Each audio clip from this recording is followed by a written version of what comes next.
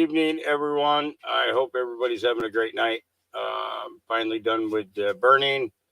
I smell like I've been burning a lot more than weed. That's what I smell like. Absolutely. The dogs smell like it too. They hung out with me up there for most of it, but we got. I'd say that we're probably 50% done with everything that needs to be burnt here on this farm. Um, in yeah, in the last few hours. So it's kind of cool. So I want to get caught up on everything going on. Those of you that were not with us today, I dropped a link in the chat earlier. I will do it again. This is for the beef contest giveaway that you can enter today and have the chance to win it on Monday. We'll be doing the drawing on Monday. So get yourself signed up, and it's good big old chunk of meat. Big old chunk of meat. Well, just more than one piece, anyways. Yeah.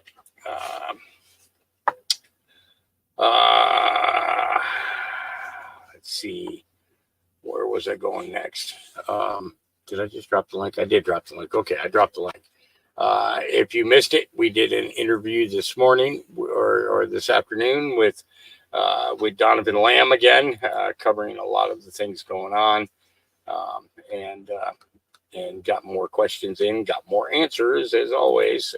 That's always the best way to get things done is to ask questions and then, of course, get answers to those questions. Yeah. So, we'll see how it goes. Yeah. So let's go ahead and get ourselves started. Where is my present button? There it is.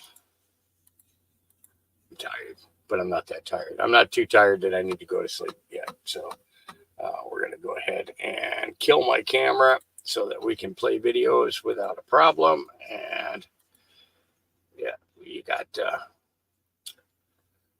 there we go. Okay, now let's get into this. Let's get into my X files or my X feed. My X feed. Yeah. Start off with Queen Petty Lex. She's gonna get us all in trouble one day. Yep, every one of us. She's gonna get us in trouble. Here we go. Oh, you bitches is looking for me? Bitch, here I go.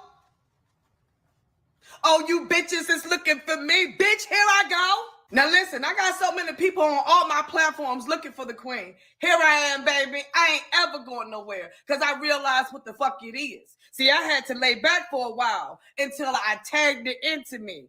Listen to this bullshit, baby. As y'all already know, my other page got banned, permanently banned, with no reason, no violations. The only thing that I knew was strange was I kept getting notifications for being underage. So I'm thinking it's those people that was making fun of TikTok not paying me my money. One day, in the middle of being mad as fuck, something spoke to my spirit and said, listen, you're looking in the wrong direction. What if it's not this person that got your account banned? You might want to pay attention to your team. Real shit. Sometimes in life, we could be so mad at something that we're blinded to the real shit. And once I was able to calm down and sit back for a couple of days, the culprit exposed themselves. They literally came and told me exactly how they banned somebody's account by mass reporting their shit, and maybe that's how my shit got banned. Oh, really now? Now, why the fuck would I want somebody around like this? Why are you working extra hard to have somebody banned, fucking with their livelihood? You know people make money up here. Oh, you's an evil type of bitch. My intuition, my radar went up immediately because I kept realizing on my lives I got violations for being underage, and I couldn't understand why. Honey, let me tell you something. Now I know. And it was because of this hating asshole. There's a difference between a hater and an enemy, boo. Haters gonna hate from a distance, but enemies gonna get close up on you. And then once you trust them enough, That's when they attack you. This lady is obsessed with me, bruh. She's about 60 years old. Do you know that she stole my whole identity? I think I'm gonna write me a movie. She's doing Bible study classes now in her own Discord. And guess what? She even got PlayStation Network and she bought a PlayStation 5 so she can play Call of Duty on live. She even exercises on her couch because she admitted to me one day, I love the way that you work out. Bro, this shit is weird. I had a weird vibe. And I told my husband, like, babe, this bitch is weird. So then I expressed myself to two people in my crew. Next thing you know, they was like, baby, I've been feeling the vibe too. I just didn't want to say nothing. Like, what? So we concocted a plan. I planted 2 spies, and then I had another man on the side. The man on the side didn't know about the 2 spies. But guess what? The man on the side, see why I did what I did. So my husband and the 2 spies that I planted came up with a plan. And that was to post a bunch of subliminal shit. And we all know what happens. A hit dog holler first. And that's how I caught the captain of the Dusty Boot crew. That's an inside joke. I'm going to have to tell y'all about that later, boo. The captain went around telling one of the people on my team, screenshotted the subliminal post to her and said, I think she's talking about you. Not realizing that I put up those posts to tag her and her whole crew. Because guess what? The very people that had suspicion of in there now in their Discord talking shit. Oh, I wonder if she really believes in God, trying to pick me apart. But I'm like, damn, do y'all know God? At least I'm real. I always say, I don't want to be your pastor, your preacher, nor your teacher anyway. I'm not perfect. I've been to cuss your ass out and then prayed about it later. So don't be mad at me because you bitches over there being fake, baby. How is it that you going to sit up there and talk about what it is that I do, but y'all over there gossiping, boo? There's no sin greater than the next. Yeah, all y'all did was produce a motherfucking beast out this bitch. This comeback is about to eat y'all up like a motherfucker. That's what y'all get. I told you, I'm the queen of this shit. Queen me, bitch. She is. But she's right. She's right. I mean, how many times have we seen it? We've seen it here on YouTube. You know, people mad because you're on at the same time they are. So they send in the trolls, right? You know, and then do everything that they can in order to get you to either say something or do something in order to get yourself taken down. You know, yeah, what can you say? All right, Sir Oliver Pollock says, so maybe we're missing the big picture here. TikTok, watched and used by most millennials and Gen Zs, will be the eye-opener for all the lefties who are either undecided on Trump or hate him. Just days before the proposed ban, Trump was interviewed and recorded saying he's not for the ban of the giant social media platform TikTok and that he'd rather see Facebook banned. You think maybe everyone is paying attention now? If so, perhaps they'll think twice before voting against Trump. You know, well, Sir Oliver is correct. You know, we get too much of this. Going on back and forth.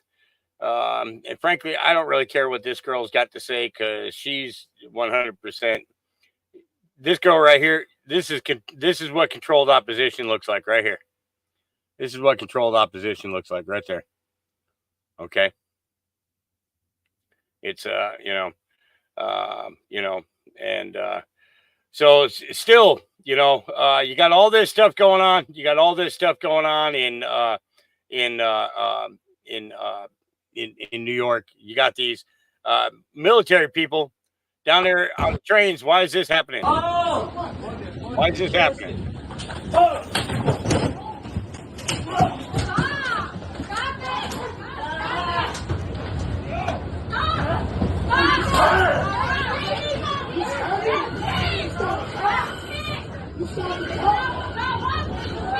Get them off of him. Get them off of him. I'm behind you, bro. Come on. Get them off of him. Get this nigga. Get this nigga. Kids over here. Oh, get this nigga. Let's just separate.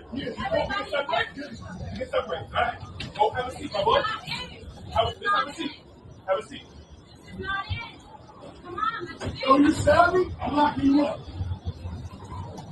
I'm locking you up when you get up. I got you. I'm bleeding. I'm bleeding. You stab me. I got you. That's the truth, but that's... You get locked up. I ain't doing nothing. You get locked up. I ain't doing nothing. You interfere with a man. You don't. It don't bleed. I got you.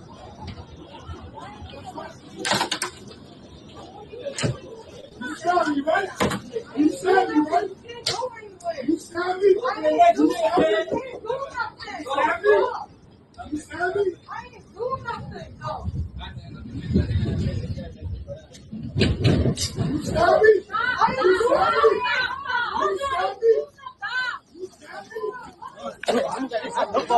No, I'm got it now. I'm got it now. So the military. Okay. So the military all over the subway, Let me out. Let me out. except for the one that there's a stabbing and a possible shooting. Let me out. Let me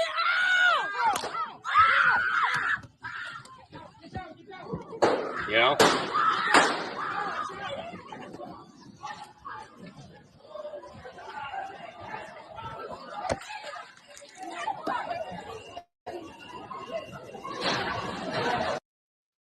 You understand what I'm saying? We're sitting here watching videos of New York City calling in the National Guard, right? So if they're there to lock down the city or lock down the subways, where are they? Where are they? Why is this happening on the train? You know what I'm saying? You know, no, I'm saying, Dean, is that they've already got them. They've already got the National Guard there in the city. Inspecting people's bags and everything else. I mean, this guy's got a gun and the other guy had a knife. You know, kind of weird that all this is going on when you got National Guard in your city already. So what's going on with that? You know, they told us long ago we did not listen. They told us long ago we did not listen. So let's listen. Richard, can I ask you a serious question? About young comedians. About young girls, ask me about that. You don't like young girls? Say you don't like young girls or something. Smile if I don't like young girls. No, I like young girls. Yeah, I fuck them. I ain't no good, ain't trying to be no good. I ain't no good, ain't trying to be no good. I may end up running off with you myself, you know. That's what Steven says. It's Steven Spielberg? Yeah. Yeah. He's a good director, isn't he? Yeah. Yeah. Steven Spielberg is a pedophile.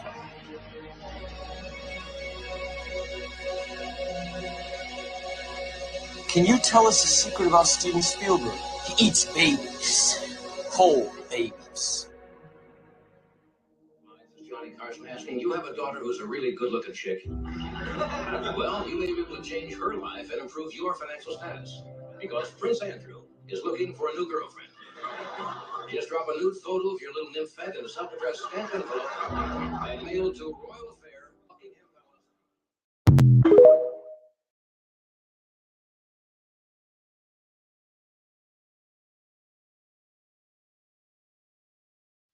All that live on national TV.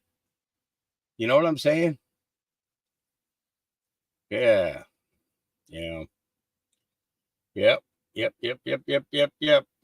It's kind of crazy. Crazy. Yeah. This is huge. I knew this was not innocent. Everybody needs to hear this. Please share. It's not about TikTok. Okay, it's not about TikTok. So let's see. Is it about TikTok, really? Can you please tell me about the Restrict Bill 686, cleverly disguised as the TikTok bill?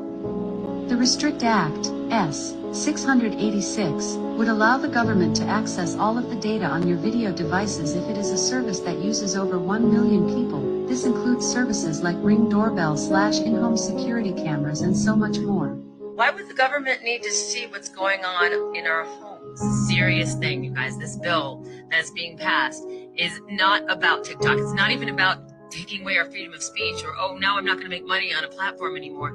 No, it's so much more than that. It's like the Patriot Act. They used 9/11 to make us fearful, and then they passed something under the guise of for our health and safety, as they always do. And this is the most dangerous bill yet. And you're going to need to share this because this is huge. And if we don't stand up, this is not about freedom of speech anymore. This is about losing our sense of privacy, which none of us really have anymore anyway. It goes beyond that because it's giving them the potential. Without due cause, they can make up a reason why they think you might be a threat.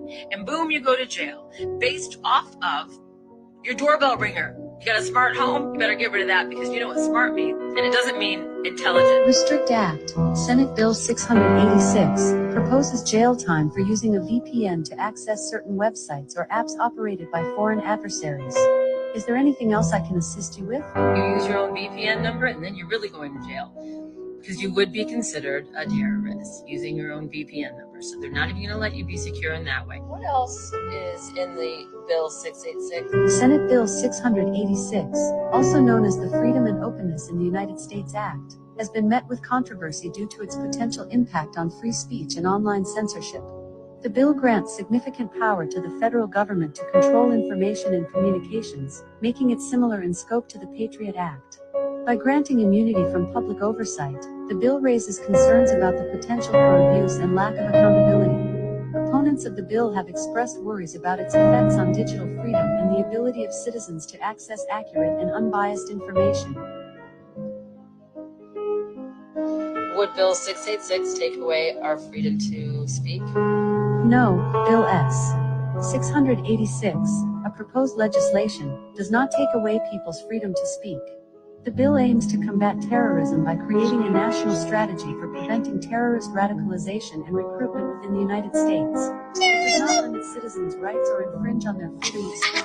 Terrorism. You don't mean foreign terrorists, you mean terrorists in your own country who go against what the government say, come together on platforms like this, and then you can label it as terrorism, so you can send us to jail, that kind of terrorism?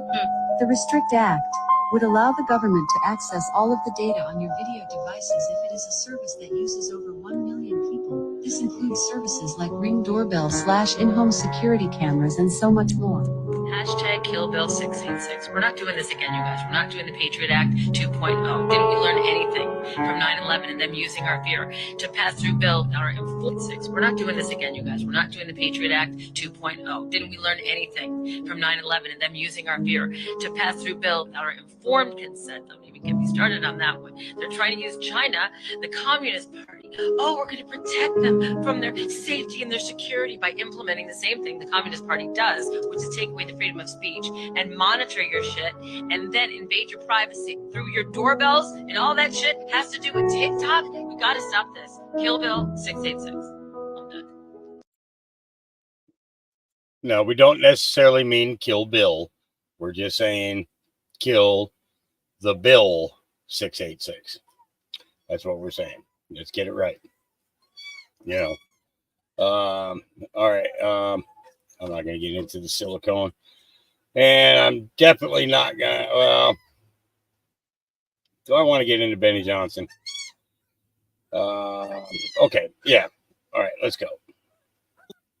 So for all the rhetorical issues around Trump and the supposed meanness, there are tens of millions of Americans who are queuing up to vote for him.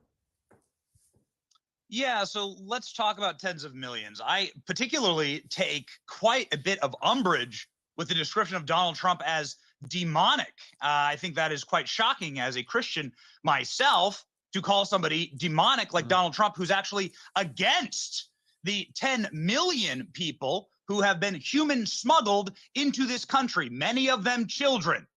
I remember a time not too long ago when people cared about, the left cared about children in cages. Yet now they're calling Donald Trump demonic. He wants to stop these human smuggling by the cartels. Have you ever been down to the border, Destiny? Have you seen the rape trees? Have you seen the little children's toys that are left down there from the human smuggling that is created by Joe Biden, the biggest human smuggler in human history? Do you know the carnage and the horror that is being created by those policies?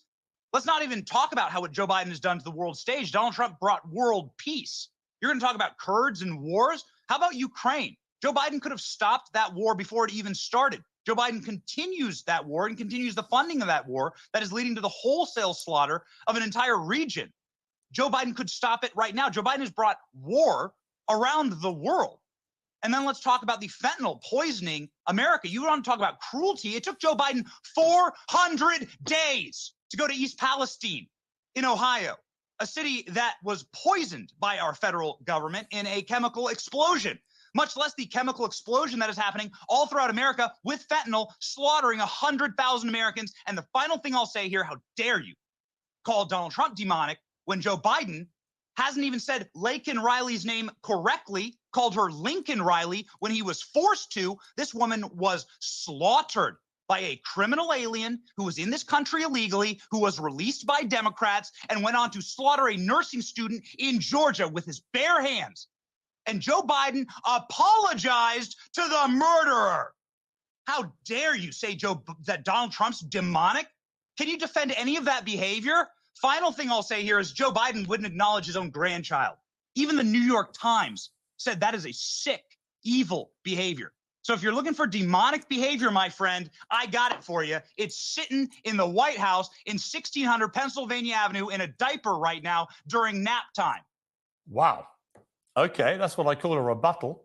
Let's come to Dave Smith. Before we do, let's play that clip that Benny referenced. This is when Joe Biden, in the State of the Union address, did not pronounce Laken Riley's name properly.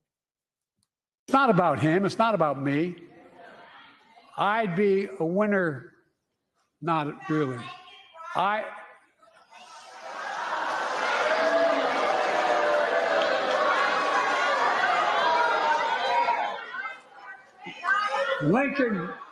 Lincoln Riley, an innocent young woman who was killed by an illegal. That's right. Now, Dave, the issue for Biden. If I may. Sorry, Benny? If I may, just since I brought up the clip, if you don't mind, Piers. Sure. Could I ask Destiny right now, would you like to apologize to Laken Riley's family for her murder, since it's open border Democrat policies that you promote on your program?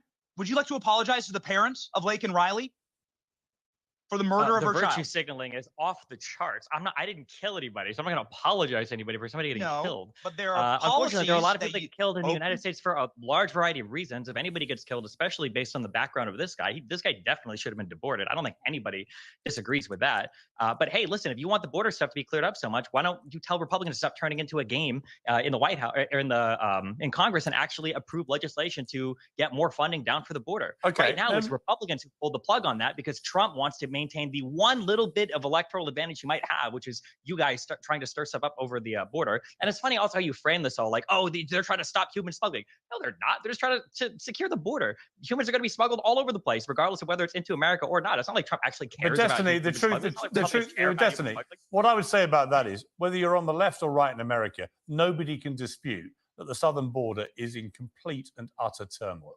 And I'm afraid if you're the president of the United States and you've been there for 3 years, it's on you. Right? He's done nothing to stop it. In fact, he's made it a lot worse. Yeah, I'm glad I've never seen this guy before because I'd be talking shit about him pretty regular. And I hope he never crosses my path because I will talk shit about this person big time, you know. Yep. Yeah, let's go ahead and throw it all on the Trump supporters, though, you know, but we knew that was coming, you know.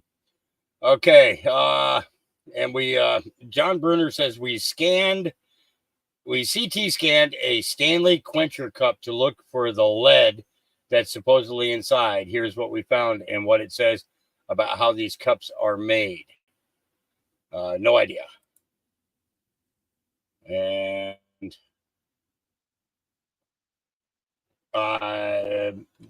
Okay, you put a little bit of context there, but you didn't put a filler in. So we're going to bypass your post there, pal, because obviously you didn't finish what you started. I'm about to show you can't unsee. It is the equivalent of taking the red pill, deconstructing the universe, taking you back to your childhood. Imagine, if you will, the simplest shapes, the triangle, the circle, and the square. These shapes, when dimensionalized, become very interesting. These shapes in themselves represent three different things. The triangle represents the ethereal plane, the square represents the physical plane, and the circle represents the eternal plane. When you see the actual circle, it's the wheel, it's the never-ending, it's the eternal, it's the expansiveness of all things. When you look at the triangle and the square as they come together, you actually see what we look into Egypt, the actual Great Pyramids. We talk about the 3 points of the triangle that actually are the ethereal plane, and they stand for mentalism, correspondence, and energy. They are the isness of singularity. They are the single point of all things, where all things start. The physical plane is in constant rotation with the ethereal plane through rhythm, polarity, karma, and gender. In order for the physical plane to receive, the physical plane has to be in balance. This is what we call free will choice. When we're able to receive the divine in human form, we're able to turn around and create expansiveness. At this point, we expand into the eternal plane. Through the law of correspondence, the eternal plane lives as above, so below, and that is when all things start to shape and shift, and that is when we move into a different and higher dimension. These are the clues that we've been left. This is what we're here to remember. Okay. I think I just lost a brain cell. I'm not sure, but I think I may have just lost a brain cell. All right. Let's see. Do I want to? No, I don't want to get into David Icke.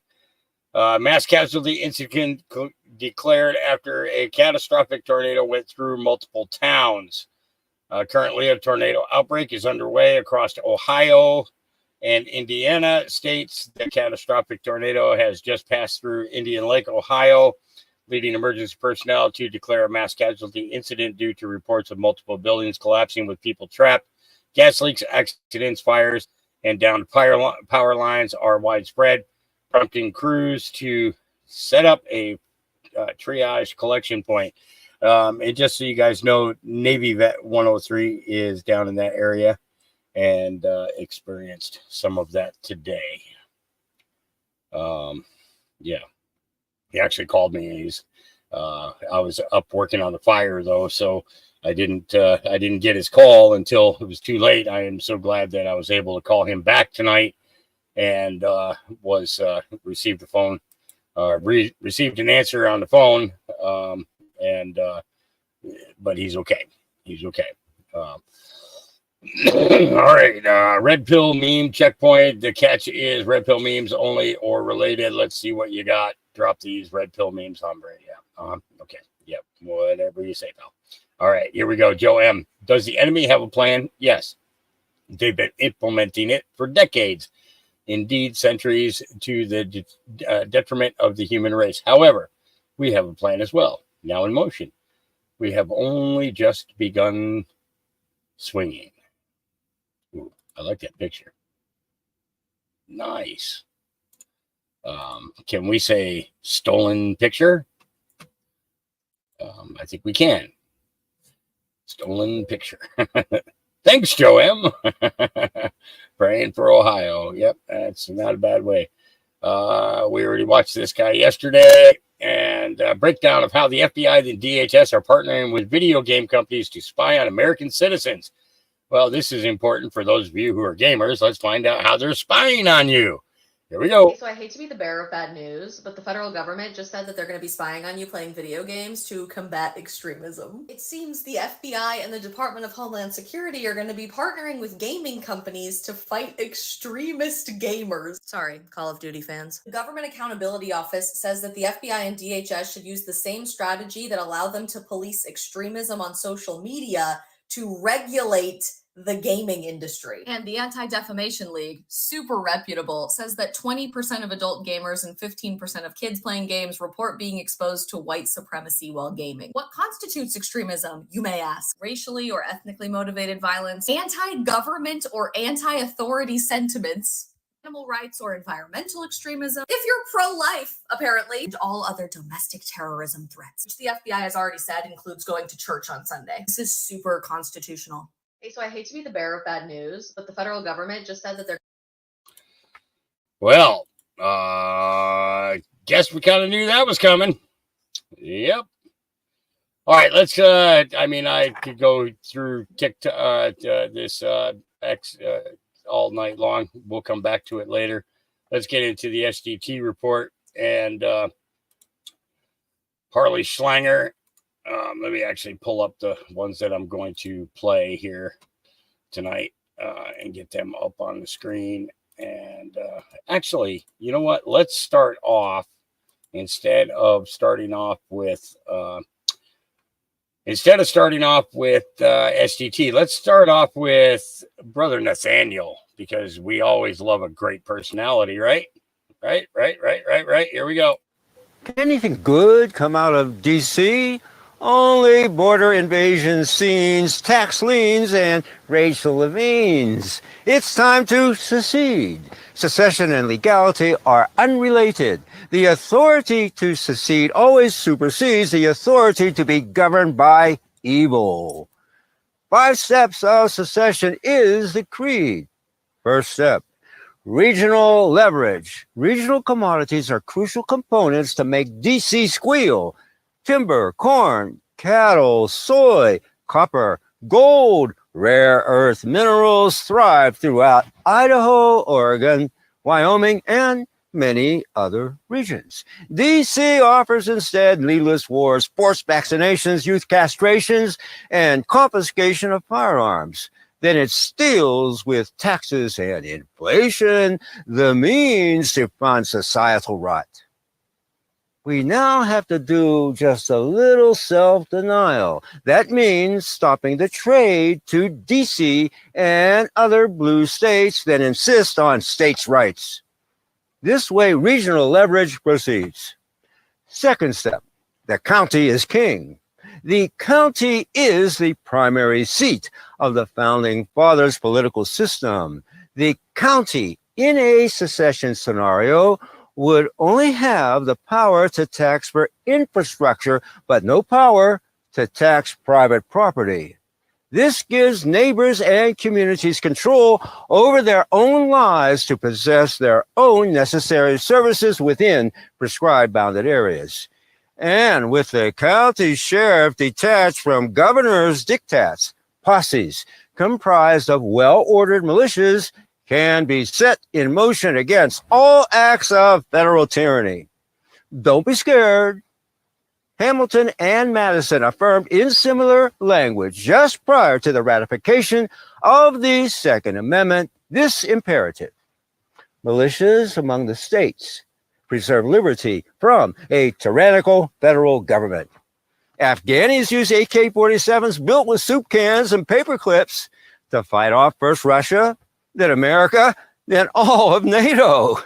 If a few well-armed goat herders could run off these regimes, then believe me, militias can be the enforcers here at home. Step 3, sovereign banks. Commodity-based currencies of regional banks unglued from the Jewish-owned Federal Reserve stops the inflation race to the bottom.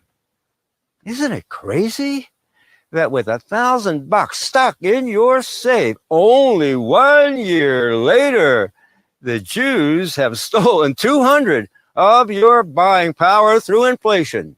Commodities that back currency always represents labor, not debt slavery of the Jewish bankers, and free us from inflation.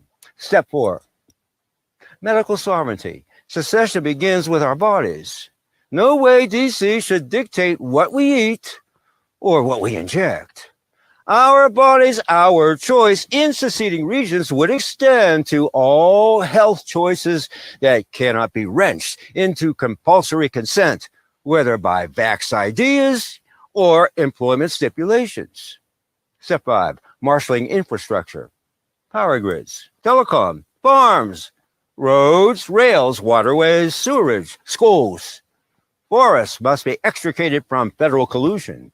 All federally held bases and lands can be optimized to regional levels.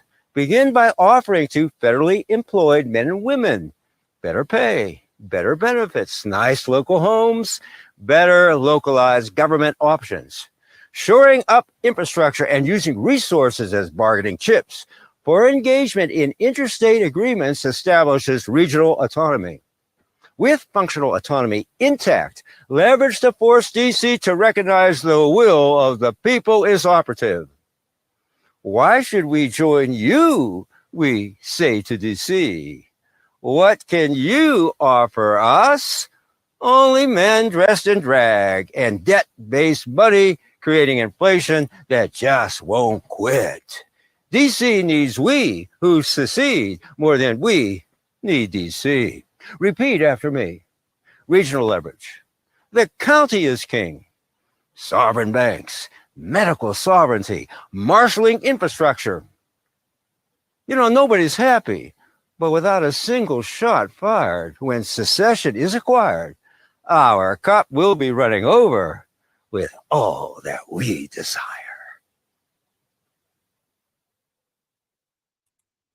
All right, Brother Nathaniel. Wow, he actually kept himself in check. I'm actually shocked. Normally he goes nutso. All right, here we go. SGT report. We're dealing with a very evil group of people who don't live in the real world. They actually believe that this establishment is somehow superior to the rest of us. That's part of what eugenics is about. They talk about white supremacy. It's the oligarchs who are the people who believe in the supremacy of certain families. These were not Christians. These were Satanists. The City of London is an entity in itself which has control over the intelligence services of the United Kingdom, and through that, through agencies such as Chatham House and Chatham House's partner, the New York Council on Foreign Relations, pulled together the think tanks that shape the policies of the United States and the United Kingdom. Hey friends, thanks so much for tuning in. It's Sean from SGT Report here, the one, the only Harley Schlanger, a man who represents freedom and liberty. Friends, this is the twilight of sovereignty versus the twilight of their Luciferian global order. Thanks for tuning in. Before we start, just a quick word about our sponsor. If you keep your money in a bank, listen up, you're staying at risk. Unfortunately, banks are extreme stress and some actually collapse. The dangers are clearer than ever. Our loan default, credit card default, loan high. Commercial real estate is collapsing, but there's a safe and easy way to protect your financial future. Gold. Our guarantees of any kind, investing in anything is always risk, but gold is outside the government's reach and safe from economic policies like trillions and trillions of dollars in debt. In fact, this government is adding $1 trillion of debt every 100 days. Gold allows you to lock in today's value and face tomorrow's uncertainty. Don't be the next headline crash or bank run. Contact Gold Investments today and safeguard tomorrow. As well as do a free quarter-ounce gold standard coin as a thank you for opening a qualified account. Just visit noblegoldinvestments.com to claim your gold coin or call them at 877-646-5347. The link is below. I do not promote any gold company because most of them are crooks. Period. So I will be fast forwarding through these commercials as well as any medical products. I will be fast forwarding through those as well. Here we go. Hey friends, welcome back. Thank you so very much for tuning in. It's Sean from SGT Report with my longtime friend and returning guest, historian and truth teller in all ways, Harley Schlanger. How are you, Harley? Welcome back. I'm doing fine, Sean. I think I'm doing better than the United States after the Biden State of the Union address. Well, it was bold and brave and beautiful and very inspiring to those of us who are patriots. We're so proud of the man. And, some people call him the Dog King. I say, no, that's hyperbole. That's misdirect. Those are CIA talking points. This man, no, he is a Dog King, and we're all very embarrassed. And the world's watching, Harley. The whole world is watching this puppet show, a pedo puppet show. Did you watch any of the bumbling fool as he screamed, ranted, and raved and told us abortion is great and Trump is the enemy of our republic? Actually, he couldn't even bring himself to say the name Trump. I just wonder what they pumped him up with to get him so he didn't fall asleep during his speech. Well, he also stood with trans children, which brings me to something I wanted to ask you about. Being an historian and somebody who lives in Germany now, we should remind people that Magnus Hirschfeld was a German sexologist and a real pervert. This comes from Matt Walsh. He opened one of the world's first transgender clinics He was an avid proponent of eugenics and believed in forcibly sterilizing those who were feeble-minded. The Nazis would later implement eugenics on a massive scale. Now, Matt Walsh goes on to explain the trans agenda was invented by pedophilic psychologists, degenerate quacks, lunatic sexologists, like the one I just mentioned, literal Nazi scientists, and other assorted deviants. A collection of the most despicable monsters imaginable came up with all of this stuff. Goes on, 5 names you should know: John Money, Alfred Kinsey, and Volkmar. How do you pronounce that last name, Harley?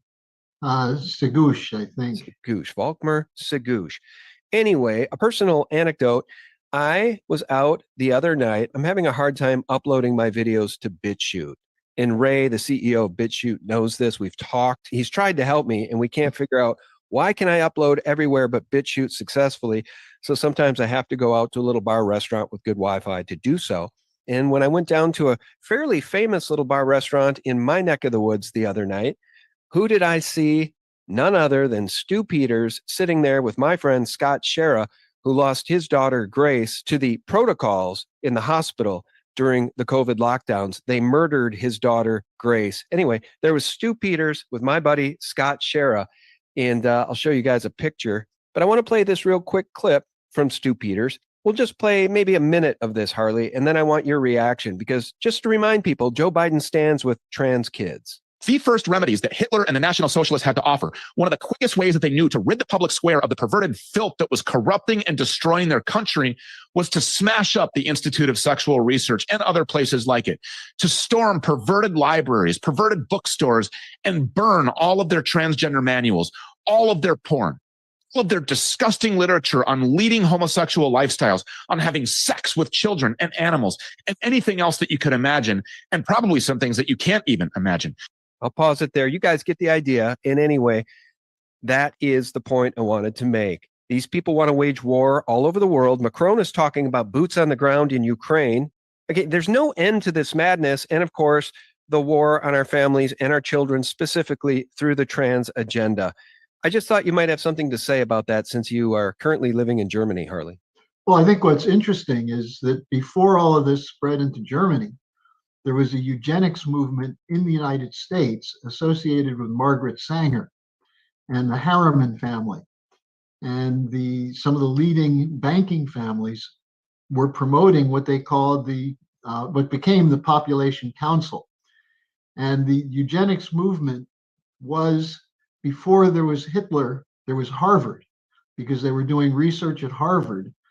And the whole idea was that today we have the so-called green agenda. Back then, it was the sterilization movement, the idea that there are some people who are not genetically capable of learning, and therefore they should be put away.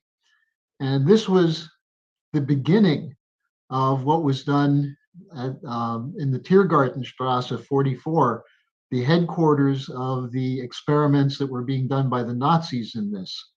So I think the important thing here is that they changed the colors a little bit from brown to green. They changed the insignias, but these population reduction movements are the same today as they were then. They were a little more clever in their so-called science. But what's their goal? It's to reduce the world's population. And as Bertrand Russell said, the famous British, you talk about a pervert, Russell was one of these perverts. He said, war has been disappointing so far in reducing population. And perhaps a plague or two would be more effective in limiting the growth of human population.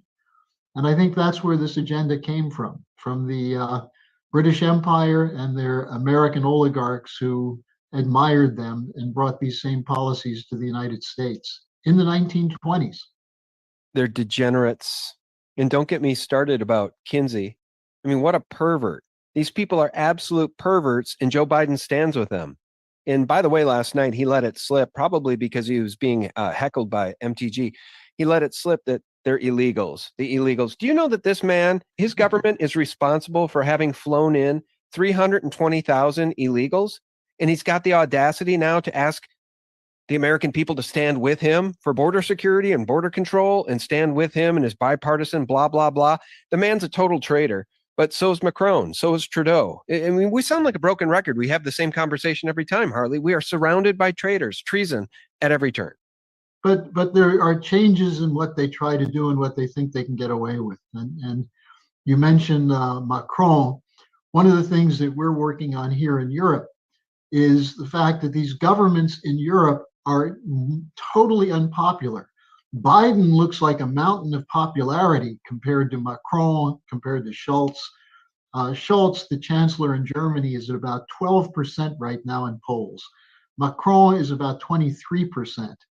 If there were elections, these coalition governments would collapse. Now, Macron is probably one of the more interesting cases because he comes from a banker background, banks tied to the Rothschilds. That's who promoted him initially. Now, Macron just got his rear end kicked in what used to be called French West Africa, in Niger and Burkina Faso and Mali. Nationalist governments or nationalist militaries threw the French out. And the French had been there in some cases for 300 years, looting these countries. So Macron is losing the control over the colonies in Africa. So what does he say? Well, let's send boots on the ground into Ukraine.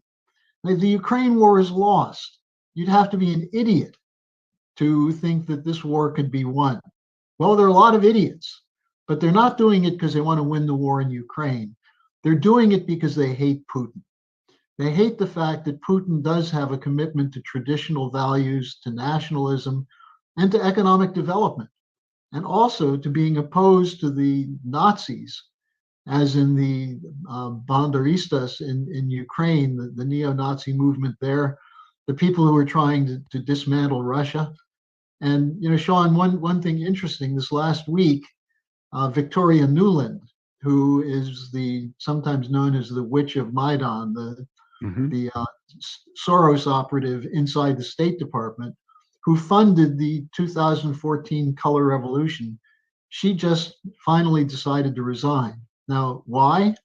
Maybe she's afraid of the blowback from the Who Lost Ukraine that's going to come, or maybe she's going to end up in a position such as the head of the World Bank. You never know. But you're right, there are a lot of degenerates around, and unfortunately, they've been able to put their puppets into office. You know, as bad as Macron is, as bad as Biden is, these are just servants of this oligarchy, this satanic oligarchy, which, if you go back long enough, you find that these are the ones who developed what today is called the environmentalist movement as the excuse for reducing the world's population. The eugenics movement is alive and well in the World Economic Forum. And by the way, Albert Bourla at Pfizer, the CEO, they're all on board with the eugenics plan. Are you shocked that this bioweapon masquerading as a vaccine is still on the market? Do you know they're still pushing this thing in this country? Harvard is mandating it on their college students, along with 69 other colleges and universities, and they want children to take it. And by the way, the new CDC head assures us to just stand by. They're working very hard on a new booster. There's no end to this terror. That's what it is. It's a terror attack against the world, and it is a bioweapon masquerading as a vaccine. And anybody who can think knows it, including Edward Dowd and all the whistleblowing doctors and attorneys. And yet, no perp walks, no arrests for this premeditated mass murder, and they're working on a new booster, Harley. Well, and we saw the exposure of the bioweapon labs in Ukraine. And who was it who acknowledged that these were bioweapon labs? None other than Victoria Nuland in testimony to the Congress. And why are they doing this? Well, their view is that the whole world is their laboratory. And who knows what they've done with these bioweapon labs in Ukraine. Apparently, some of them are still operating. They've never been fully investigated. The US government acknowledged that we had funded some of them, that we had our scientists there.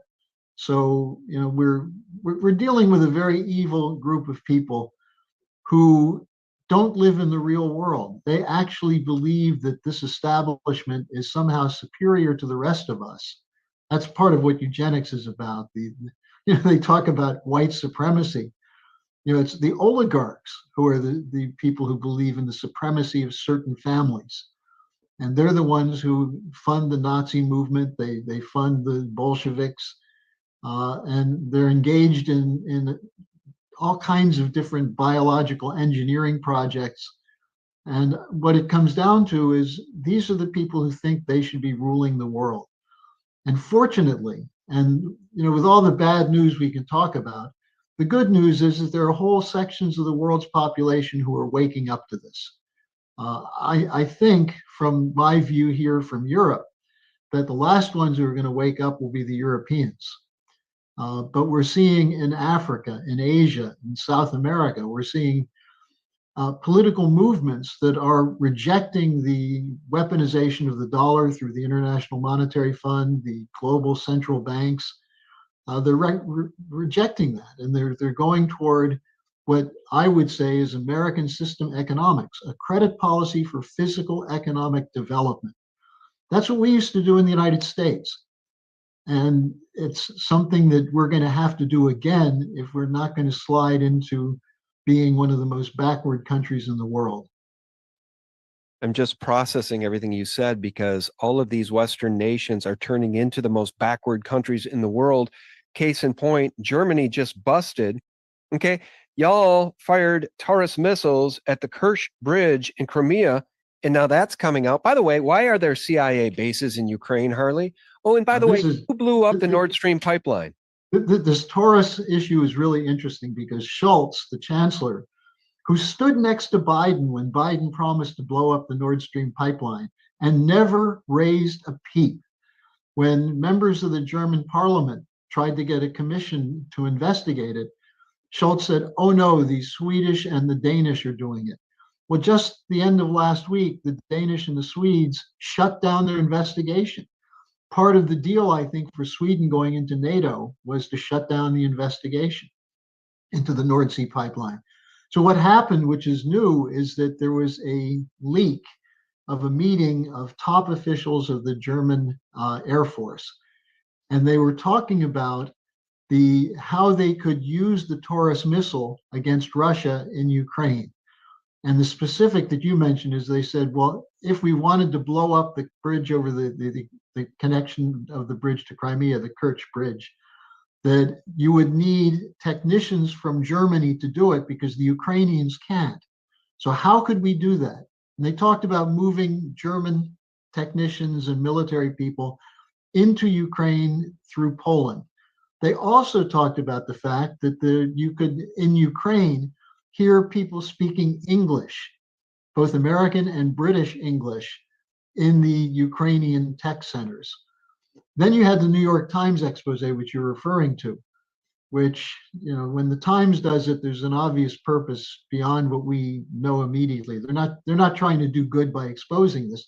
They said there are 12 CIA bases in Ukraine since 2014, identifying the networks that Biden was directly in charge of as vice president, with Victoria Nuland, funded by the National Endowment for Democracy, funded by George Soros especially, $5 billion worth of funding that they admit to carry out the February 2014 coup. Now, when Tucker Carlson talked to Putin, and Putin said, look, the NATO expansion eastward was a threat to us. That's why we had to act. And the mainstream media said, this shows how crazy Putin is. Well, then the next week, the New York Times admits that there were CIA bases on the Russian border. What would happen in Ukraine? What would happen if we discovered Russian military intelligence on the border of the US and Mexico? Now, maybe nothing with Biden, but there would be a reaction the same way John Kennedy reacted against the implanting of Soviet nuclear missiles in Cuba. Mm-hmm. So you see the insanity. Now, the interesting thing in Germany, how did they handle this? Instead of discussing the fact that the Germans were talking about putting in these long-range missiles, which could hit Moscow from Ukraine, instead what they are focused on is who did the leak? Who leaked this? Was it the Russians? Was it the British? And so they diverted attention the same way they do all the time, diverted attention from the real issue. So you have Macron talking about boots on the ground. NATO is trying to come up with a new bond offering for a war preparation, because they're saying Russia is going to attack Europe in 3 to 5 years. We have to be ready. Now, LaRouche used to joke that the German military, if you sent them out to police the cigarette butts on the parade ground, they'd lose the war to the cigarette butts. You know, the German military is a joke, but they do have weapons. The French military is a joke. They supposedly conducted counterterrorism in French West Africa, and the governments there kicked them out because they were actually increasing the terrorism. So the idea that somehow Europe is going to become a bulwark of defense for the world against the godless, atheistic Russians and the terrible Chinese and the Iranians and everyone else, actually their only hope to do that would be nuclear war. And what they're hoping to do is to use Ukraine as a permanent base to keep hammering at Russia and weakening Russia. And it's having the opposite effect. It just shows that on top of being evil, they're also stupid. Guys, apologies for this real quick break and a word about our sponsor. Guys, how do you feel after you eat a big meal? You know, digestive issues are caused by a potential toxin that's in all the foods that scientists and eat with that fraudulent food, and this toxin causes digestive issues. According to Dr. World-renowned cardiologist, it's affecting millions of people nationwide. One scientific weight gain and fatigue, digestive discomfort, and stiff joints, even skin problems. Dr. explains these side effects are often saying for normal scientific aging because digestive issues develop usually over a number of years. The damage is probably being caused by health foods. It's far from normal. The good news is you can easily help fix the problem from your own home. It's simple. You just have to know which foods are actually healthy and which contain this hidden potential toxin. So find out for yourself at gutlinesprotocol.com/SGT. That's gutlinesprotocol.com/SGT. Because after years of research, Dr. decided to release an informative video to the public for free and uninterrupted, showcasing exactly which foods you must avoid. So click below and find that video. It's gutlinesprotocol.com/SGT. It shows that on top of being evil, they're also stupid. Yeah, well, they are kind of stupid now, and they're being caught with their pants down because their deviousness and their nefarious activities, their evil only works when they're not being watched, when people aren't aware of it. You know, it's that whole man behind the curtain thing, like the Wizard of Oz, right? But now we can see who these people are. We can name the names. We know Macron is a Rothschild banker. We know Trudeau is probably the product of Castro. Seriously, his dad is probably Fidel Castro. His mom surely thought he was the most handsome man she'd ever seen. And let's just say she played it a little fast and loose with men in general. And Biden, oh God, don't get me started about the dog king, Biden. But let me ask you this. The end game for these people is to destroy Western civilization. Okay, your borders are being flooded. All the nations in the European Union are being flooded by these illegals, just as we are being absolutely invaded by military-aged men. And I had a vision. I think it was God himself who gave me the vision the other night as I was falling asleep, Harley, because it literally was vivid. I wasn't sleeping. I wasn't asleep. It wasn't a dream, but it was as vivid as a dream. And it was God basically telling me these cities are tinder boxes. And so I've got a two-part question for you. The second part is when the economy does collapse, the dollar collapses and all the freebies go away and we hit hyperinflation, what happens then? But the first part of the question is, what do you think does happen in our country with all these military-aged men? Because in the vision I had, it was this. They will be loosed on the suburbs in organized mobs. And the only thing that will prevent them from looting, pillaging, and destroying everything in their path is the National Guard or the military. But I don't hold out much hope for us if Joe Biden, the dog king, is our president when that time comes. So I guess we'll get to the economy in just one second because some really huge things have been happening recently. But your thoughts, what is the plan here? I mean, what do you foresee for our nation when this dog king just flew in 20,000 illegals into the interior of the United States, not to even mention the wide open borders and the millions of others who have come through? Well, I'm a little less worried about that kind of subversion than I am what's going to happen with the banking situation that will unleash internal chaos. Right. It's under those circumstances, then you may have an effect if in fact there are units of illegals being brought in as military options. But you know, I think the more dangerous thing is the loss of hope of most Americans. You know, the idea that we can't fight this, it's inevitable. If you raise your voice, you're called a Putin puppet or a bigot or a racist, and they've intimidated whole sections of the population. You know, the effort of the what you might call the establishment has always been to have 2 or 3 different options based on using psychological profiles, divide and conquer, what's sometimes called identity politics. You pit people against each other so there's no unified center. Now, one of the things we learned after the 2016 election is that people did respond to the idea of having a national mission. And that national mission wasn't Hillary Clinton's idea of fighting against Russia and Syria. It was the idea that Trump presented of bringing the banking system back under regulatory control with Glass-Steagall. That was in Trump's 2016 platform. It was also working with Russia rather than fighting Russia. It was also getting out of the green agenda. And so returning the United States to a national mission of building up the nation. And what did he get for that? Well, he was called a Putin puppet. He was called a traitor. He was called immoral and an idiot and everything else. Now, I think there were some problems with the first Trump administration, namely that it was heavily infiltrated by the people he said he was going to get rid of. What they fear is that that's not going to happen this time, that he's learned something. And we'll see.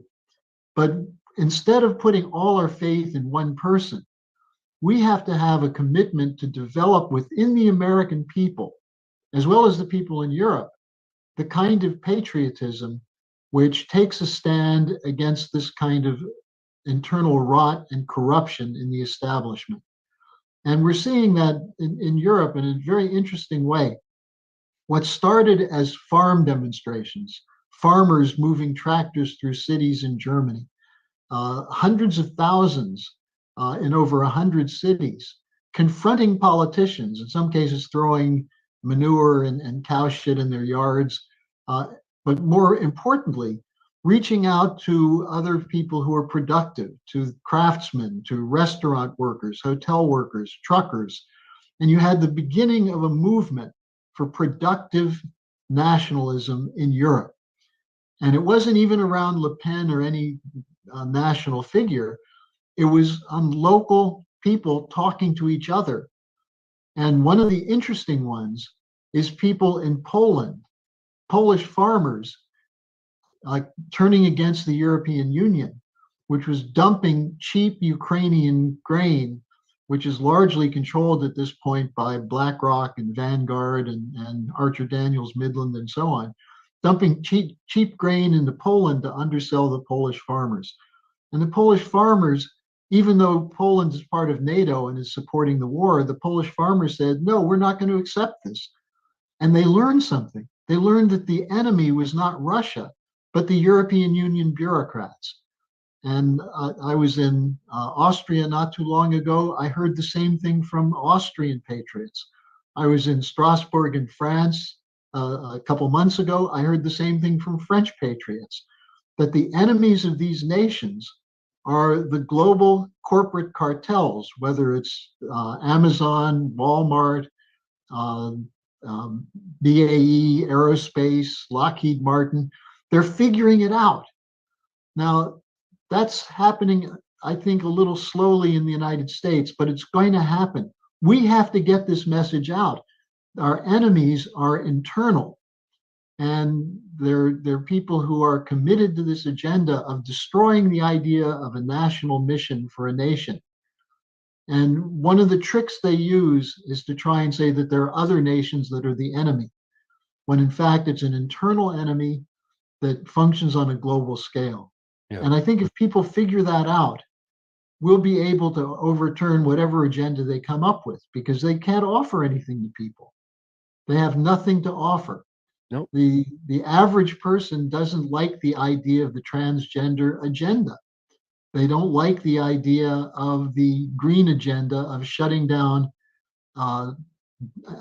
engines, combustion engines in cars and replacing it with cheap electric vehicles from China. People are smarter than that, but they don't know that they have allies all over the world. And my message to your American viewers, Sean, is look at what's happening around the world and realize that the farmers marching in India, the coups that took place in French West Africa, the filing at the International Court of Justice by the South African government. These are people who would really be allies of the United States if we had a patriotic national movement in the United States. And that's what we should realize. Yeah.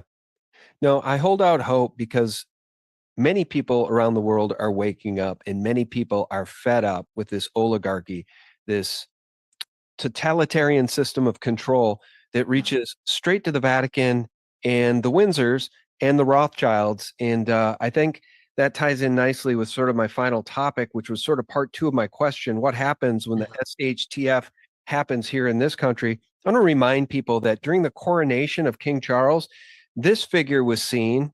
Now, we can argue whether or not this was a spiritual thing that manifested itself, or if literally it was a guy in a costume, but literally the Grim Reaper walked by an open doorway during King Charles' coronation. Why do I bring that up? Well, I think it's really interesting what's going on economically right now, and I want to sound the warning for all listeners. 3 simple words: gold, silver, Bitcoin. We'll get there in just one second, but Lord Jacob Rothschild just died, and now he can spend the rest of eternity with the one he worshipped, and I don't think that's probably a whole lot of fun. He was hopelessly misled, but he died with so much blood on his hands. I'm sure he didn't repent to the Lord God, Jesus Christ himself, and so he'll have to pay for that with his soul. But King Charles has been diagnosed with cancer. Weird stuff going on right now in the UK. Yeah. Kate Middleton hasn't been seen in 2 months. And Prince William, it has been said, guys, believe it or not, he is surrounded by demons when he's out in public. I've seen some of the pictures that would suggest there's some truth in that, but there's some really, really weird stuff going on. So with that said, I want to play this clip. But first, let me share this news. The Federal Reserve Board announced that the Bank Term Funding Program, BTFP, will cease making new loans as scheduled on March 11th. Guys, this is not good. The regional banks are already failing en masse. And this guy, Ian Carroll, does really good work. Let's play this 90-second clip because are the banks doing just fine? No, they're in a lot of trouble. Quick update on the next banking collapse in case you haven't been paying attention. New York Community Bank had a really weird after hours movement again today. I'm sure it's nothing. This is the daily chart for NYCB. This is the giant drop that first raised the alarm bell. But then everything was fine after that until another giant drop or two. And now here we are just treading water down in the $3 range.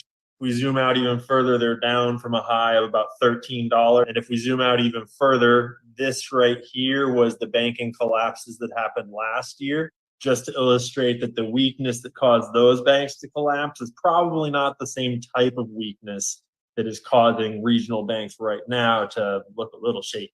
Well, let me pause it there, and let me just say one last thing. I want to show this. Gold is hitting a new all-time high in USD as we speak. Bitcoin just hit a new all-time high in USD as we speak. By the way, Bitcoin has been hitting new all-time highs in Japanese yen, in Germany, all over the world. Bitcoin is hitting new all-time highs as people want out of this fiat death machine, Harley. Your thoughts on anything I just said, including the weird stuff going on with the Royals? Well, I'll come back to the Royals in a second, but what he was talking about, the New York Community Bank, took over Signature Bank. You may remember Signature Bank was the one that failed last year. And what we're seeing is that the attempt to shore up the banking system last year is not going to hold. In Europe, they just passed a new policy for the European Stability Board, as it's called, which is not stable at all. But they're talking about issuing $5 trillion worth of bonds. For what purpose? Defense spending. You know, all the talk about they're not spending enough money on defense, they're going to create an hyperinflationary bubble against an imaginary threat, the idea that the Russians are going to invade Europe. And that money is going to be recycled through the collapsing banking system, including the Swiss banks, including the British banks. The city of London is paralyzed right now. The reason some of this weird stuff is happening, keep in mind, Prince Charles, or King Charles, when he was Prince Charles, was one of the leaders of the environmentalist movement, of the Green Movement. His father, Prince Philip, openly spoke of coming back in a reincarnation as a deadly virus to reduce the world population. these are, in the worst tradition of British royalty, satanic figures. I don't know about Prince William. I know his mother was killed by both his father, Prince Charles and Prince Philip.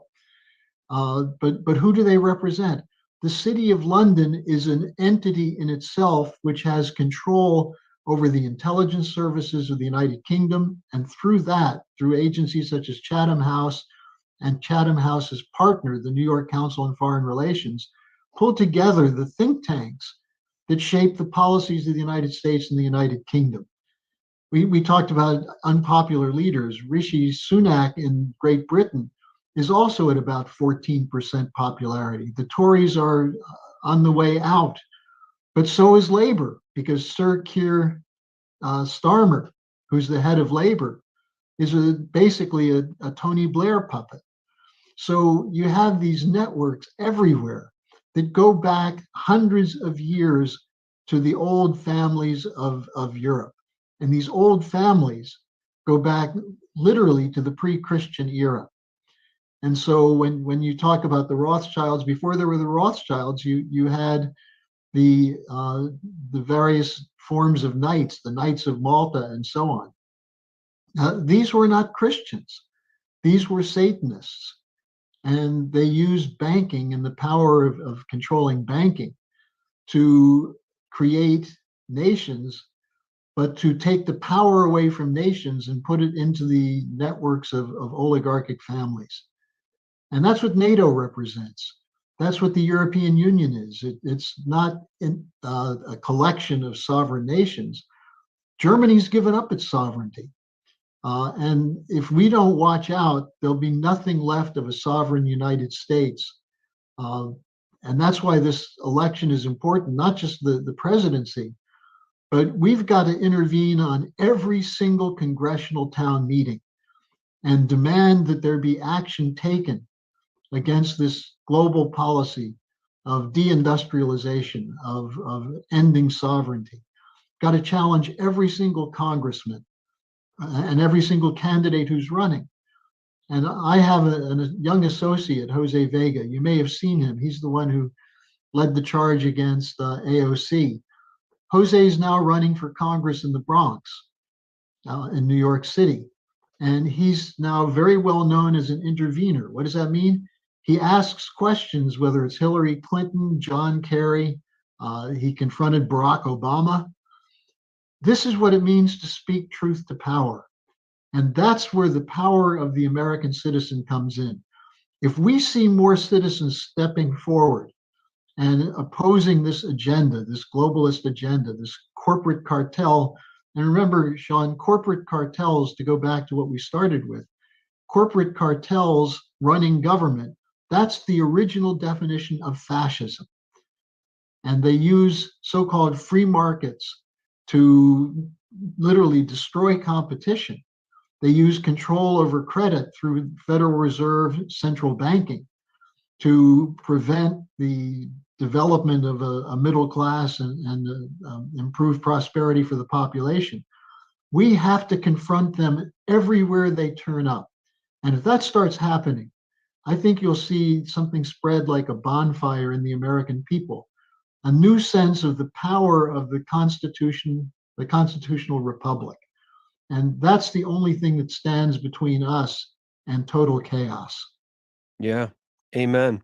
Well, as we part ways, let me do another screen share. Harley, I love having you on. You know that unnatural fires all over the world. Well, expert analysis. You guys got to check this out.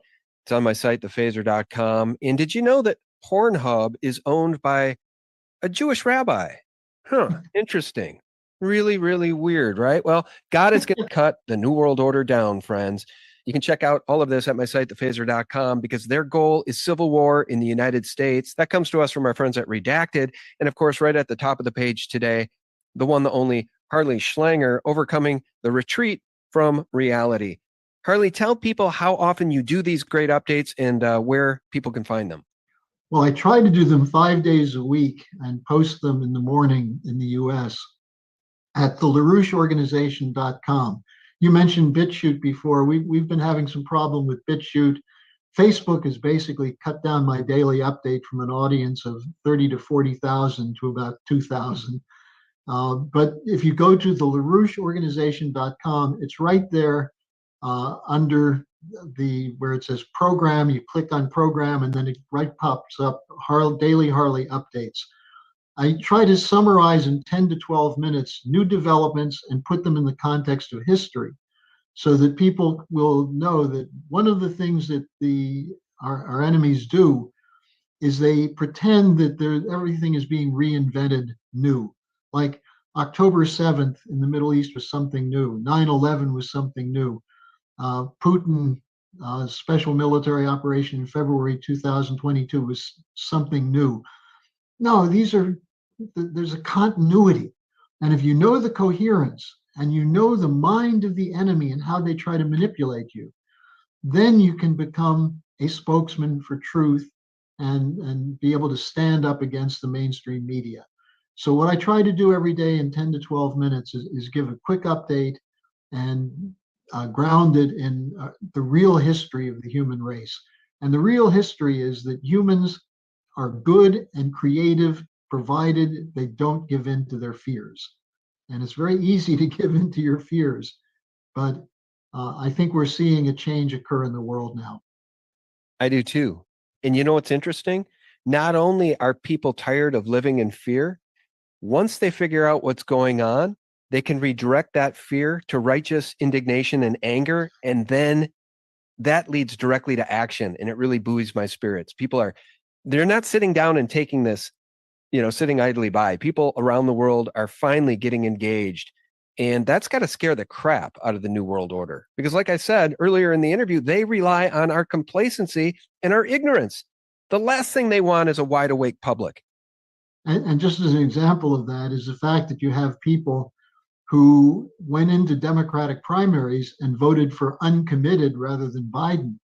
The Democratic Party establishment is horrified that there are still people in the Democratic Party who are not capitulating to this war party, this neoliberal party. This is the same fear they have of what would happen if Trump is elected. And we've got to give them more fear.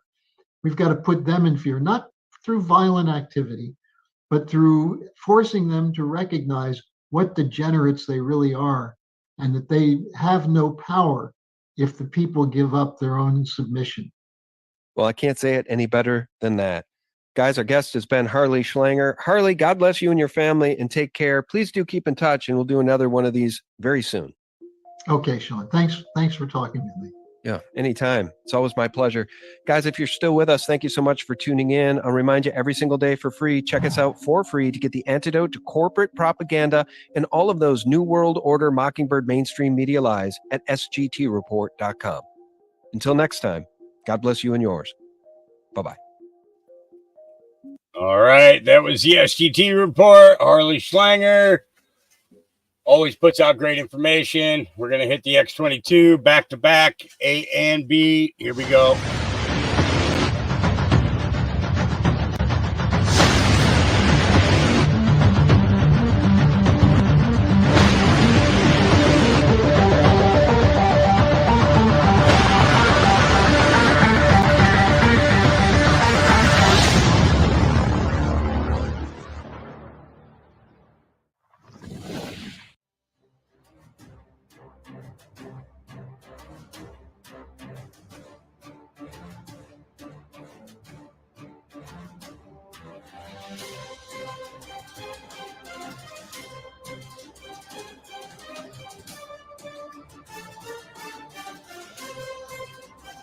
Hi, and welcome. You're listening to the X22 Report. My name is Dave, and this is episode 3305 AM. Today's date is March 14th, 2024, and the title of the episode is Trump Trapped the Biden Administration with Tax Cuts, Boomerang.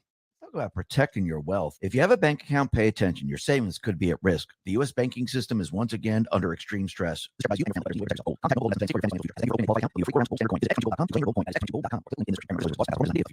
Collapse financial news. Now, the deep state, the corrupt politicians, the private West Central Bank, the World Economic Forum, you can see they're continually pushing their agenda, but you have to remember something that's very, very important, is that Trump and the Patriots, They put certain traps in place. They actually set up the deep state to move forward with their plan to actually down their own system. And this is all very important because in the end, Trump and the Patriots, they're going to be taking back it all. And the people are going to be with them. Because think about what the people have been experiencing. They've been experiencing an economic system that's been completely and utterly imploding right in front of their faces compared to when Trump was in the White House. Actually, Trump showed everyone, look, it doesn't have to be this way. We can lower inflation. We can have the country energy independent. We can have jobs come back to the United States. We can place tariffs on other countries without the worry of inflation.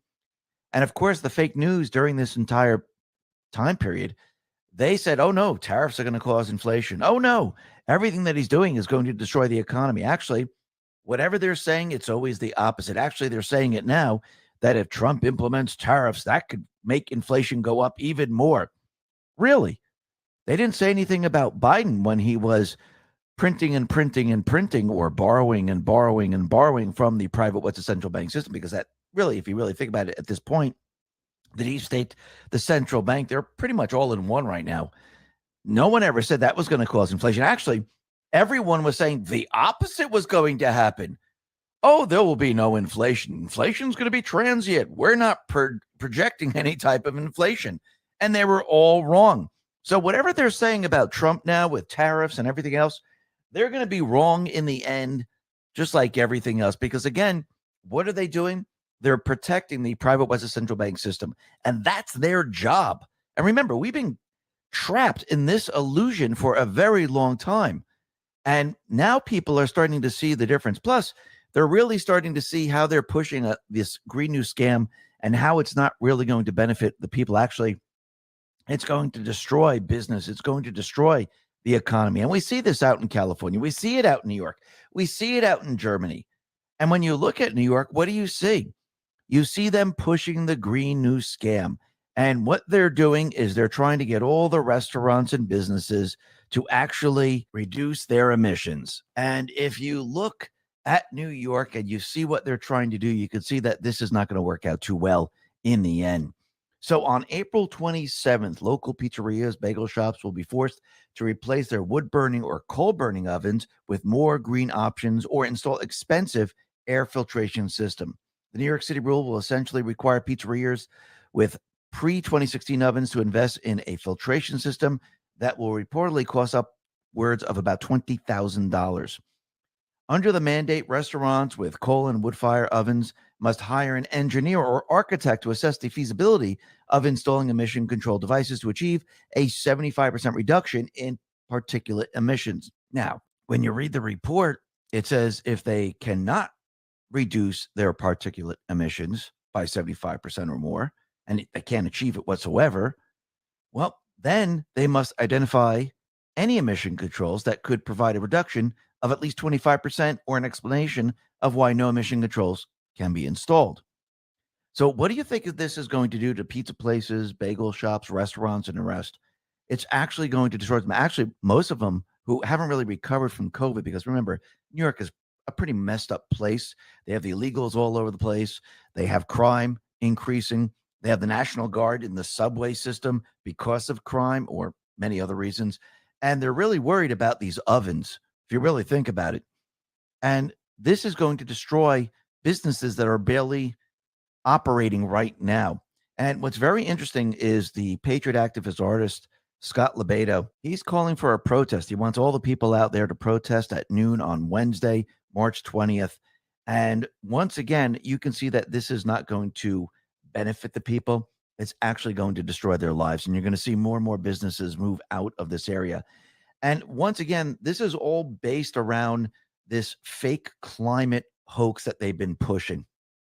And they've been giving us prediction after prediction after prediction, and not one prediction has ever come true. Let's go back a little bit in time to 2018 when we had Greta Thunberg. Remember, she was the spokesperson. The earth is going to be doomed and you're doing nothing. And she did all these speeches. It was absolutely ridiculous. And this is what she put out back on 2018. She said, a top climate scientist is warning that climate change will wipe out all of humanity unless we stop using fossil fuels over the next 5 years. So she said this in 2018. We're in 2024. Is humanity wiped out? Are we still here? Yeah. The seas aren't rising like they said. Snow is not the thing of the past. The earth is not warming up. Everything that they have been telling us has not come true. And the things that they're blaming climate on are things that they're causing. All these individuals, all these refugees and asylum seekers, you know, these people that are being released from the prisons and everything put into the countries, they're the ones who are causing all this. So everything that they predicted, everything that they said is pretty much not true. Really, what they're doing is they're destroying everything. They're trying to bring down their old system, and they're trying to blame all of it on climate. Well, the economy is failing because of climate change. Oh, the economy is failing because climate change. That's all they do.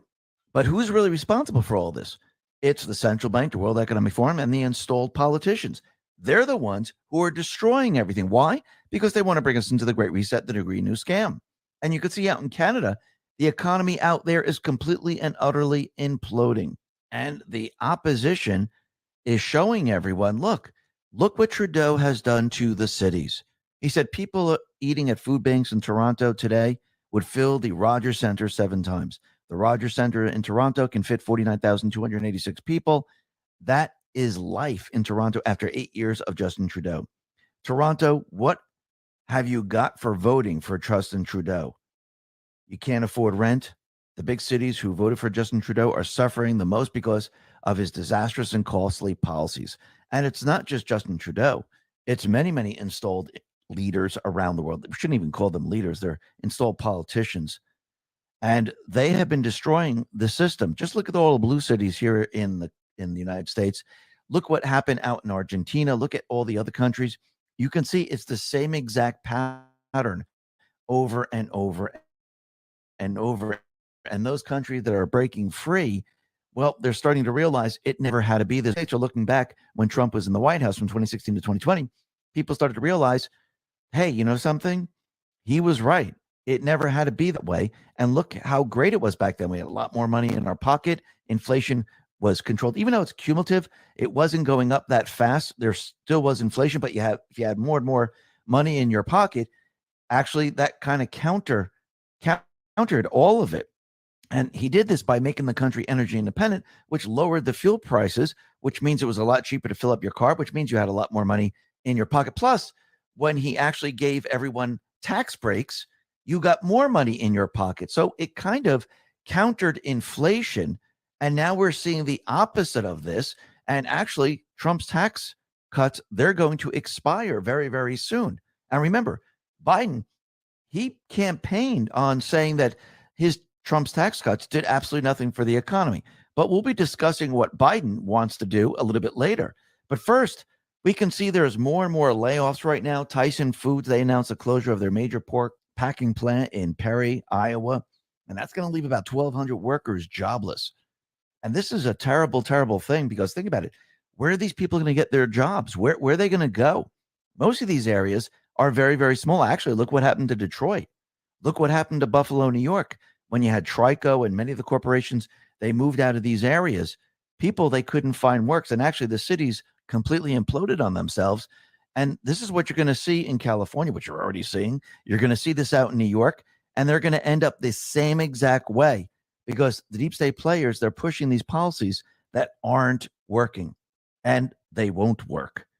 Let's talk about our health. Heart disease, blood clots, strokes, and kidney failure. This all can be found on the back of an ibuprofen bottle. And to top it all off, ibuprofen doesn't even get to the main cause of your pain and swelling problems. It's only temporary pain relief, and it's only masking the true problem, which is inflammation. Ibuprofen isn't a solution to your pain. Right now, you can go to getnativepath.com/X22 to see your special offer for being an X22 listener plus free shipping. Ibuprofen isn't only ineffective, it's downright dangerous, especially for seniors. That's why researchers are saying to add this Antarctic supernutrient to your diet. I'm talking about omega-3 fatty acids, but not just any form of omegas. These are omega-3 fatty acids sourced from wild-caught krill. The omega-3's content from krill oil has been shown to support healthy blood pressure, circulation, brain health, as well as reduce inflammation inflammation, swelling, and joint pain. In fact, it can outperform ibuprofen, Advil, Tylenol, and it doesn't have the dangerous side effects mentioned above either. The best part is that aside from helping keep inflammation at bay, omega-3 content from krill oil has been shown to support healthy blood pressure, circulation, brain health, swelling, joint pain. It can outperform ibuprofen, Advil, Tylenol, and it doesn't have the dangerous side effects either. Better yet, for a limited time, you can grab Native Path's Antarctic krill oil for as low as $19 a bottle. Just go to getnativepath.com/X22 for the special offer plus free shipping and get it while supplies last.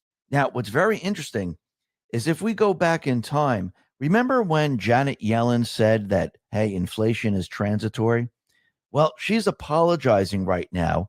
She made a mistake. So wait a minute. This person who's supposed to be the person that knows everything that's going on in the economy, knows about inflation, has all these degrees, was head of the Fed, she's just apologizing right now? And she was completely wrong? Well, what about all the people that are suffering right now? And if she can't get that right, how is she going to get anything else right? Because remember, everyone else, all the alternative media was saying, no, inflation is not transitory. It's going to continue. How did the layman know, but the experts didn't know? Really think about this for a second. And when you start to think about it, it starts to make a lot more sense that these people, they have no idea what's going on. Actually, their entire mission is to destroy the old system and bring us into the new system. So what are they going to do? They're going to lie to the people. They gaslight the people. Biden's doing it right now. His entire administration is doing it right now, making everyone believe that everything is great. The economy is chugging along. Don't worry about what you're experiencing. Hey, if you lost your job, you need to listen to Biden because he says everything's fine. You think anyone's going to believe him? Absolutely not. And you could see as time goes on, the government, it's having a very difficult time paying all the interest on the debt. EJ Antonio put this out and said, it took 63% of all personal income taxes in February to pay the interest on debt. No roads, no military, no schools, no social security, just interest. 63% of all personal income taxes. That is unbelievable. And this is why the infrastructure of the United States is completely and utterly falling apart. And people see this. The people see exactly what's happening. The people understand that the infrastructure has not been improved in this country for a very long time because, again, the private West Central Bank, the World Economic Forum, and the installed idiots, they don't care about the United States. All they care about is doing the bidding of their masters and keeping control. And anything that has to do with the people, they really don't care about. The central bank has no allegiance. They don't have an allegiance to a country. The World Economic Forum has no allegiance to any country.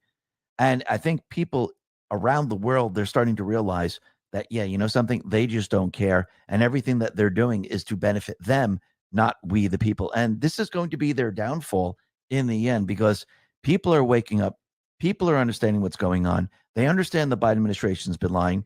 Now we know the Treasury Secretary is completely and utterly wrong. The Fed was completely and utterly wrong. They can't stop inflation. It's built in to the entire central bank system. Inflation will continue and continue and continue. And actually, think about how much debt is being produced right now. And it's getting faster and faster and faster. And as time goes on, you're going to see hyperinflation because debt is being produced at an astronomical rate. And before you know it, this is going to look like Weimar Germany. And we are definitely approaching that. But think about what Trump and the Patriots have done.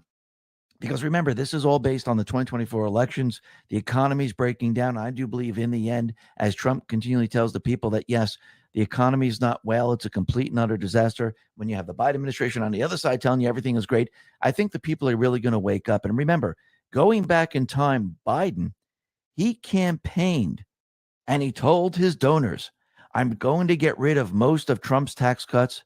And a lot of you may not like that. Now, remember, the whole campaign was, oh, these tax cuts, they're for the rich. They're the ones who are getting it. And Biden was out there saying he's going to close all these loopholes. And the tax cuts, they expire in 2025.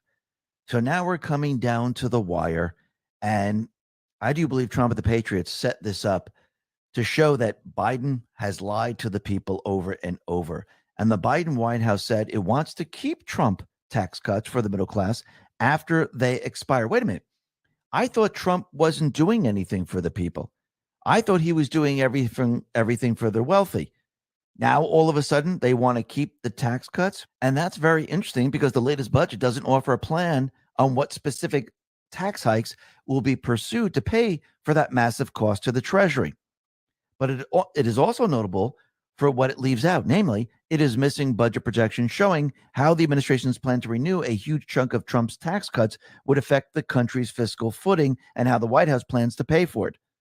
So the backstory is that the Tax Cuts and Job Act, also known as the Trump or Republican tax cuts, was passed in 2017 and overhauled the tax code for corporations and people.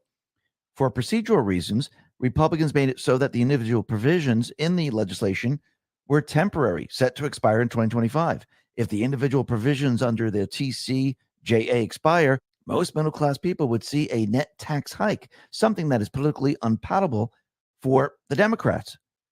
So once again, Biden is in trouble here. And how are they going to get around this? And I do believe Trump, he set traps all the way down the line. The economy is completely and utterly falling apart. All the optics are on the Biden administration, the Treasury, and the Fed. And I don't believe they're going to be able to survive this in the end because, again, this is all based on the 2024 elections.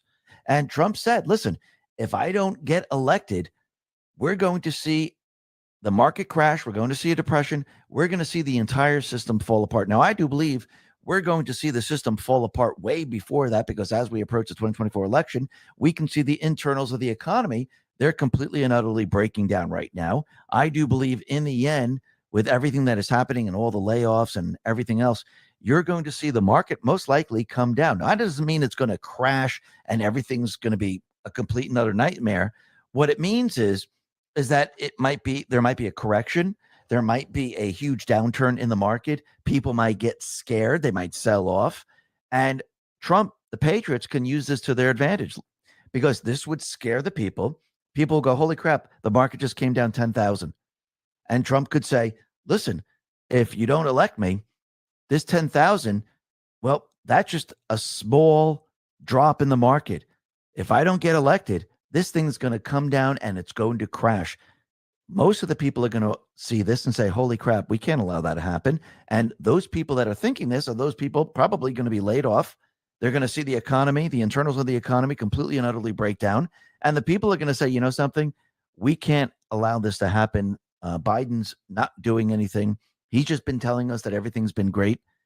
And now we see everything falling apart. We see more layoffs. We see companies closing. We see stores closing. Inflation is picking up. Inflation now is moving in the opposite direction that Biden, the Treasury, and the Fed said it was going to head. Remember, they said everything was under control. Is everything under control? No, everything's moving the opposite way right now. Fuel prices are going to start to move up. And like we said, as we get closer and closer to the presidential election, we're going to see a lot of things start to hit, and they're going to hit hard.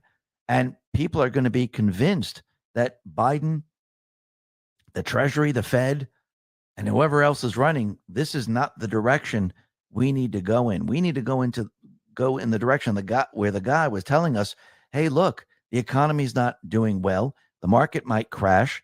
And if you don't want this to happen, vote for me. I can fix it in no time. And I think the people, they're going to recognize this and actually add on top of that war, maybe events in this country. I think the people will be on board. And I do believe Trump, he can turn this entire economic system completely and utterly around. Like he's been telling the people, we're going to drill, baby, drill, baby, drill. We're going to place tariffs on other countries. We're going to rebuild the infrastructure in the United States. We're going to force jobs back here to the United States. Remember, the deep state players, they force jobs out of here with all the regulations. Wait until Trump removes the majority of these regulations. Countries are going to want to come back here, especially with all the energy, cheap energy to manufacture. This is going to be an economy like we've never seen before. Listen, everyone, thanks a lot for listening. Be well, be safe, and especially be. Yeah, you don't get to say goodbye right now, because we're going to your next one. Here we go. Right into part B. Right into part B. There we go.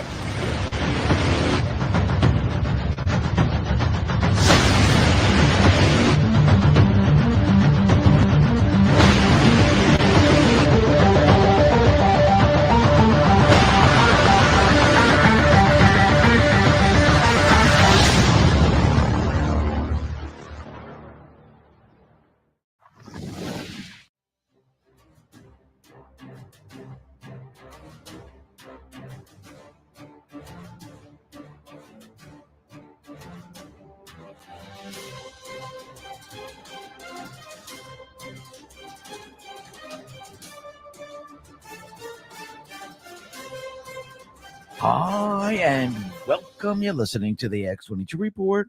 My name is Dave, and this is episode 3305 BN. Today's date is March 14th, 2024, and the title of the episode is Deep State Prepping Communication Blackout, 0 Day, Countermeasures in Place. Let's talk about our health.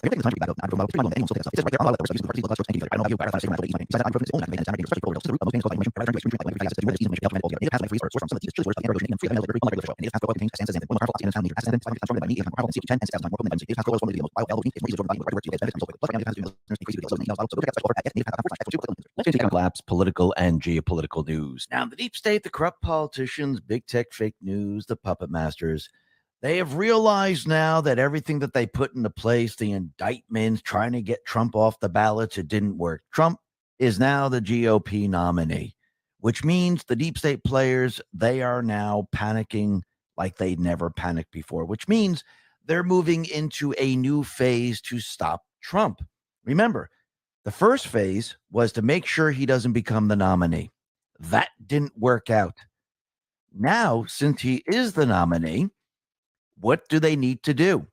They need to stop him at all costs, and that's what they're going to try to do. And if they can't stop him at all costs, what are they going to do? I do believe they're going to try to cheat in the election. And if they can't cheat in the election, what are they going to do? I do believe then they're going to shut everything down. Now, I don't mean the internet's going to completely shut down and the internet won't be functioning. I do believe there won't be certain connections and certain things won't work, but the internet, I do believe, will still be up. And you can see the deep state, they are now prepping for a communications blackout. They're preparing for a 0 day because remember, they can't allow Trump to win the election. And if they can't cheat in the election, then why should they have an election? Remember, Trump now has control of the RNC. He now is dictating what they will be doing. They're raising money. They're working on election integrity. The rhinos aren't in control, which actually the rhinos work with the Ds, and they made sure that the elections were completely rigged and the RNC wouldn't be doing anything. But now you can see the opposite is happening, which means it puts the Ds in a very tough position because if the RNC is doing what the DNC is doing, they both counter each other, and it will make it very, very difficult for the deep state to cheat. Because once again, if there's ballot harvesting and the RNC is doing exactly what the DNC is doing, this is going to be a major, major problem for the deep state players, which means they're going to have to take this to the next level. And the next level is shutting down the election so the elections aren't held. And I do believe this is going to completely and utterly backfire on them. And yes, they're going to try to censor. Yes, they're going to try to take control of communications. They're going to try to keep the narrative. But in the end, all of this is going to fail. Because why? Trump, the Patriots, they have countermeasures in place. You know, the military has their own cell service. You know, the military has Space Force. They're working with Elon Musk with his satellites. And I don't believe in the end the deep state players are going to be able to pull this off. Yes. Is it going to look scary? Yes. Are they going to down certain things? Yes. Are there going to be outages? Yes. We're going to see all these things. But again, that doesn't mean the deep state is in control. That means they're pushing their agenda just like the Patriots want them to. And the Patriots, they have the countermeasures in place. And all they got to do is go to their backup system. And that's exactly what they're going to do. And everything's prepared and ready for this. And I do believe Trump, the Patriots, they have set up the entire deep state with TikTok. And we know from the very beginning, Trump, he created an executive order. He created the executive order to ban TikTok. He tried to go to the courts to ban it. The courts shot it down. And as soon as the resident came into power, he decided to reverse Trump's executive order. They kept TikTok. And now we have a bill, which was passed by the House, which we'll be talking about a little bit later, which was passed by the House, which allows the president to actually shut down certain social media sites. Really think about that for a second. So since Trump has been saying TikTok is the enemy from the very, very beginning, they went ahead and created a bill, which is actually not going to take down TikTok. It's actually created to control information, and it will allow them to actually control other social media sites or take other social media sites down. I do believe Trump set this up to maneuver to actually purchase TikTok to go up against Facebook. And with this new law, if it does go through and Biden signs it, actually Biden said he will sign it, and Nancy Pelosi is all for it, you know that this is not a good bill, but it could be used against the deep state because, once again, when Trump wins and this is law, can they use it against YouTube? Can they use it against Facebook? Can they use it against Instagram? Can they say they are a threat and they're involved in election interference? And can they then be made utilities to control them? Maybe, maybe not. But I do believe that Trump, he actually is forcing the deep state players to do this. So this way, Trump and the Patriots can have another weapon in their arsenal.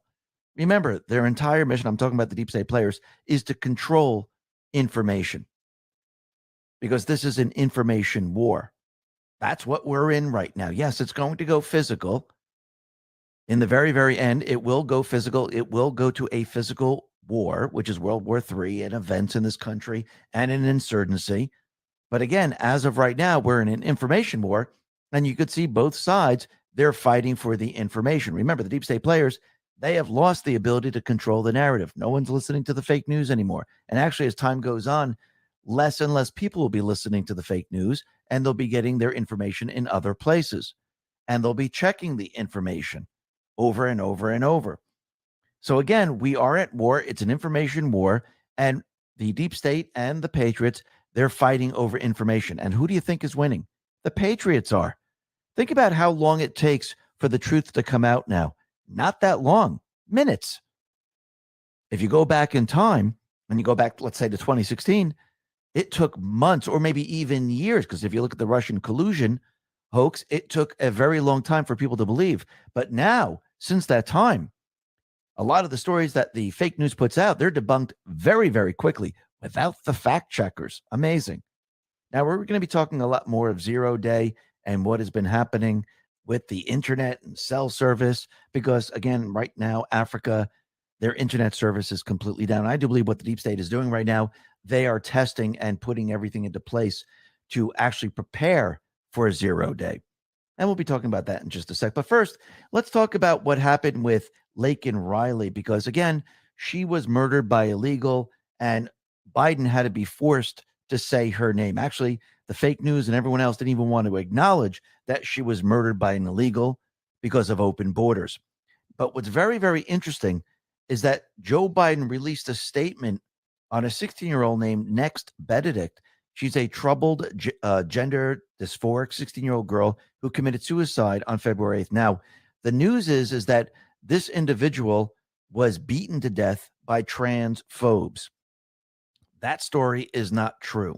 And Wokeness put this out and said, the media told us repeatedly that Next was beaten to death by transphobes.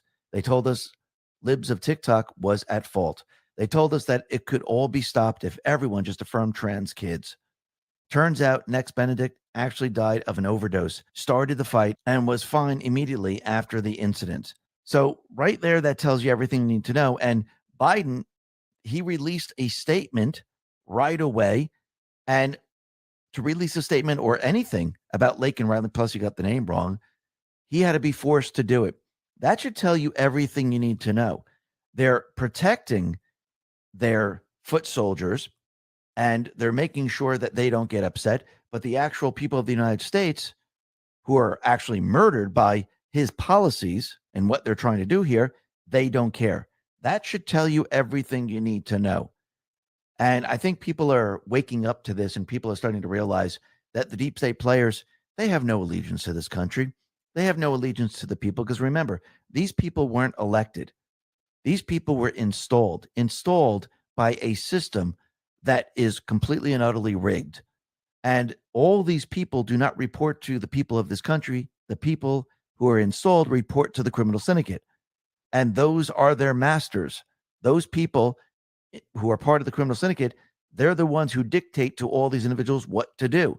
And yes, there's many different levels. You have the foot soldiers, you have Antifa, BLM, the illegals. They do the dirty work. Remember, they're criminals. They're being released from the prisons all over the world being brought into this country. Then you have the level where you have the representatives and those in Senate. Those people, they push the laws that the deep state, the criminal syndicate wants them to push, and they keep doing it over and over. And remember, those people that they install, they're not the brightest. They're pretty stupid. And these individuals, they take instruction because most of these people, they're easy to bribe. They're easy to blackmail. A lot of these individuals have fetishes, and they have backgrounds that if you found out about their backgrounds, you would say, how is this person even in Congress? Then you have the upper levels that actually issue the instructions to these people like Obama, Biden, Hillary Clinton, and the rest. And then above them, you have the unelected people that are actually driving all this. And it goes all the way back to the World Economic Forum, the Central Bank, the Rothschilds, you name it. And yes, there's a huge group that is actually calling the shots. And I don't mean bigger than the people of the world. It's a group of individuals that are calling the shot. And they need certain things to happen on the lower levels. And this is why throughout the country, and yes, let's include Soros in all this. That's why across the country, Soros, he went ahead and he placed certain judges, certain prosecutors in place because this whole thing has been infiltrated by these people. And this is what Trump has been trying to remove. He's removing the deep state, the swamp that's been infiltrating this country. They set up a criminal organization. They've been running a criminal organization. It is very, very deep. It is very, very wide. And it's on many, many different layers. And this is the entire plan, is to remove all these people. And you can see Trump, one step at a time, he is cleaning house. And as the people wake up, it makes it a lot easier to clean house. And it's not that many people that he has to get rid of. It's DC. And yes, there are many other people around the country, but it's not like 5 million people he's got to get rid of. I mean, there's a lot, but you need to get rid of the head of all of these different agencies because most of the people that are working, they are for the United States. It's the people that are on the top level. They're the ones who are calling the shots. But I do believe in the end, the people are going to see all this. The people are going to see the system. The people are going to understand the criminal syndicate. And in the end, this is going to be very, very easy for Trump to actually clean house. And what are people witnessing? They're witnessing the two-tier justice system. They see the criminal syndicate. The laws work differently. Actually, there are no laws for them. And the laws for we the people, well, those work very, very differently for we the people. Actually, they try to bend or actually don't abide by the laws just to get the people. Look at January 6th. Look what's happening to Trump. Look what's happening to all the people that are going up against the deep state players. And people see the two-tier justice system very, very clearly when you look at what happened with Biden. Remember, he was a senator. He was the vice president. He was a citizen. He had classified information all over the place in many, many locations, had it for a very, very long time. And you can see the difference between how they handled Biden's case compared to Trump. Now, Trump, he was the president. The Presidential Records Act covers him. He's allowed to have these documents. Biden is not. And again, they keep saying, well, you know, Biden's a frail old man. He doesn't remember things. Well, if he's so frail and he doesn't remember things and you can't press charges against him, how in the world is he running the country? How in the world is he resident? Because if you can't press charges because he doesn't remember and he's frail, how can he be the person that is running the system? What happens if we enter war? What happens if there's an event? How does this person handle this? They cannot. And what's very interesting is that we can see one of the representative, Jai Powell, she tried to force special counsel Hur to say that Biden was exonerated. But again, Hur kept saying, well, he wasn't exonerated. It's nowhere in my report. And she tried to correct him. And he said, no, I did not exonerate Biden. And the only reason he let him off the hook is because he's a frail old man with bad memory. So can Trump just do that then? Can anyone do that? Hey, listen. Oh, wait, you're charging me with a crime? Well, listen, my memory's bad and I'm just, I'm just a frail person. I mean, think about that for a second. It doesn't even make sense. But again, everyone now can see the two-tier justice system. And probably that's the lesson here. Look how they treat the criminals compared to the U.S. citizen. Very, very different. And remember, Hunter Biden was telling everyone that, listen, I want to testify in public. I don't want to testify behind closed doors. Remember, he came out and he gave that big speech, the press conference, and he said, well, I want to testify in a public hearing so the world can hear my story. Well, they subpoenaed him again, and he did it behind closed doors. And then Chairman Comer said, listen, you have the ability to testify in public. Please come down. Let's do this. Well, the Oversight Committee put this out and said, the House Oversight Committee has called Hunter Biden's bluff. Hunter Biden for months stated he wanted a public hearing, but now that one has been offered alongside his business associates that he worked with for years, he is refusing to come. During our deposition and interview phase of our investigation, Hunter Biden confirmed key evidence, including evidence that his father, Joe Biden, lied to the American people about his family's business dealings and, in fact, attended meetings, spoke on speakerphone, and had coffee with his foreign business associates who collectively funneled millions to the Bidens. However, parts of Hunter Biden's testimony contradicts the testimonies of Devin Archer, Jason Galanis, and Tony Bobulinski. Next week's hearing with Hunter Biden and his associates is moving forward, and we fully expect Hunter Biden to participate.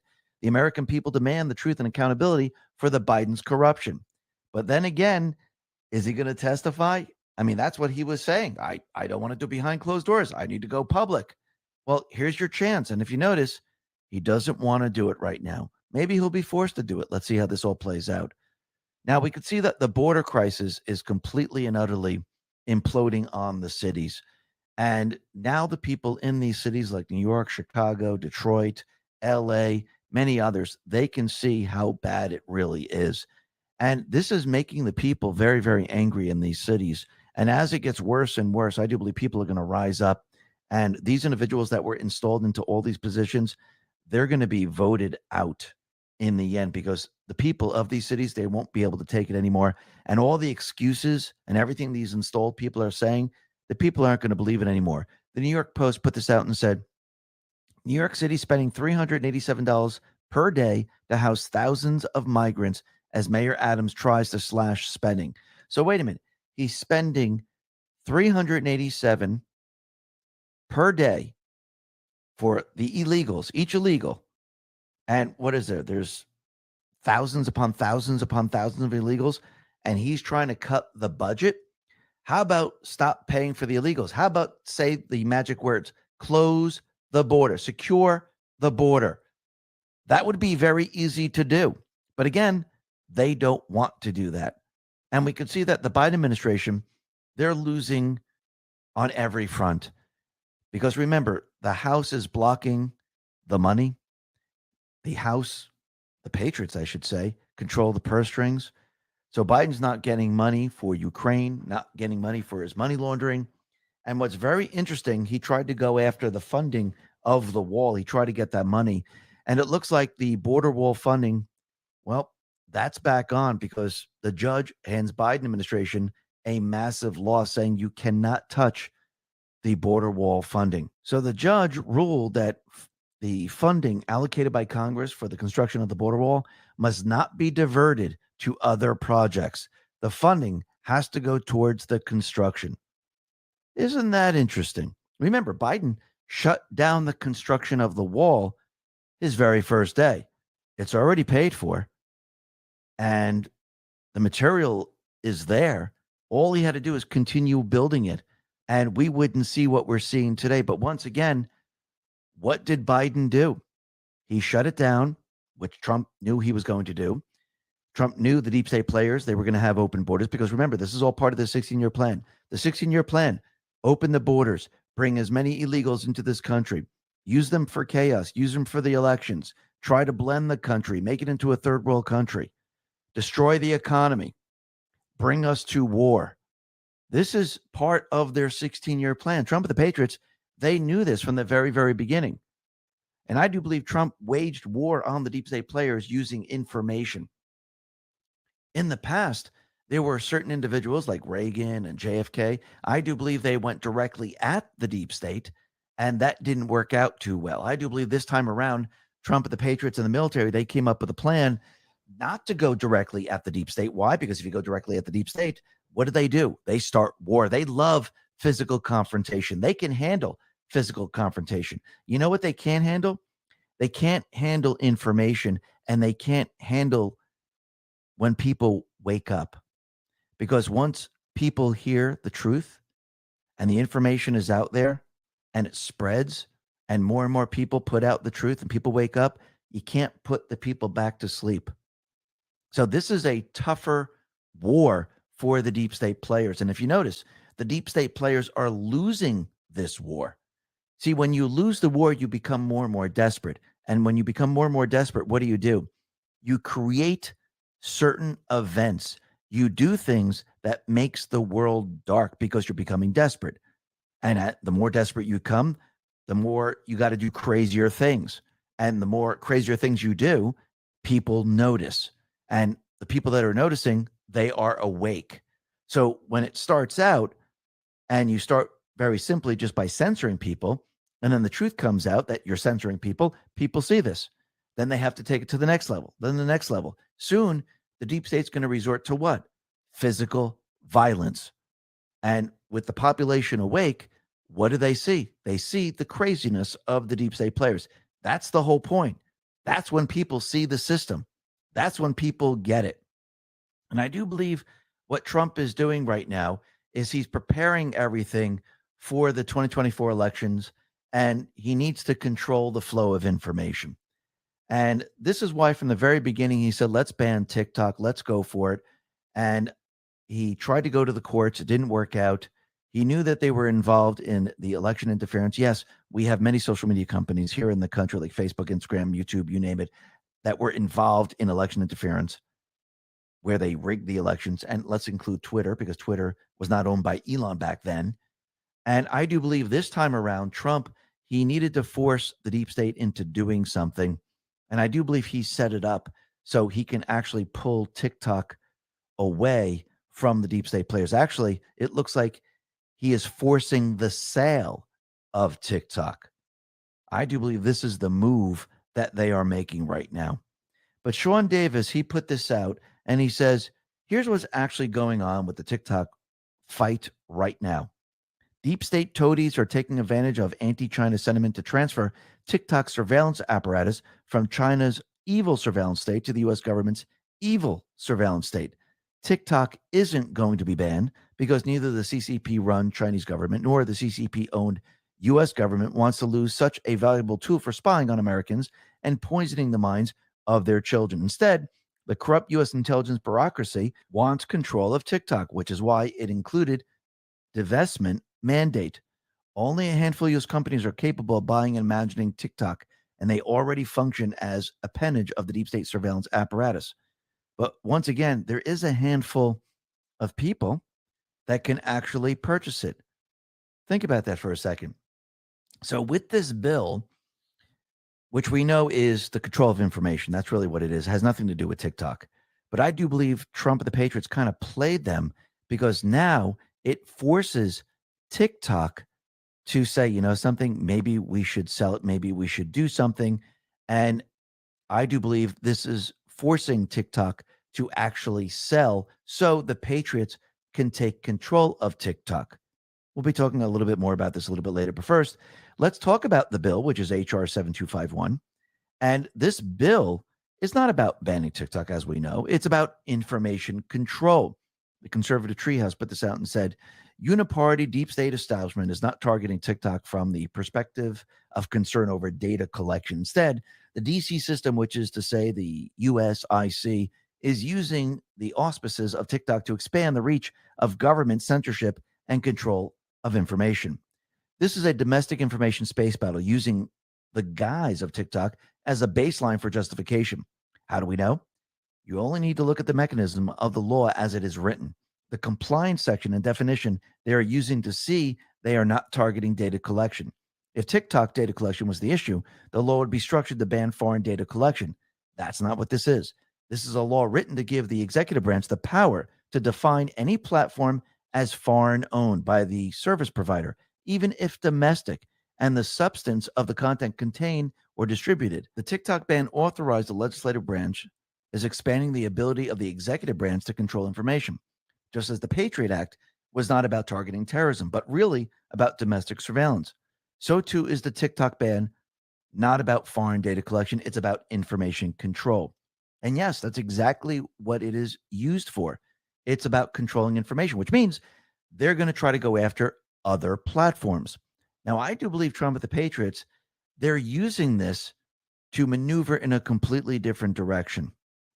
And the Patriots are looking at this very, very differently. So Chris Gilbert put this out on X and said, the real goal is to ban X and Rumble. Elon Musk said, that is my concern. Cat Turd put this out and said, so let's see. China is buying up all our land. Congress does nothing. China is also buying land surrounded our military bases. Congress does nothing. China released a virus into the world. Congress does nothing. China controls over 90% of pharmaceutical drugs. Congress does nothing. Everything you buy in the United States says made in China. Congress does nothing. Ask yourself, why does Congress, who has let China walk all over us for years, suddenly want to do something but only about a social media app? If you have common sense, you'll be able to answer this easily. Yes, because it's not about TikTok. It's about going after the other platforms. And we could see that the House, they passed the bill that could ban TikTok. And the vote was 352 to 65. There were people that pushed against it. Andy Biggs, Dan Bishop, Warren Davidson, Matt Gaetz, Marjorie Taylor Greene, Clay Higgins, Nancy Mace, Thomas Massey, Tom McClintock, Alex Mooney, Barry Moore, Scott Perry, Greg Steube, and others. So you could see the Patriots, they were pushing back on this. But once again, we know that the Patriots might have a different plan. Trump, remember he put this out on Truth? If you get rid of TikTok, Facebook, and Zuckerschmuck, will double their business. I don't want Facebook, who cheated in the last election, doing better. They are a true enemy of the people. And remember, Joe Biden has already pledged to sign the legislation into law if it passes Congress. And what's very interesting is that AOC admitted that big tech's algorithmic meddles in the election, and she says it's election interference. Tucker Carlson put this out and said, in a classified briefing this afternoon, attended by officials from the Biden Justice Department, AOC claimed that Elon committed election interference in 2022 by changing the algorithms on X to alter the results of the midterms that year.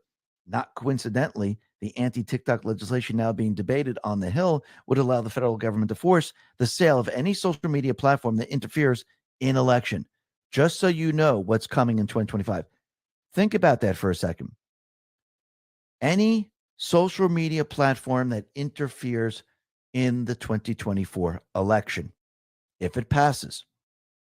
Trump, he put this out and said, TikTok is less of a danger to the USA than Meta, Facebook, which is a true enemy of the people. They spent $500 million against me and our great Republican Party, lockboxes and all, and should never have been allowed to do that.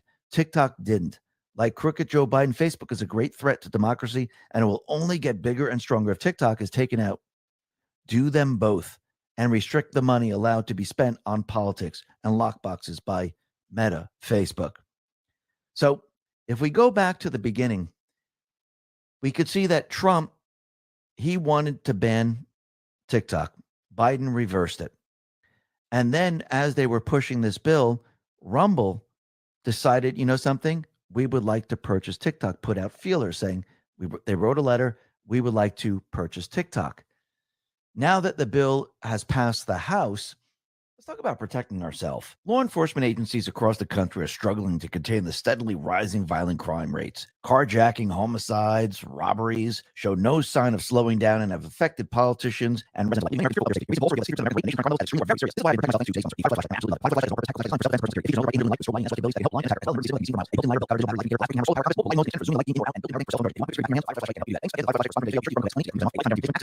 Free express shipping, completely complimentary with every order. That's fighterflare.com. That is fighterflare.com, or click the link in the description. I wonder if TikTok is getting a little nervous right now, and maybe they will be forced to sell in the end. Because right now we have Secretary Mnuchin. He's putting together an investor group to buy TikTok. So think about the control of information. Think about communication blackout. I do believe the deep state players, what they're doing, is they're going to try to use this to shut down the flow of information. So as we get closer and closer to the election, who has the ability to say, oh, wait a minute, let's look at that social media platform? Well, that's going to be the resident. So does the bill give Facebook, Instagram, YouTube more power to cheat in the election? Yes, it would, wouldn't it? Does the bill force the sale of TikTok? I do believe so, because I do believe TikTok is going to be very, very nervous about this. If the Patriots take control of TikTok, does this change the playing field? Yes, it does.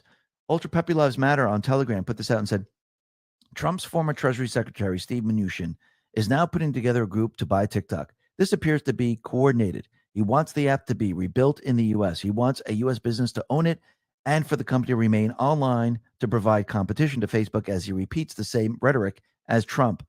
President Trump signed an order that TikTok had to be sold. I continue to believe that. I think it should be solved. I understand the technology. I think it should be sold. I'm going to put together a group to buy TikTok. This should be owned by U.S. businesses. The issue is all about the technology. This needs to be controlled by the U.S. This should not be controlled by any big U.S. tech company. The technology, the app needs to be rebuilt in the U.S. I think a lot can be done in the 6 months. The bigger issue is this shouldn't be controlled by the Chinese. I had access. When you have this app on everyone's phone, it has the ability to collect an awful lot of data. There is no question on a Ford business. They have the ability to influence the data and the ability to collect data. The issue today, the focus should be, it should be solved. So do you think something's going to happen that's going to make TikTok very, very nervous? Because when Congress, when the people of this country see something happening with TikTok, will there be a lot of pressure on him to do something about TikTok? Will TikTok panic? And in the end, will they sell?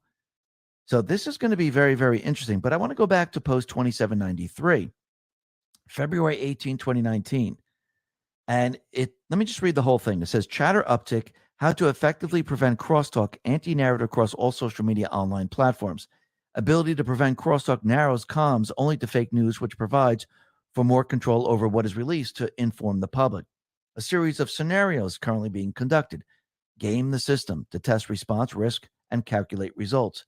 Censorship added layers of inserted code through keyword targeting and bio, history, and comments, and individual platform mods has failed to curtail the problem.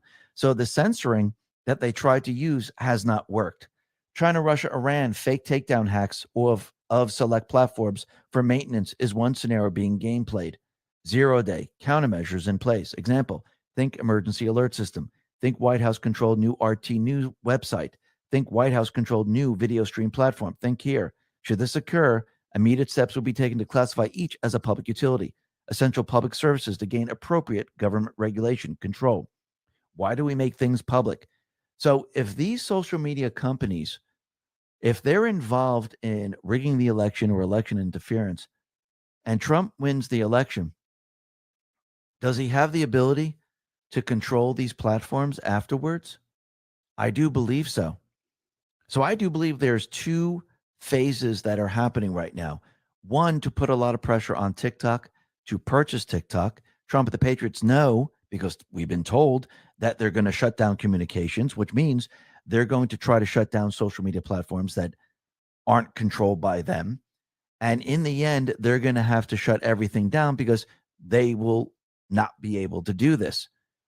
But we could see that Trump and the Patriots, they want to gain control of TikTok so they can take TikTok, add it to X, add it to Rumble, add it to Truth, and go up against their social media platforms.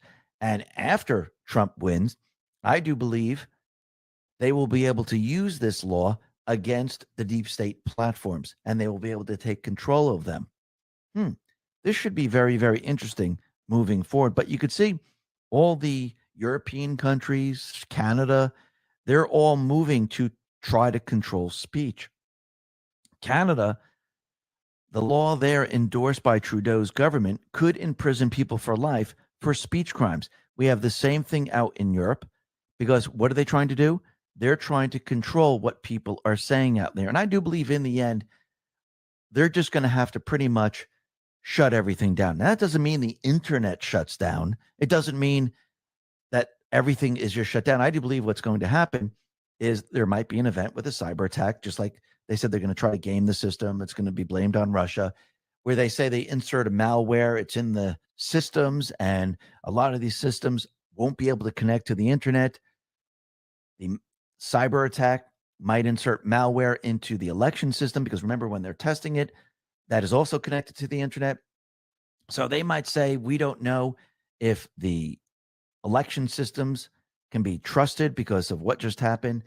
We see there's a lot of people who can't connect to the internet. We might see power outages.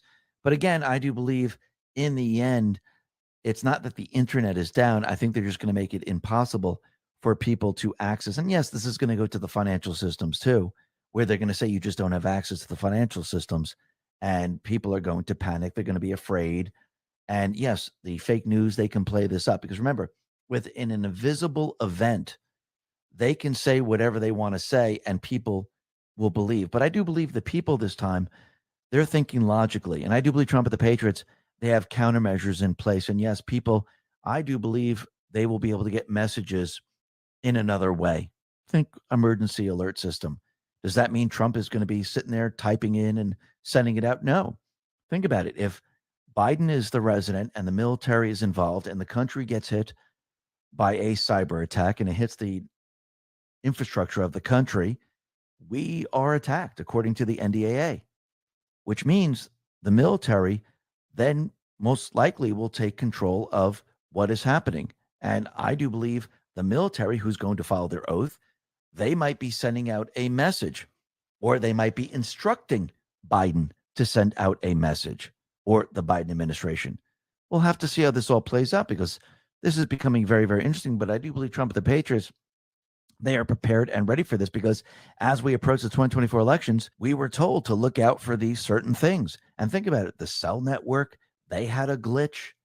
Now, all of a sudden, Africa's internet, that went down. Seems like somebody's testing something. We'll be talking a little bit more about this a little bit later. But first, let's talk about what's happening out in Haiti, because right now it looks like we're having a regime change. And we see there are two rival gangs right now. We have a gang boss rapper with a YouTube award, which is unbelievable. And the other one is, this person's name is Barbecue. And we can see that these people, they are now controlling Haiti, and the government that was there is no longer operating. So the U.S., they deployed Marines, anti-terrorism unit, to Haiti to protect the embassy. And they're going to try to make a peaceful transition of power. Now, once again, we'll have to see how this all plays out, but it seems very interesting that there is chaos in Haiti at this moment in time, because remember, the deep state used to be in control. Why would they want to shake things up in Haiti? They wouldn't. And remember, the El Salvador president said, we saw this in El Salvador, where these gangs, they were, showing skulls, saying, yeah, we're cannibals. And he said, we clean this up, no problem. I do believe we're going to see changes in Haiti. Remember, it's usually darker before it gets lighter. And I do believe we're going to see major changes in Haiti. But again, remember, all those prisoners that are being released and all those crazy people, where are they going to send them?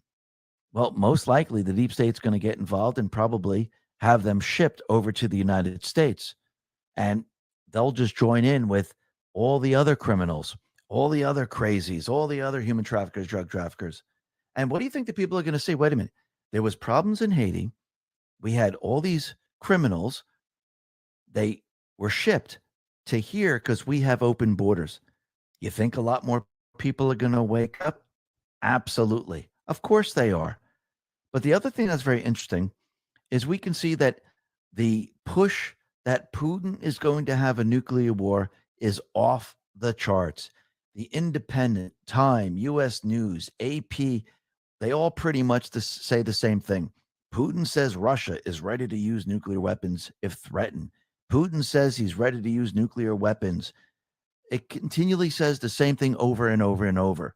And again, why are they doing this? Because something is going to happen in Ukraine or someplace, and they are trying to push Putin into using nuclear weapons. Now, I do believe this is part of the plan. I do believe Putin is working with Trump. And Trump, from the very, very beginning, said we are going to have World War III. It's going to be the N-word. And we can see the narrative is being built right now. And I do believe Trump and the Patriots knew that the fake news would build this narrative because remember, it's all part of the 16-year plan to bring us to war. Trump already warned us of this. He knows it's coming.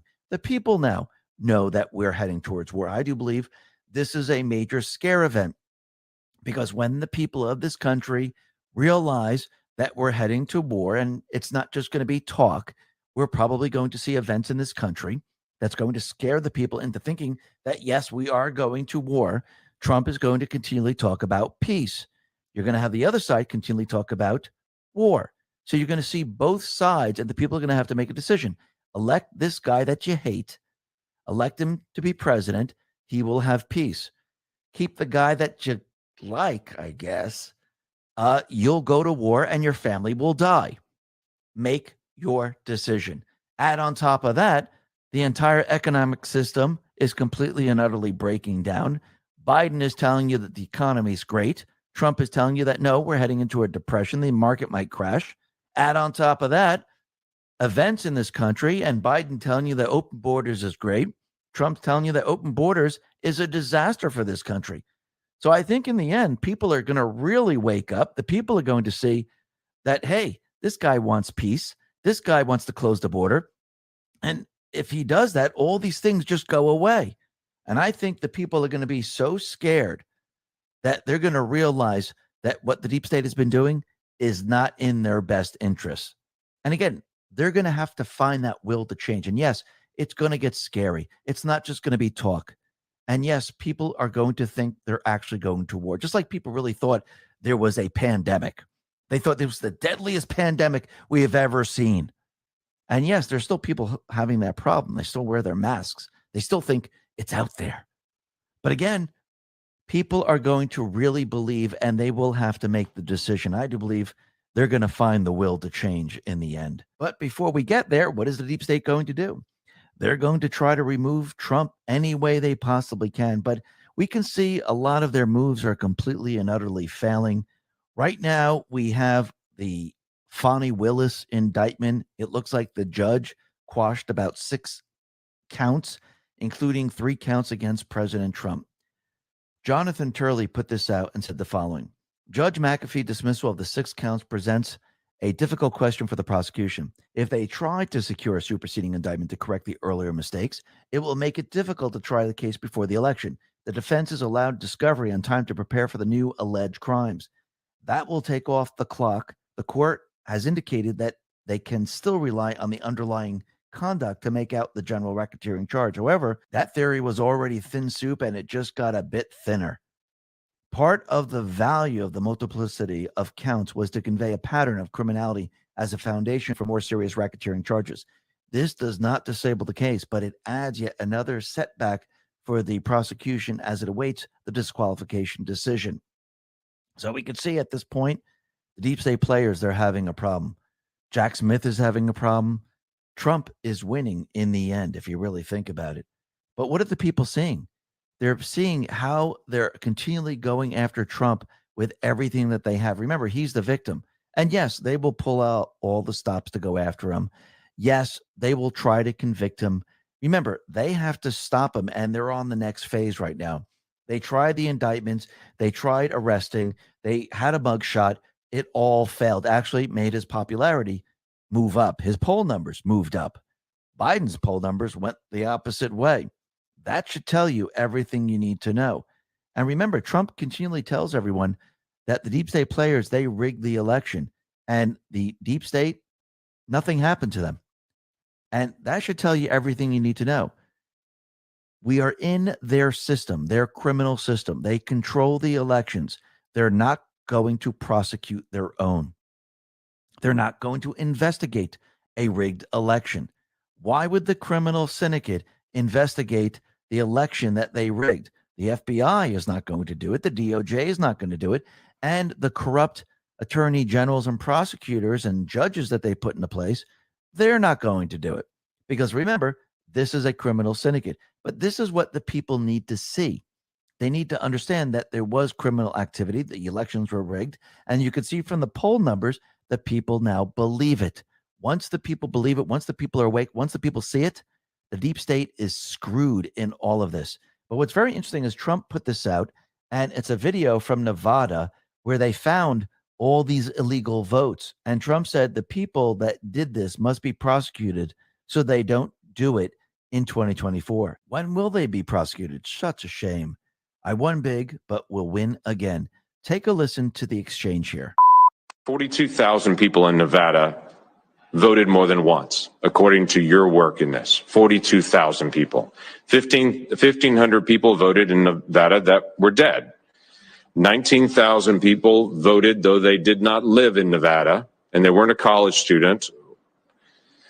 8,000 people voted from a non-existent address. 15,000 people voted though they were registered to a commercial address or a vacant address. And 4,000 people voted in Nevada that are non-citizens.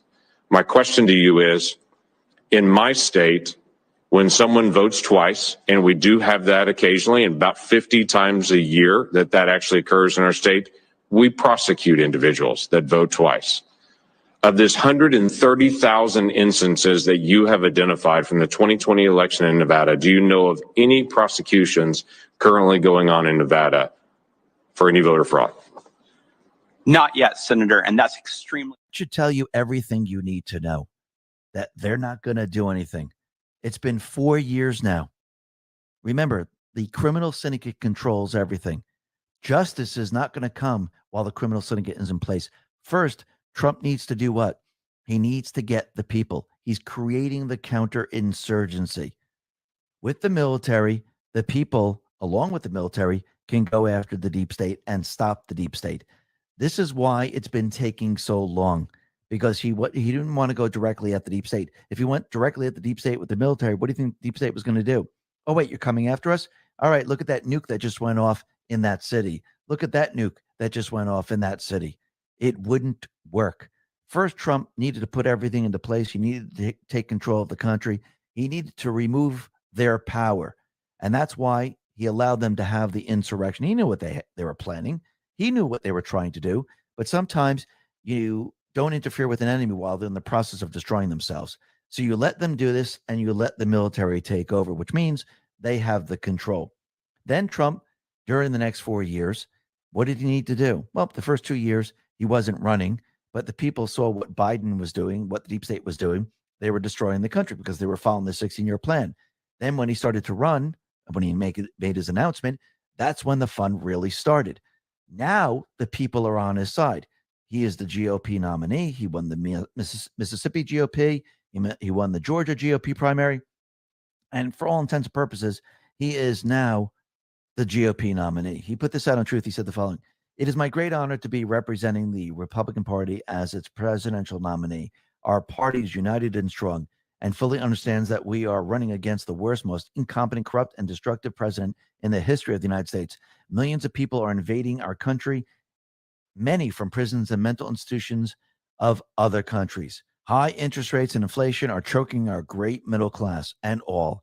Our economy is bad and our stock market is rising only because polls are strongly indicating that we will win the president election in 2024. We are now under crooked Joe Biden, a third world nation, which uses the injustice system to go after his political opponent, me. But fear not, we will not fail. We will take back our once great country, put America first, and make America great again, greater than ever before. November 5th will go down as the most important day in the history of our country. God bless America." Absolutely. Now, since Trump won the nominee, and it looks like Biden, of course, he's going to be the Democratic nominee, it looks like we're heading towards a Biden rematch. The problem with all of that is that Biden first needs to stop the investigation. He needs to stop the impeachment because the people are learning more and more about Biden and how corrupt he is. And this is why the deep state players are trying to remove as many rhinos as possible in Congress so they can take control of the House. If they take back control of the House, what happens? They stop the investigations. They stop the impeachment. They have control of the purse strings. This is Biden's plan right now because he wants to stay in the race. But I do believe in the end, they're probably going to fail. And when he does fail, and after he's the nominee, I do believe they're going to say, okay, Biden, You gave it your best shot. You tried to take back control. It didn't work. And I do believe during this period of time, we're going to see a lot more information come out. And since Biden gave the State of the Union usually helps you boost your poll numbers. It did absolutely nothing. Clear and present danger put this out and said 2 polls have been released after the SOTU. There is no Biden bump. He actually lost 2 points in 1 poll, which means he's in trouble big time. Paul Bedard put this out and said, Trump's in the driver's seat, pulling away from Biden. Trump 49, Biden 41, Trump 51, Newsom 34, Trump 50%, Michelle Obama 43%. So when you look at this, who's the next best candidate right now? Well, I believe it's probably going to be Michelle Obama. And we'll have to see how this all plays out because once again, Biden is trying to stay in the race the best he can. Now, that'd be pretty cool if there was a rematch because all Trump has to do is go, look what he did to the country. We're on the precipice of war. The economy is on the precipice of going into depression. The market had a small correction. There are bigger corrections coming. Look at this world that he created. That would be very, very easy. And I don't think the deep state's going to allow that to happen because, again, that wouldn't give them a chance at all. So I do believe in the end, they're going to have to actually try to say it's enough is enough. You gave it your best shot. You tried to stay in the race, but we can't use you anymore. Now, he might be stubborn and stay, which means they're going to be taking him out. But let's see how this all plays out. This is going to be very, very interesting. But we know their plan, and they're not afraid to tell you what they're planning to do. Steve Guest put this out and said, Democrats just gave away the game. None of the Democrats witnesses in a congressional hearing Tuesday could say resolutely that they believe only citizens should be able to vote in a federal election. Well, that tells you everything you need to know, and that's exactly what their plan is. They want all the illegals to vote. But again, I do believe Trump and the Patriots, they have a plan. They have a plan for us to move to paper. Now, remember, the RNC has been taken over by Trump. They're looking at election integrity. They're raising a lot of money. They're going up against the DNC. They're using the same methods. And I do believe that this is basically countering each other because if both sides are doing the same exact thing, it's going to be very, very difficult then to cheat in the election. And it's going to be very difficult for the Ds to actually cheat by the amount that they need. Because remember, Trump, he says too big to rig, which means it's going to put them in a very tough position, which means they might take it to the next level and actually try to shut down the elections. And what's very interesting is that 2 major systems were breached, and CISA admits this. One of the organizations compromised through a recently discovered flaw in Avanti products was, ironically enough, the U.S. government's Cybersecurity and Infrastructure Security Agency, CISA. Well, that doesn't make you very confident in the Cybersecurity and Infrastructure Security Agency, does it? Confirmation of the breach came from CISA itself, as well as from an anonymous source with knowledge of the situation. So that's very interesting. So the impact was limited to 2 systems, which they immediately took offline. They're continually upgrading and modernizing their system, and there is no operational impact at this time, they said. So they turned off the systems. How do they know that there's nothing wrong with them? Think about that for a second. So the former system holds critical information about the interdependency of U.S. infrastructure, while the latter holds private sector chemical security plans. So this is very interesting that CISA was hit by something. So they don't know if this is ransomware. They don't know what it is. Now, take this a step forward. Remember when we had a glitch in the cellular network? That is very interesting. And we also have a major internet disruption in various countries across Africa. So I do believe what the deep state is doing right now is they are now checking and seeing if they can actually bring the system down, or they're prepping the systems. Because again, to actually put certain things into place, what do you got to do? You got to reboot the systems to actually put something into the OS, right? So if you're going to do something, you need to bring something down, insert it, bring it back up. So is this what they've been doing? Most likely, yes, getting prepped and prepared for a 0 day. Now, again, the deep state players are going to continually tell everyone that, listen, We can't have voter ID. We can't have paper ballots. You can't have people come in person because this is minority vote suppression. You just can't do it. And I do believe in the end, this is going to backfire on them because Rasmussen Reports just put this out and said voting rights, minority vote suppression, and disenfranchisement and voter ID discrimination, not according to American Black lively voters. So the Black voters, they're not believing any of this. So this is what Rasmussen put out. 62% of all voters are concerned about the possibility of cheating in the 2022 elections. Between 52 and 59%, a clear majority of the American voters, and tested multiple times, maintain that cheating likely affected the outcome of the 2020 election. 55% of Black voters said there was cheating in the 2020 elections. 56% support immediate post-elections bipartisan ballot audits included. 54% of Black voters say this. 58% say wider use of the mail-in voting will lead to more cheating in elections. 57% of the Black voters said this. 60% agree that the opponents of requiring a voter ID to vote just want to make it easy to cheat an election, including 63% of Black voters. 66% say requiring voter ID for voting isn't discriminatory, including 57% of Black voters. So let's just get this straight. Black voters aren't believing what the D's are putting out there. They like voter ID. They know there's cheating. They want to come in person. They don't like the mail-in ballots. So will the people accept what needs to be done when the system is compromised? I do believe so. The people aren't buying this. So I do believe as we head down this path to the presidential election and the deep state puts everything into place, yes, they're going to try to cheat. Yes, they're going to try to have chaos. Yes, they're going to have the insurgency. But in the end, I do believe Trump and the Patriots, they have this planned and mapped out, and they know the people will be with them when they say paper ballots, voter ID. Now, once again, if we don't have the chaos, the elections will be too big to rig. Because once again, I don't believe the people are going to go along with whatever the deep state has planned. They're not going to say, hey, let's shut down the elections for a week. Oh, wait, there's a gas leak. There's a power leak. There's a power outage.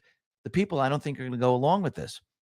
So the only way the deep state players at this point can actually stop from what's happening is to actually stop the elections, because they'll know, because of their internal polls, that Trump is winning. He's winning by a lot. And they will calculate, okay, we're going to have to be shut down for 4 or 5 days to make up these ballots. And we're going to have to be shipping the ballots in all over the place. Do you think this is going to work out? You think they're going to be able to pull this off? No. I think they're going to be put in a very tough position, and they're going to have to actually try to shut the elections down. But once again, the people, they're not going to be with them, with what the deep state is saying. I do believe the backup systems are going to come online. I mean, CISA was just hit. They said they had to shut down their systems. So what happens if they have to shut down the election systems? What happens if they say, listen, we don't know if these things are compromised. We have time. We need a lot of time to look through this. So we need to keep them off. So we're going to just go to paper, and you got to come in person. And since the country was attacked and we're on the precipice of war, we might need to have the National Guard, military garden things. And I do believe this is where we're going to end up. I mean, it would be great if we just had elections, there was no chaos, and Trump won. That'd be fantastic. Perfect scenario, because it was just too big to rig. But I don't believe the deep state players play that way. I do believe they're going to do whatever they possibly can to actually stop the election. I think Trump, he knows that they're preparing to do this. And again, I don't think Trump wants to win by a little, like it's too big to rig, and they try to cheat as much as they possibly can, but they can't pull it off. I think Trump wants to show the deep state players, I've got the people. I got all of them. And look how much I won by. I think he wants to rub it in their face. He wants to show the country, the world, the people are with me. And why does he want to do this? Because the Patriots are in control. Listen, everyone, thanks a lot for listening. Be well, be safe, and especially be prepared. Thanks a lot.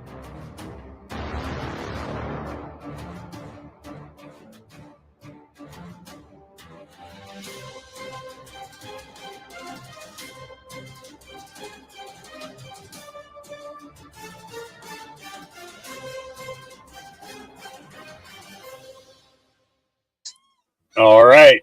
That was the X22 from today. I want to bring something up real quick here. Okay, so I've been dropping this link into the chat for those of you that didn't know what the heck I was posting. And I'm going to bring this up. Now, this is a rancher that we've actually been promoting because the fact that I just got great product from him, and I thought it was something that anybody who was interested in getting grass-fed beef without hormones and antibiotics and all that other crap in it. And these puppies are driving me nuts. Shut up! Oh my Lord. But what they, and my objective was never to I wasn't promoting them to get anything for myself. This was just something that that I thought that everybody could be interested in, because the fact of having it delivered to your door and know where your beef comes from.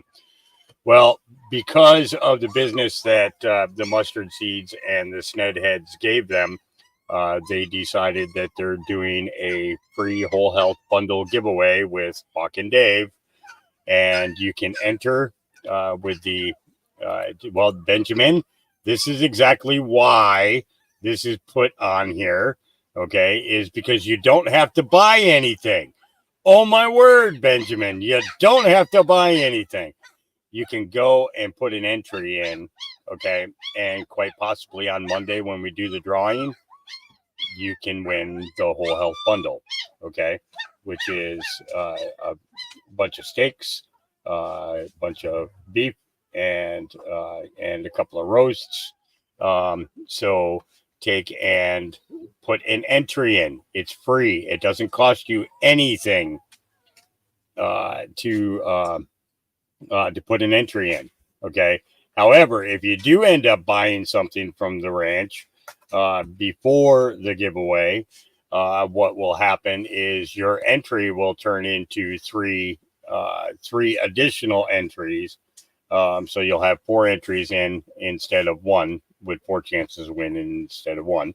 But we'll be giving it away on Monday. Donovan will come on live with us, and we will do that. So you don't have to buy anything. Okay. This is a giveaway. Okay. Which means that they're giving it away. Okay. Including shipping. Okay. So, go and sign up. Go and sign up. Okay. You'll get an email from them. If it's the first time you've ever contacted them, you'll get an email confirmation that your entry is in. Okay.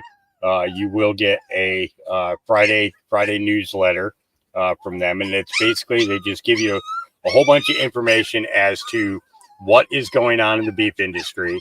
Especially with the fires down in Texas, 80% of the feed for the Texas cattle has been obliterated.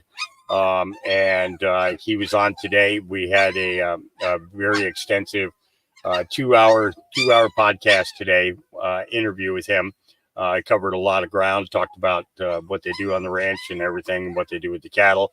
Talked about the four big conglomerates that are trying to monopolize all the beef in the United States, and everything else. So, it's just put an entry in and take a chance on winning. It can't hurt, right?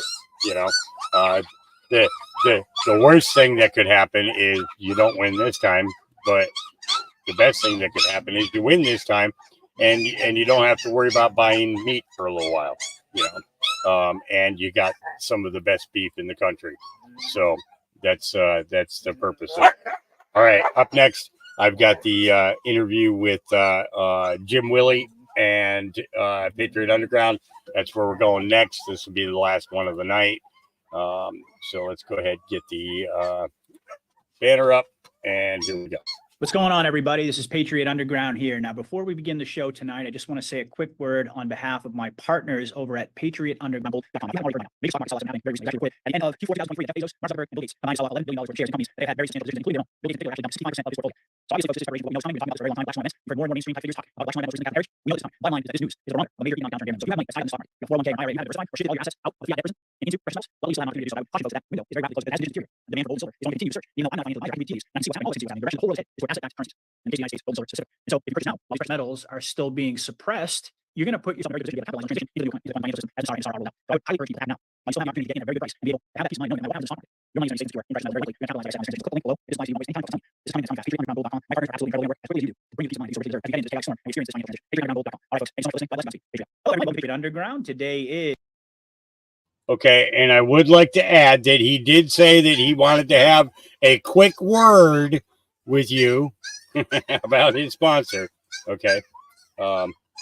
And it was, I don't promote any gold companies on the internet. Okay.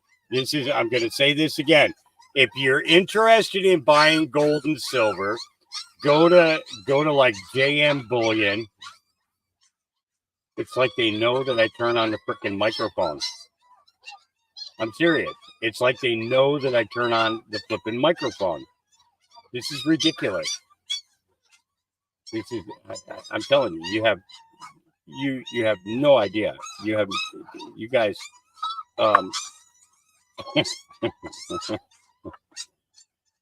this is one of those litters where I say to myself, okay, I'll sleep when I'm dead. Okay, because they go all night. Okay, but again, go to, if you want to look into gold, go to JM Bullion or SD Bullion. Okay, and that way then you have your physical gold or silver within 3 days in your possession.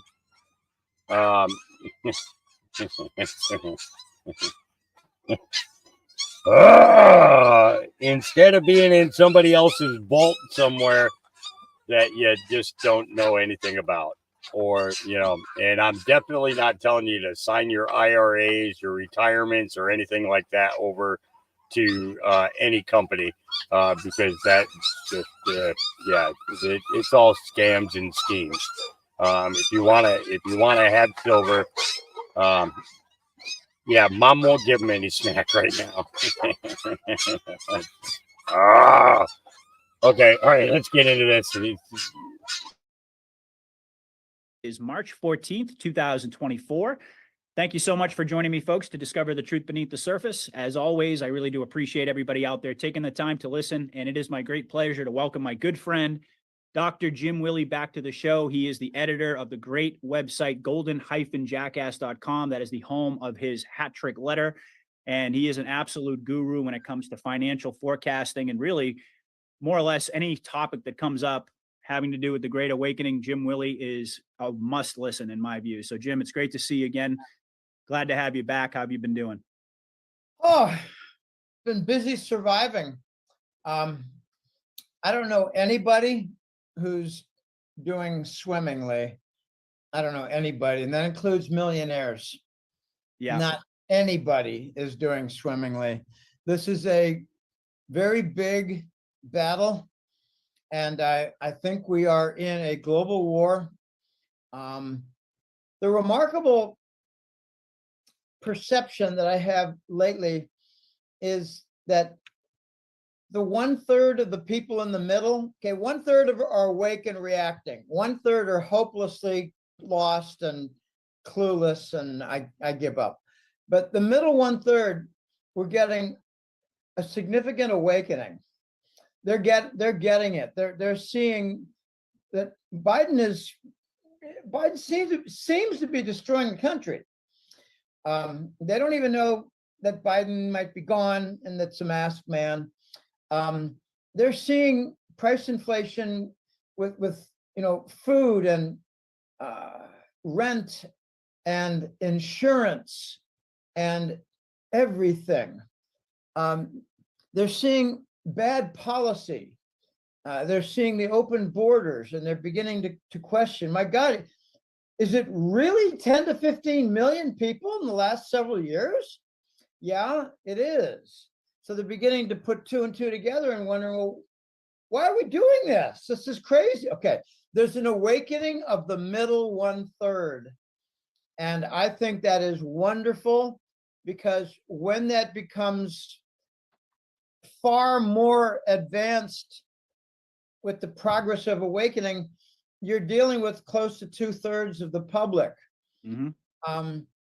We're always going to have 10% of the people who are just absolute morons. They're just have no idea. They don't even know, the capital of their state. They don't know much of anything. We're always going to have that level of moron in our society. This is an exciting time because it looks more and more like we're coming around the bend to the final stretch. And, the Kentucky Derby is coming up. I love the 3 races. Kentucky Derby, Preakness, followed by the Belmont Stakes. I've never been to one, but I have been to an Indianapolis 500. And I know this is not relevant to anything, but my brother went to a university in that general area. And he said, Jim, you got to come to an Indy 500. Bring a gal. So I did. I brought Barbara. And okay, here's what happened. This is really quick story. You got like 50 cars, and they have to start together, and someone has the pole position, which is the number 1 spot on the inside. So you got 50 cars, and there's not a lot of space between them. I mean, they don't have like 10 yards. They have like 10 feet. So by the time they go all the way around, they're ready for the beginning. And then they have the big, the flags. All right, that's the start. I was knocked back 3 feet by the 50 cars and the roar. Sound waves knocked me back 3 feet. They knocked everybody back 3 feet. I'll never forget it. It's the most impact I've ever had in my life. It's more than any windstorm that I had in Boston in my entire 20 years there. Okay, so we've got, back to our reality. I like to start off with the political side because, we just had, I think, 7 consecutive huge victories for Trump in the Republican races. And he's not going to start a GOP party. That was talk. We're seeing more resignations of rhinos, the Republicans in Congress. And I hear some people making the wrong conclusion. Oh, there we go. Another Republican is backing out. I don't care if he's a rhino. No. We do care he's a rhino because he votes with the Democrats. Then you had Nikki Haley back out. And this is straight from the Florida wingman military guy. He said there is enormous pressure being put on the entire Biden group. Okay, I call it the Biden show. It's like a television show. They just had a recent photo op of what was his name? Johnson, the Speaker of the House, coming out of the White House. Well, to the right was an adjoining gray building, 5 stories high. I don't know if you've ever been to the White House in Washington, D.C., but there's nothing for 300 yards for security reasons. Are you talking about the Eisenhower Executive Building was in the background there, right? I think I saw that shot, and there was like some. I don't know if that was that right? I think because that was outside the West Wing. That No, picture. that was outside the McPherson military base in Atlanta. The fake, So you're saying to a model of the West Wing? Is that what you're saying? the model of the White House. It's in outskirts of Atlanta. Are you Okay, referring to this the? is- Okay, all right. There is no building adjoining the White House that starts 10 paces from the gate. It is a gate that goes out like 50, 80 yards not 5. There's no building adjoining the White House. We saw a shot of the fake White House. Okay, this is getting out there. All right. The word that I'm hearing from the Florida wingman is that there's incredible pressure for Biden to step down. I don't mean step out of the November election presidential race. I mean resign from office before the end of the term, at the end of the year. There's incredible pressure for him to resign. And understood between me and my military guy is that Kamala Harris is not going to be considered suitable. So they're trying to force Biden to resign. And at the same time, Kamala Harris will not be eligible. And it's going to create a very big firestorm where the next in line is Speaker Johnson. Speaker Johnson, I think he's got one foot that's occasionally in the wrong pond, if you know what I'm saying. But he's got one foot that's firmly in the pure pond. And that makes him partly dirty and not very trustworthy. Okay.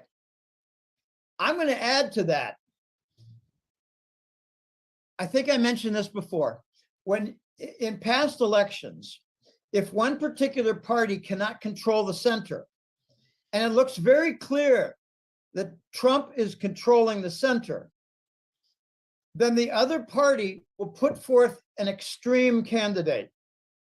And I don't know if I mentioned this error before, but in 1972, I was a senior in college, and I said that the senator from Minnesota was McGovern.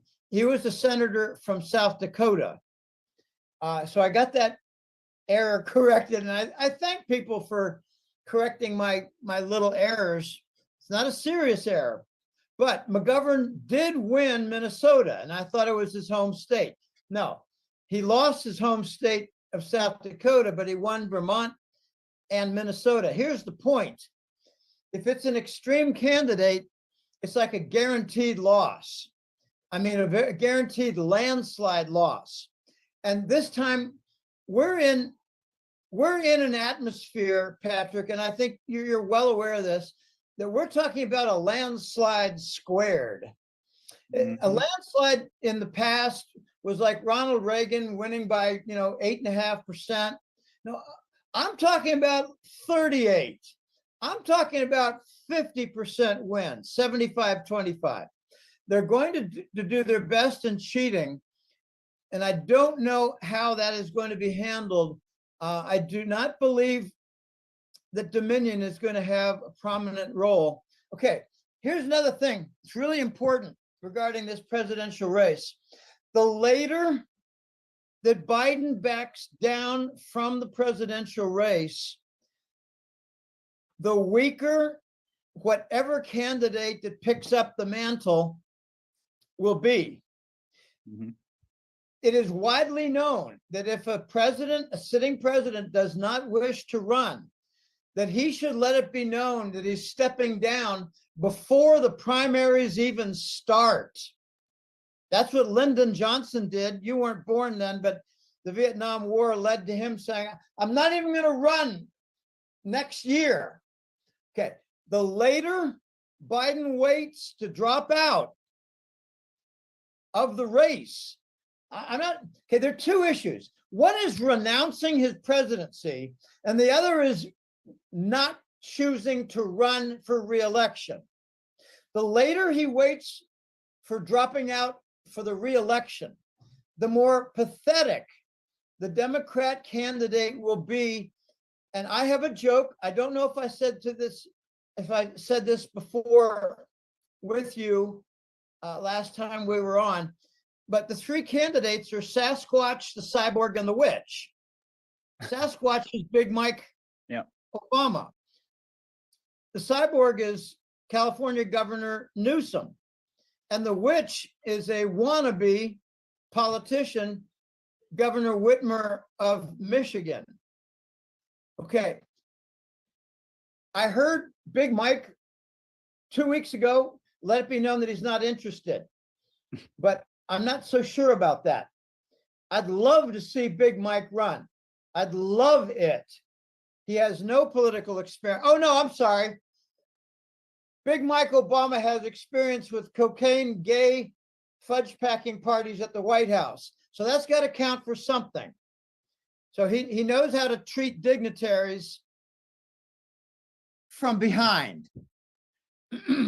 So wait a minute. Let me ask you, can I interject for just a second? So are we talking about a potential scenario here where Trump could actually run unopposed? You stole my punchline, but that's fine. Oh crap! I didn't mean to do that. No, that's fine. That's fine. Sorry. It makes even more impact. That's fine.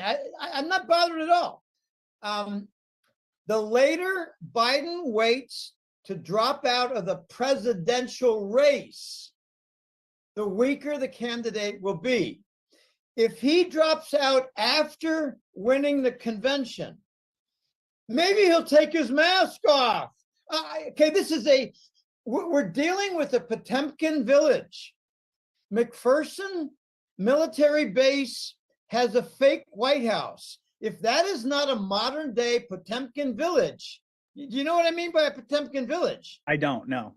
Okay, this was like, 200 years ago, the Tsar of Russia built a fake city. It was like a town. And all it was were the storefronts. And the enemy soldiers encountered left and right. Oh my gosh, we're being surrounded. There's a whole city here, or a whole town. And it was nothing more than facades. Okay, we've got it's a common term of a fake platform, a fake structure. Okay. The Biden show is Potemkin Village. Potemkin Okay, Village. they got Culver City in California with fake sets. Okay, we're having fake State of the Union addresses. We have fake people in the audience. Langley actually has an underground congressional chamber. This is an enormous chamber. This is Potemkin Village. Okay, imagine Biden wins by almost default because no one runs against him the nomination for the farce that is the Democrat race. He could come out and say, I'm not going to run. I'm going to turn all my delegates over to whatever. We don't know. This is how stupid it all is. And okay, this is not exactly a forecast. This is a conjecture. Biden will pass his delegates to Mr. or Mrs. X. And then the next day, Mr. or Mrs. X will say, I'm not interested. And that will be Trump unopposed. Okay. And so the theory behind that then would be, well, I get not the theory, but the tactic behind that, because it sounds to me like this is being engineered by the White Hats, right? To a degree, or do you think that it could be? Because they could be pressuring Biden to wait for the last. Okay, because I guess they could be waiting. They could be pressuring Biden. Wait a minute. They could be pressuring Biden to wait for the last minute to make it the worst possible moment in time. Which, of course, would benefit the White Hats and would benefit Trump, but then ultimately. Okay, go ahead. Let's take this the next step. Okay, as it is now, we've got no viable candidate if you exclude Biden, and I don't even regard him as viable. We have no viable candidate by the Democrats. There was talk about Nikki Haley moving over to the Democrat Party, but she's already proved that she can't win against Trump head against head. So why do you want to bring a loser over to lose for the Democrats? It's not going to be Robert Kennedy because he's not considered one of the boys. He wants to sue Big Pharma. That's a disqualifier right there. Okay. we don't have a viable candidate for the Democrats. Okay, I'm just gonna say this. We might possibly see the cyborg Governor Newsom of California jump at the chance, and he might blow it.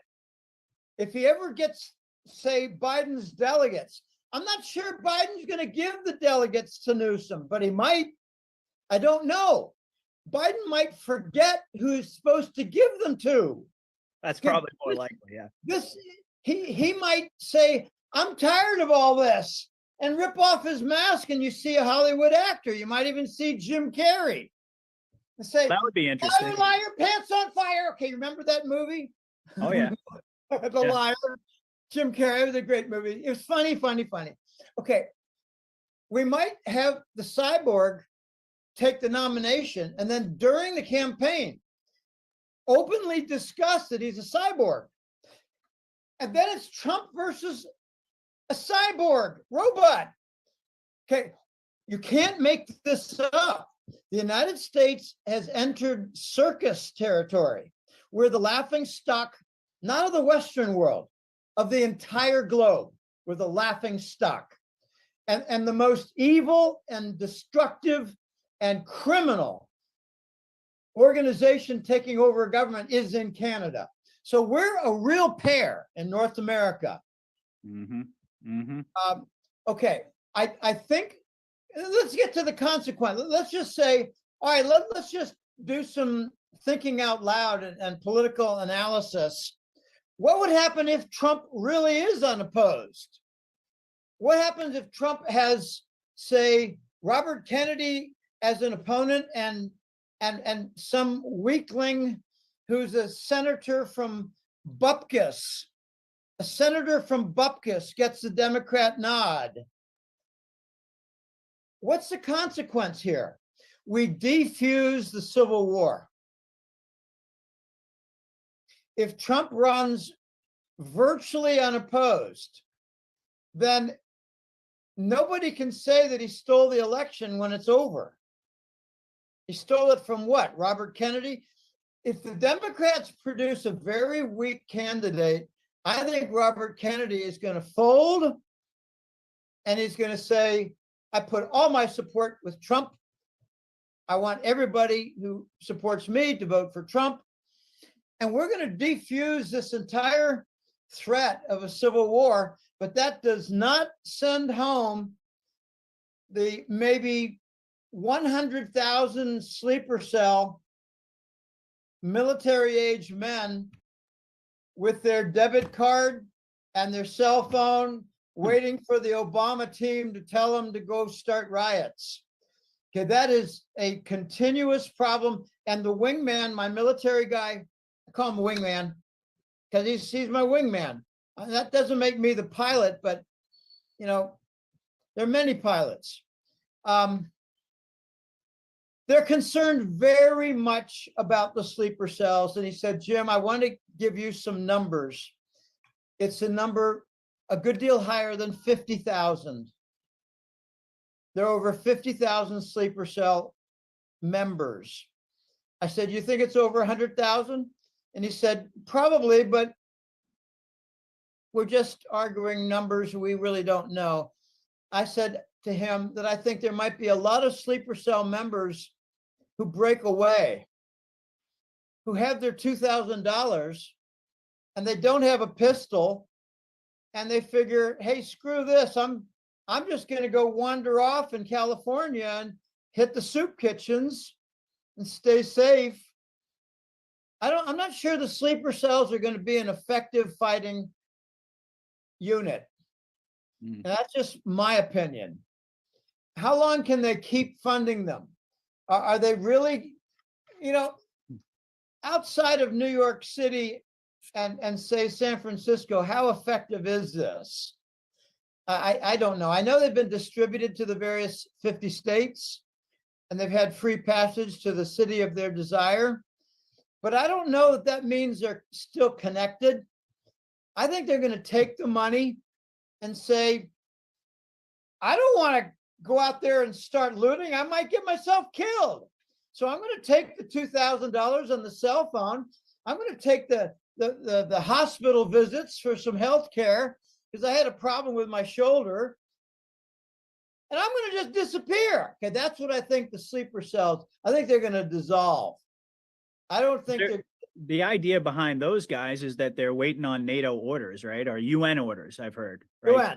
UN orders. Sorry, UN orders. So if they get the call, if they get the, the bat signal from the UN, however they choose to do that, you're saying that a lot of these people, you think are just going to go whichever way the wind is blowing? Is that kind of the way? Yeah, and they're going to be vagrants across the nation who have a $2,000 debit card.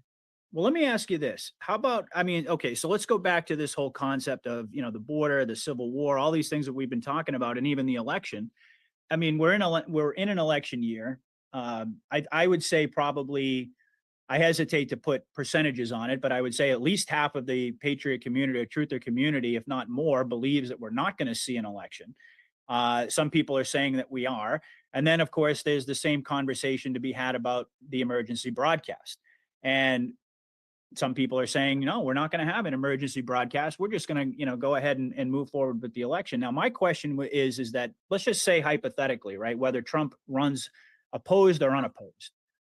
If we have, there's a couple of different things that could happen here. If we actually get to an election and we don't have an emergency broadcast, either we see another scenario where it gets stolen all over again, which I think would immediately trigger secession. I think that's probably the quickest path to a civil war, as far as I'm concerned, is another stolen election. But let's just say Trump wins, right? And he gets into office, and everybody's happy that he won. It raises a lot of questions about, okay, well, what about the 800,000 sealed indictments? How are you going to fix all of these massive problems that we have if the optics are business as usual, without some sort of Trump keeps talking about a pause, like we need to have a pause. We need, there's multiple different clips of him saying that. And I agree. We've got, like you said, the wheels are falling off. So it's not just simply a matter of getting Trump back into office.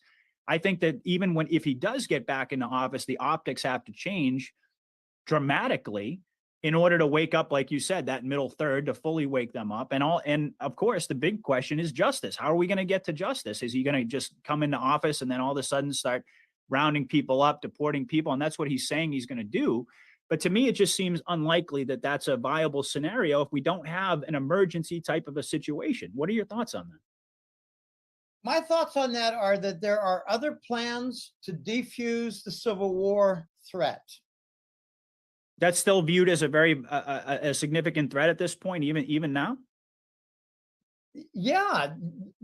I'm not sure what you're asking. The civil disorder. Well, I guess where I was going with that, and then I'll shut up. Disorder, not civil war, civil disorder. Like looting, burning, emptying out all the supermarkets so they shut down. Gotcha. Okay? All right. Yep. Okay, and burning, arson. Okay, that's what I call civil disorder. Okay, we need to diffuse that. Okay, I believe there are other plans that could work toward diffusing. Okay, I just mentioned one. They organize it in such a way.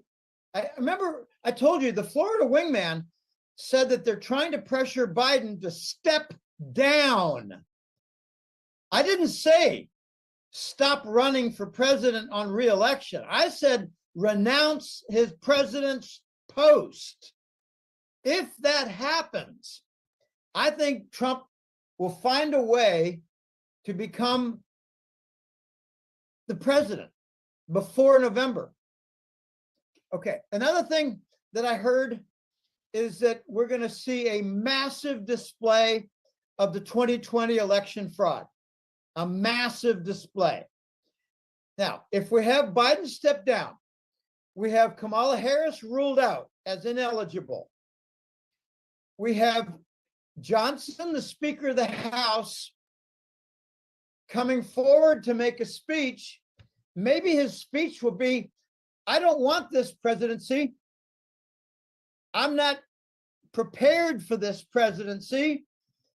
Let's have a forum to show the evidence of election fraud and have our commander-in-chief, Donald Trump, take the presidency. And now we have a pause. Okay. And if we show the election fraud in a vast display, I think that diffuses the civil disorder. If we have Biden step down from his president throne, his fascist throne, we're going to see a sequence of events that we cannot predict. It's going to go to Kamala Harris, and then it's going to grind in the gears. I keep wanting to say McCarthy with Johnson. Remember, Johnson was handpicked as Speaker of the House. Okay, why? How? Who? He was selected under some kind of an agreement that we're not privy to.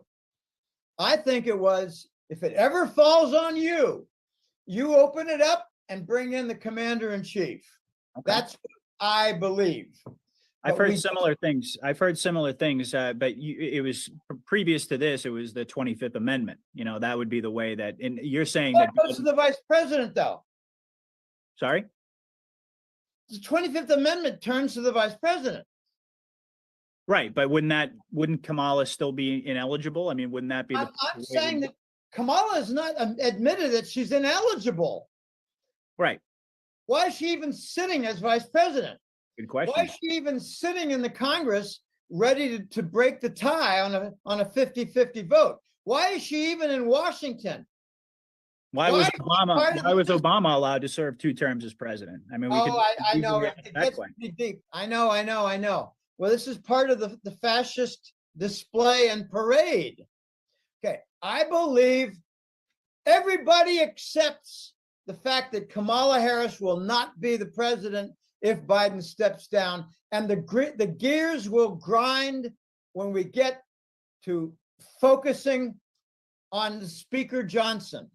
I believe Johnson made a deal, and that's why he's in that position. I think we're seeing a removal of rhinos right now in the Congress. We saw McConnell forced to, he did something very clever. The Republican majority leader from Kentucky, Mitch McConnell, he said, I'm not going to run next year for the same post. They wanted to impeach him. They wanted him out of the Senate, but he did something very clever so that he's staying till the end of the year. A very smooth move. And, we will never know what happened to his wife's sister. She was killed. McConnell's wife's sister. Yeah, Chow. Yeah, she was killed. I don't buy for a second that it was an accident. Okay, that was a message. Isn't it interesting that his sister-in-law is removed from among the living, and then he backs out of his position? But they've got some dirt on McConnell. I'd rather not talk about McConnell. He's a piece of shit. I think he's a traitor. No argument here. And dirt is going to come out in the next several months like you've never seen before. Okay, we are going to have the gates of hell opened, and all the dirt is going to come out for people to see. Not all, but a lot. Okay, the other thing that the wingman said is we're not going to get an emergency broadcast. It's just not going to happen. There is a sincere desire by whatever means to get Trump back in the White House as president. He's widely recognized to be the commander-in-chief. He holds the nuclear suitcase. He's riding Air Force One. Biden is not. Biden is a joke. And it's going to become more and more apparent. Okay, let's get off the political side. Can I just ask one more question on that? Go ahead. Okay, I just want to get your take on this. Who do you think is actually pulling fake Biden strings? Because I don't think, you think so? Yeah. Okay. In the United Nations, New York City. And the reason I question that, now I'm just going to say this and then we can move on. The reason I wonder about that, and I've talked about this recently, is because they're doing a really piss poor job of making him look competent. Everything that man has done from the moment he arrived he never actually, I would say that after a year and a half, he changed. to incredibly inept. Whereas in the first year and a half, he looked like he was really running a decent fascist show. Okay. Well, I mean, I just think that everything he does, all the gaffes, the falling off the bike, the tripping on the stairs. I cannot agree with you. Lately, I agree. The first year, no. He was a commander of the fascist train. I mean, we had the shutdown of the Colonial Pipeline. We had an immediate excuse for it. They had tapping of the Strategic Petroleum Reserve, directing it to China. He was a man in command. After a year and a half, it looked like the wheels started coming off the wagon. People were inconsistent, a lot of criticism, a lot of focus on his treason with documents and probably weapon systems sold to China. A lot of things have happened. And lately, we've had a remarkable, important event with JP Morgan being thrust into the spotlight for Data Core, the database for Chinese bribery and treason, and for JP Morgan in the focus for all the Epstein money management. And as a result, JP Morgan has flipped. Jamie Dimon has flipped, and he's looking pretty, I wouldn't say frail, but he's looking rather worn. He's looking older. I remember when in 2003, 4, when I started the newsletter. By the way, next month is the 20th anniversary of the newsletter. Wow, congratulations. When I started this, I remember Jamie Dimon. He was a spry looking, 50-something-year-old executive with experience. Well, isn't it interesting that with Data Core and the Epstein enterprises, Jamie Dimon could not say, I didn't know anything about that. No, not, sorry, doesn't work, doesn't wash. I think Obama, okay, here's another big important point. I don't want to forget this. Okay. Do you remember about a year ago, Susan Rice resigned? From what post? Yeah, I know. I don't know. I don't remember. Obama advisor on domestic affairs. Okay, I wouldn't have guessed that one. Newland was Obama's advisor on foreign affairs. That's how they divided it. Susan Rice exited, and at that point, it was about a year and a quarter ago, maybe a year and a half. At that point, it was late 2022, early 2023. I thought, Biden was getting his strings cut. The puppet strings. Now, just imagine a scenario where they interrupt the instructions from Obama to Biden. They interrupt it. We don't know exactly the chain of command there. We don't know. And they've had a long time to discover that connection, the puppet strings. Maybe they interrupted them. Maybe they replaced some of them to give Biden even more stupid instructions. Maybe they removed Biden, who was getting the instructions, the masked man Biden, the puppet Biden, who was getting the instructions from Obama, and they put in someone else who was not getting instructions from Obama. Maybe they have, for the last several months, someone who's taking instructions from the White Alliance to make things look as absurd as possible running up to the election. Okay, Well, that's my suspicion all along, is that it's actually the white hats that are doing the puppeteering, but I think not all along, not all. I divide the Biden show in half. Okay, by the end of 2022, things began to break, and you could say the wheels began to fall off the wagon, the fascist wagon of the Biden show. That's when Susan Rice backed out.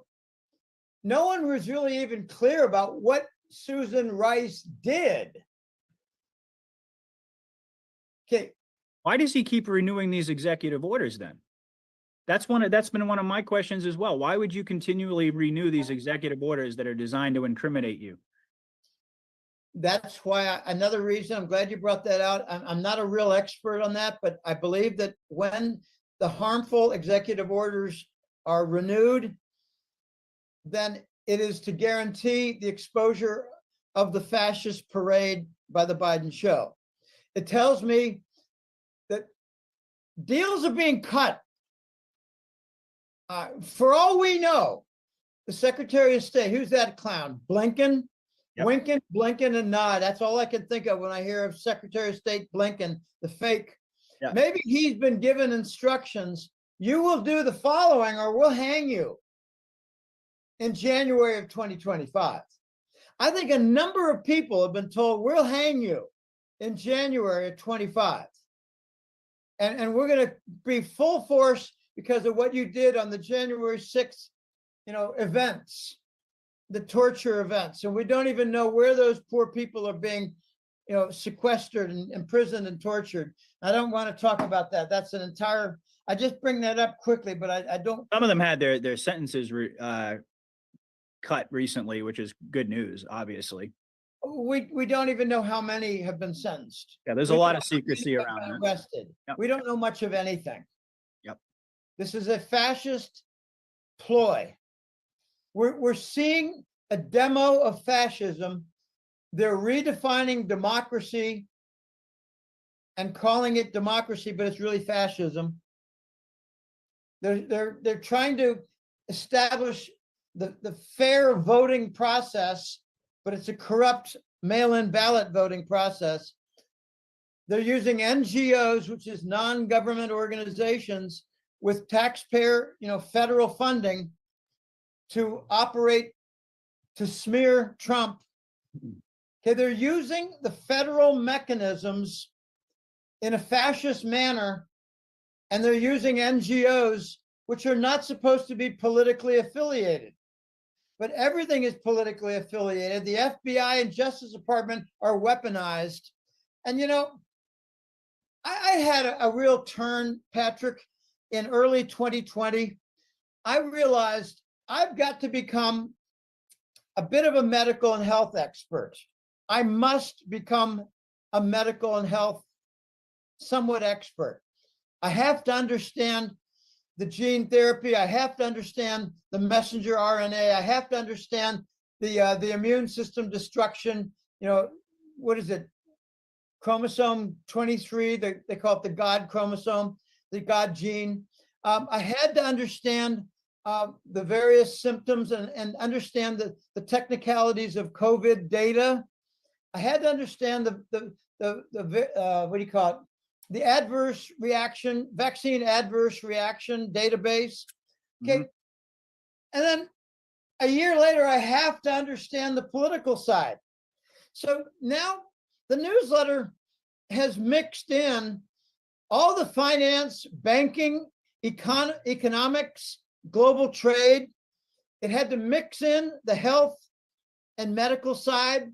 And I like to point out that the Rockefellers received $1.3 trillion from Medicare and Medicaid, and that's a very big reason to keep the government going. And the military contractors get $840 billion. So that's a really good reason to continue the government and pressure the government not to fold, not to shut down, and to continue. Okay, that's where you cross the line from politics into finance. Okay? And, that's medical crossing over also. Medicare, Medicaid, Rockefeller. Okay, I'm overwhelmed with the finance, economics, the health and medical, and now the politics. And I got to repeat, because this is really important. The Florida wingman confirmed that the Brunson case was ruled in favor of Brunson in October of 22. And it is a wild card that the White Alliance can play anytime they choose. And I surmised with the wingman that the White Alliance instructed the Supreme Court to support Biden regarding the open borders in Texas, even though they came up with an unconstitutional decision. The reason was to force, the dissension among states led by Texas. They wanted Texas to lead the way.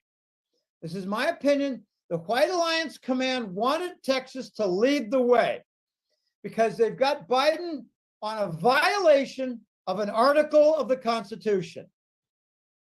And they got other states behind them. So it could be, let's just add to the pressure here, Patrick.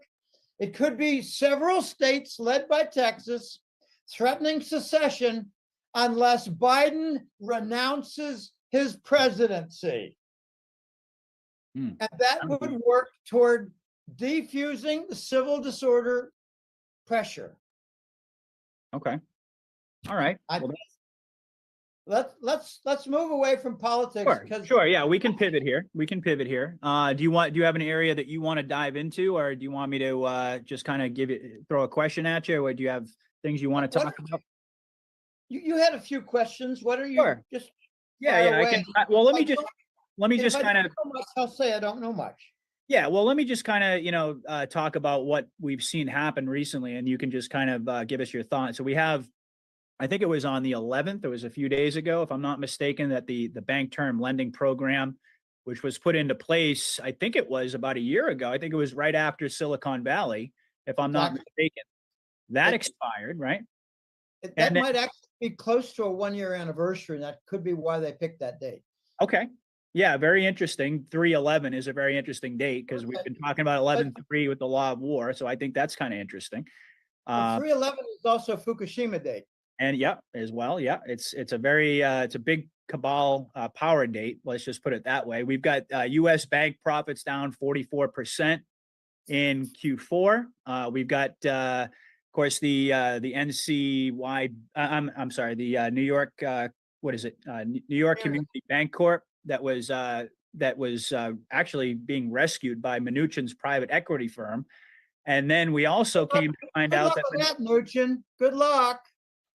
And he also now he's putting in a bid to buy TikTok, which I think is very interesting as well. I don't know if you've really looked into that, but that's a really interesting scenario. So there's that. There's also, we've got Jerome Powell saying we're going to get more banks failing, particularly the commercial real estate exposure.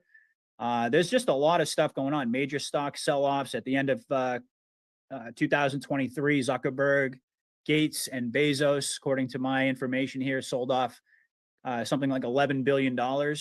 So we've got some very interesting developments, and I'm just curious. You and I have been talking for a long time now about the Treasury bond crisis, the debt crisis. Now it's every 4 months they're adding another $1 trillion to the debt. And I do recall from one of our previous conversations, you had said that the straw that could really break the camel's back, so to speak, is the payouts on these low maturity Treasury bond yields that go back to 2018. So I'm just curious if you have any updates on that, or if you can just kind of paint a picture for us about what you're seeing happening here, the most up-to-date Jim Willie financial analysis of where we're at. Because it seems to me, I mean, you talked about the wheels falling off. I mean, heck, they're falling off everywhere. They're falling off of planes now too. There's also the whole Boeing thing going on but that's a whole separate story. But it seems to me like we're kind of running out of real estate here. And I'm curious, how do you see this, all the things that we just talked about, these possibilities about how the election year could shape up? How do you see the financial situation coinciding with that? Well, let's get a couple of things on the table here. You mentioned let's just call them the elite devils. They sold $11 billion worth of stock. We're talking about Zuckerberg. We're talking about Facebook, Bezos of Amazon, Jamie Dimon of his own JP Morgan stock, but not much stock there. And there are a couple of others in there. Bill Gates of Microsoft. I cannot think of a better reason to argue the case that they're going to continue to prop up the stock market, because the elites want to dump their stocks. And 11 billion is a drop in the bucket. Oh, sure. In the grand scheme of things. Yeah, absolutely. Yeah, I agree. But did you hear that Zuckerberg, I mean, not Zuckerberg, but Gates, I heard Gates sold off something like 65% of his holdings. I don't know if that's accurate, but I heard. I'm not focused so much on Gates, because the guy ordering the Gates stock sales is version 3. Yeah, I don't think they're all the real person. I should probably stipulate that. There's another version that was at the Indian Wells tennis the last 2 days, tennis in California. We've got version 3 or version 4 of Gates. I'm not focused on Gates much. I'm focused on Bezos and Zuckerberg. They're big. They're big sellers. Notice that Elon Musk did not sell. And if he did, I didn't hear about it. Yeah, I didn't. Okay, I repeat the point. I can't think of a better argument to make for expecting that the stock market is going to remain propped up because the elites are selling. They're not going to permit a big decline of 20-30% in the stock market and continue to be selling. They're going to keep it propped up and they're going to sell to fools. Okay? Fools are buying. There's always a fool around the corner willing to buy the stupid argument that is put forth. There's a fool born every minute. Okay. Regarding the Bank Term Funding Program, I've been calling this the vestibule, the waiting room for bankruptcy. Okay, let's make a favorable scenario. Not so much a scenario, but a favorable description of what that's all about. Okay. The federal government, the Department of Treasury, instituted this Bank Term Funding Program, and they were giving loans against full value, book value, not considering losses from the market decline.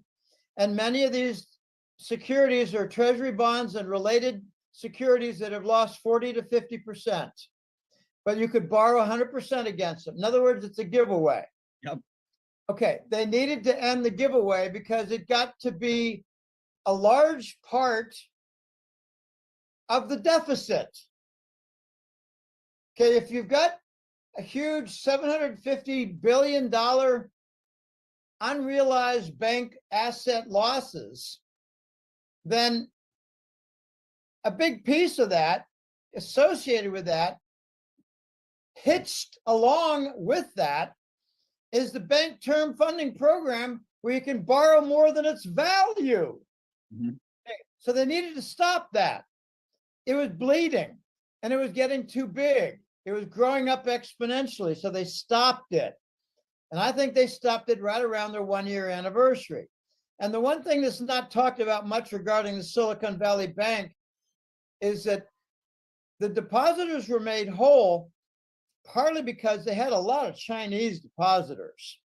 That was a very popular bank for the Chinese living in California, operating, say, in important positions in technology firms. And I'd like to leave that alone, partly because I don't know much more than that. Okay, now let's look at the negative side, the negative perspective of shutting down the Bank Term Funding Program. It could be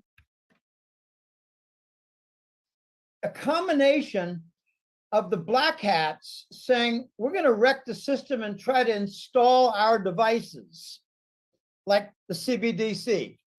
But it could also be the white hats saying, we're going to scuttle the system so that we can force Biden to step down. Okay. If we've got a bank crisis and it is combined with a treasury bond crisis, that could be enough to force Biden to step down. I don't mean not run for the presidency the next second term. I mean step down as president. Like I screwed up. I'm gonna leave you the mess, and I'm gonna leave my mask and all. I'd love to see that speech. He's getting weaker and weaker in his speech making rather. Okay, back to continue on the bad scenario. We could be seeing the scuttling of the bank system and blaming it on the commercial real estate side as a battle between the black hats and the white hats to take control. Scuttle the system, and now you got a contest. who is going to take control of the banking system. And you'll know that it is the white hats. I'm not going to say if, I'm going to say when, because I think we've already got control. Given the JP Morgan card, we'll know that the white hats are in control when they say that all of the depositors are going to be made whole. And then you're going to have a big debate. Wait a minute. You could be talking about $3 trillion worth of FDIC backup. That's exactly what I'm saying. What's another 3 trillion on 34? 37. Who gives a shit? It's all broken. We got to make the citizens whole, including my incredibly moronic brother, who's got large accounts in Chase, Citi, and Bank of America. Ooh. Like the three worst choices. It's impossible to justify his stupidity. He never watches my podcasts, and he never has read my newsletter. I gave him a free subscription, and he never read a single one. Okay, he's not a student of finance or economics or politics, in my opinion, even though Phi Beta Kappa. Can I ask you this? Can I Go make ahead. a interject More really about the quickly? banks. Yeah. Yeah, well, I'll let you get right back to it. But, since you talked about, we've been talking about this possibility that fake Biden is going to just step down on his own. Right. And we've kind of joked about, sort of the Scooby-Doo ending where, he pulls off the mask or somebody pulls off the mask, which would be, fantastic. But I guess my question is that if we do see Biden step down, let's just hypothetical here. Let's just say you're right. And Biden at some point, because of the political situation, like we've been talking about tonight, whether it's, having to do with the border, having to do with, the financial crisis, for whatever reason, decides he's going to step down. Secession. Okay. So if that happens, who does Jim Willey interpret that as giving the order for Biden to step down? Because clearly he wouldn't be making that decision on his own. I don't think it's the Democrats and the Democrat National Committee. I don't think they're the ones making that kind of decision. I don't either, but I'm curious more in terms of black. Well, that leaves the other side, the White Alliance Command. And that's what they're calling it, the White Alliance Command. And they've got a White Alliance military too, by the way, with about 22 nations participating. And that's where a lot of the confiscations have come. I haven't mentioned this, but this pertains to the banking. I've been told that it's a few $100 trillion that has been confiscated from the elites and the trillionaires. Okay, we're talking very, very big money here. Was that in relation to that rather cryptic email you sent me today about the what is it? Oh God. Yamashita Gold. Yamashita Gold, the Golden Lily Trust, the Black Eagle Trust. Did you want to talk about that, or can you talk about that? I can mention it. We can get to that. Okay. All right. Sorry, I don't mean to derail you. I just we can get to that in a little while here, because there's still some ground to cover here. Yep. The big banks are all insolvent, and they have been for, I believe, 2 years. Now, a lot of people don't even know what that means. It's just throwing a word around. But when I throw a word around, I follow it up by defining it and telling the consequences. If you've got a big bank that's insolvent, then they're not in a position to lend that additional big loan. If someone makes an application for a $20 million loan to establish a product line, forget about it. They're not going to get it. If someone is looking to do a rollover of a $22 million commercial real estate mortgage, it's not going to happen. So the insolvent big bank is lost as a lending institution for the economy. If we've got a lot of banks that are insolvent, we've got a depression that's getting worse. And I don't mince words. We're not in a recession. We're in a depression. We got, I just like to say this in a repeated fashion. If you heard it 20 times from me before, then now it's 21. We say the price inflation is 4% or 5%. It's 7% higher. We say the economy is at a stall. Let's just say 0. That means it's minus 7%. You go to the shadow government statistics and you look at the pre-Clinton CPI, compare it to the current, and it's always 6 to 7 or 8% differential. We're lying about economic growth by about 7%. We're in a 7% depression with inflation, otherwise known as an inflationary depression. That is what happens when you're approaching a bond default. And we've got $8 trillion in long maturity bonds that are maturing this year that need to be refunded. 8 trillion, like consider them to be like 7-10 year or more. And we got another 2 trillion of short term, like 1 year, 2 year, 6 months, 3 months. I mean, if it was 3 months ago, they issued a treasury bill, then okay, it's time again to refund it. I don't mean like refund like you take a shirt back and you get your money. No. This is a maturing bond. Like when I was a kid, we had U.S. savings bonds.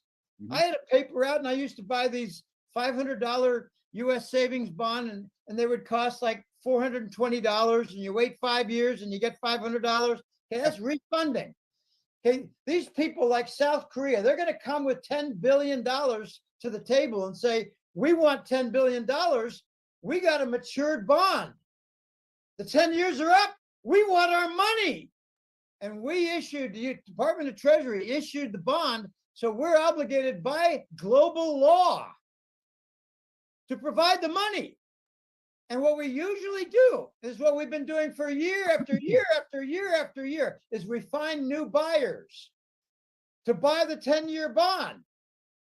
And that money goes to Korea to pay them off. And we don't have that anymore. But there has been an interesting sequence of events in the last few weeks, just the last few weeks.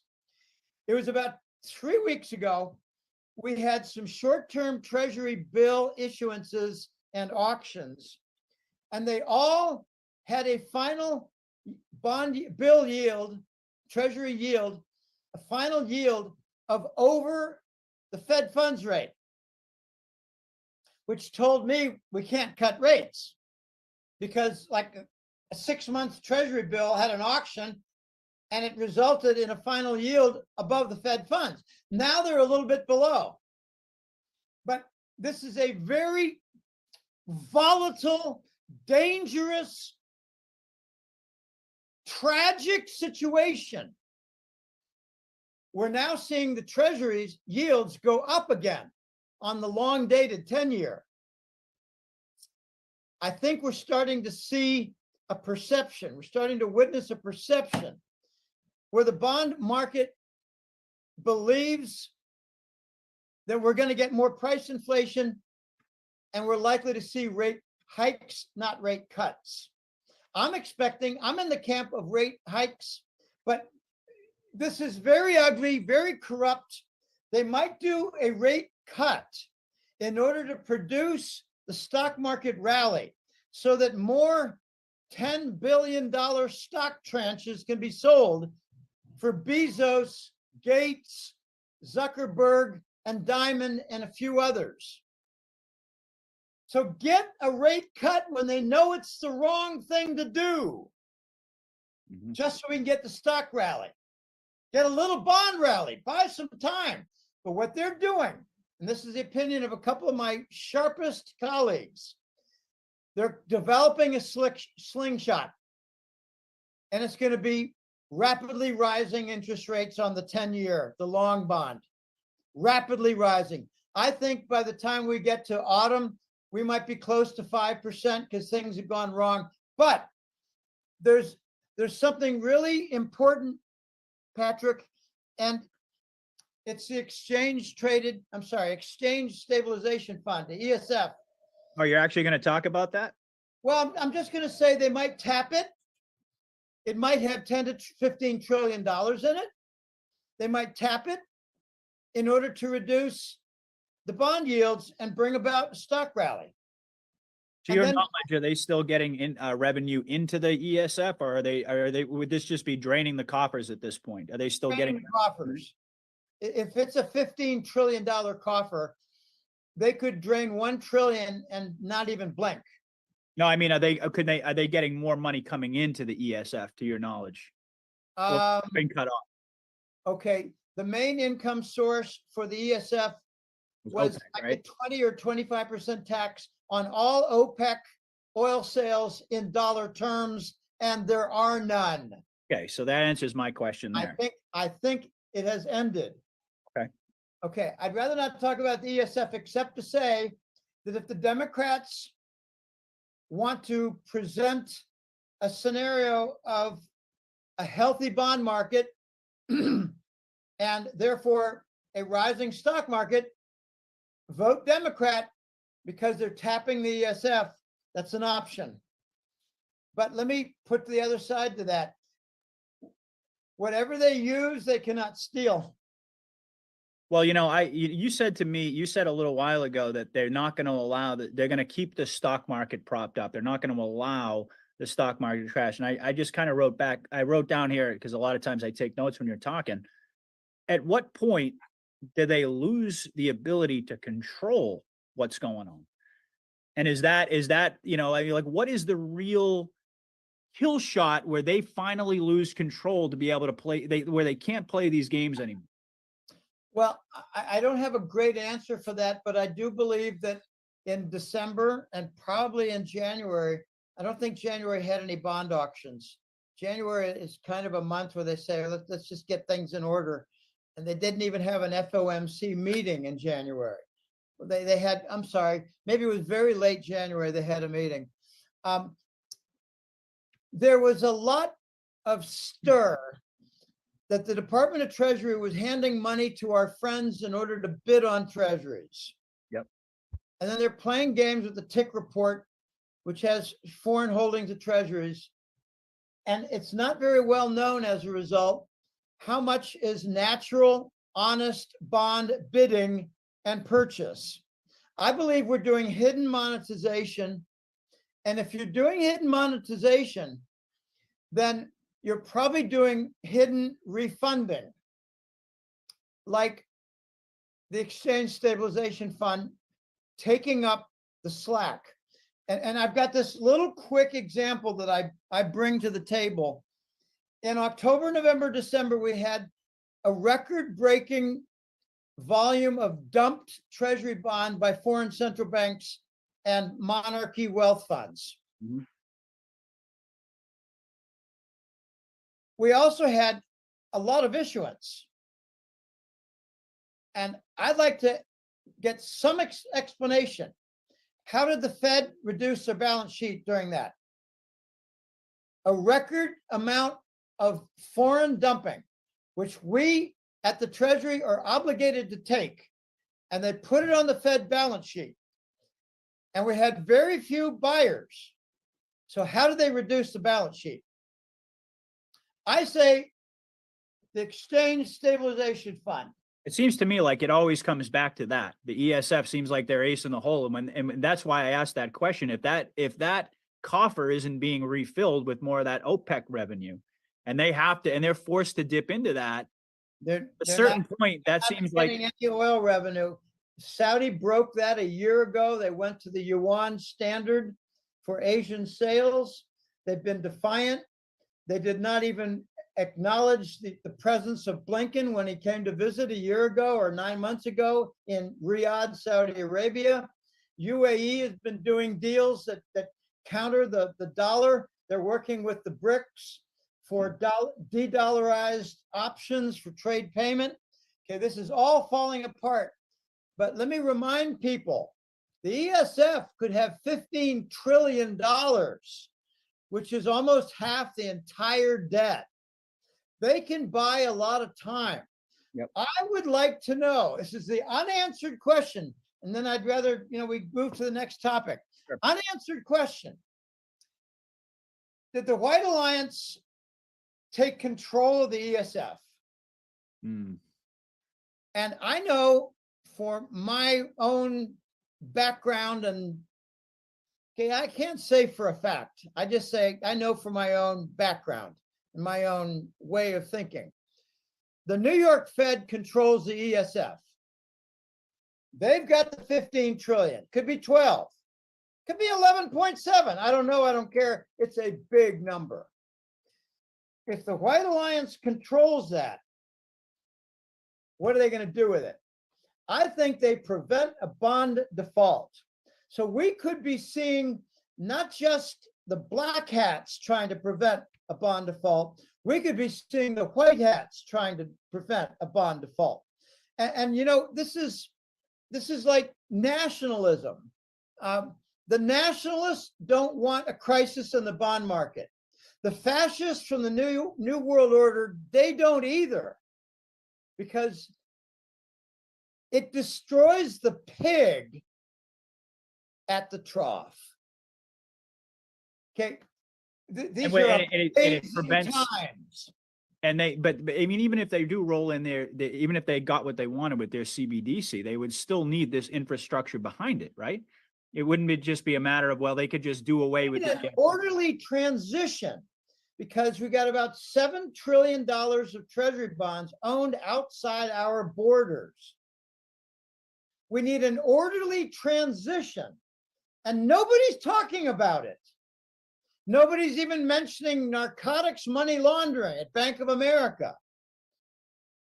No one's talking about a bond default. I'm saying that by summertime, we're going to have a buzz, a discussion, a debate. Are we or are we not facing a bond default? No, we're not in this. No. And others, yeah, we are. Obviously, we are. We're going up $1 trillion every 100 days. We got a Ponzi. I just heard a report that said 20-something years ago, the military and the Congress got together and said, don't worry about deficits. Just let it go. We're going to default. Really? It's a lock. We're going to default. In fact, what is a technical default?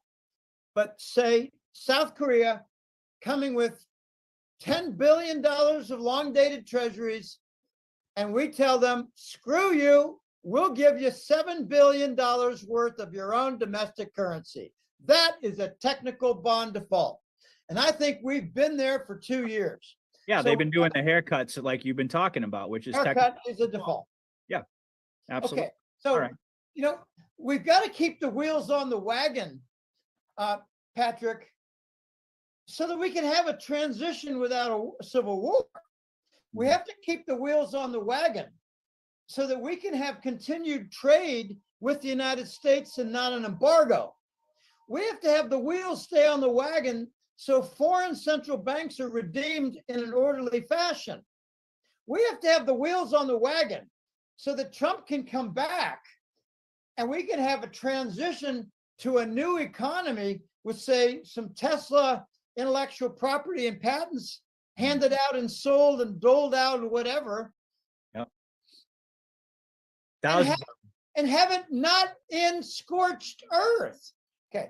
Sense. Both sides have a motive to keep the system running. The black hats want the government to continue because the Rockefellers have 1.3 trillion with Medicare and Medicaid. The black hats want the government to continue because the military contractors have $840 billion in a budget. You think they're going to want to forego $70 billion a month? You think they're going to want to forego over $2 billion a day? No, we need to keep the wheels on the wagon. And that's, I think, part of the motivation with the white hats, the White Alliance Command. I think they've been taking control of one Biden official after the other. I think Austin is long gone at defense. I think Blinken has been controlled he had to let Newland go. Well, you don't let Newland go when she's really running the show, unless you have Blinken also under control, because he's the puppet. Agreed. Then you got others. You get some real scum like, what is it, Garland at Merrick Garland, yeah, DOJ.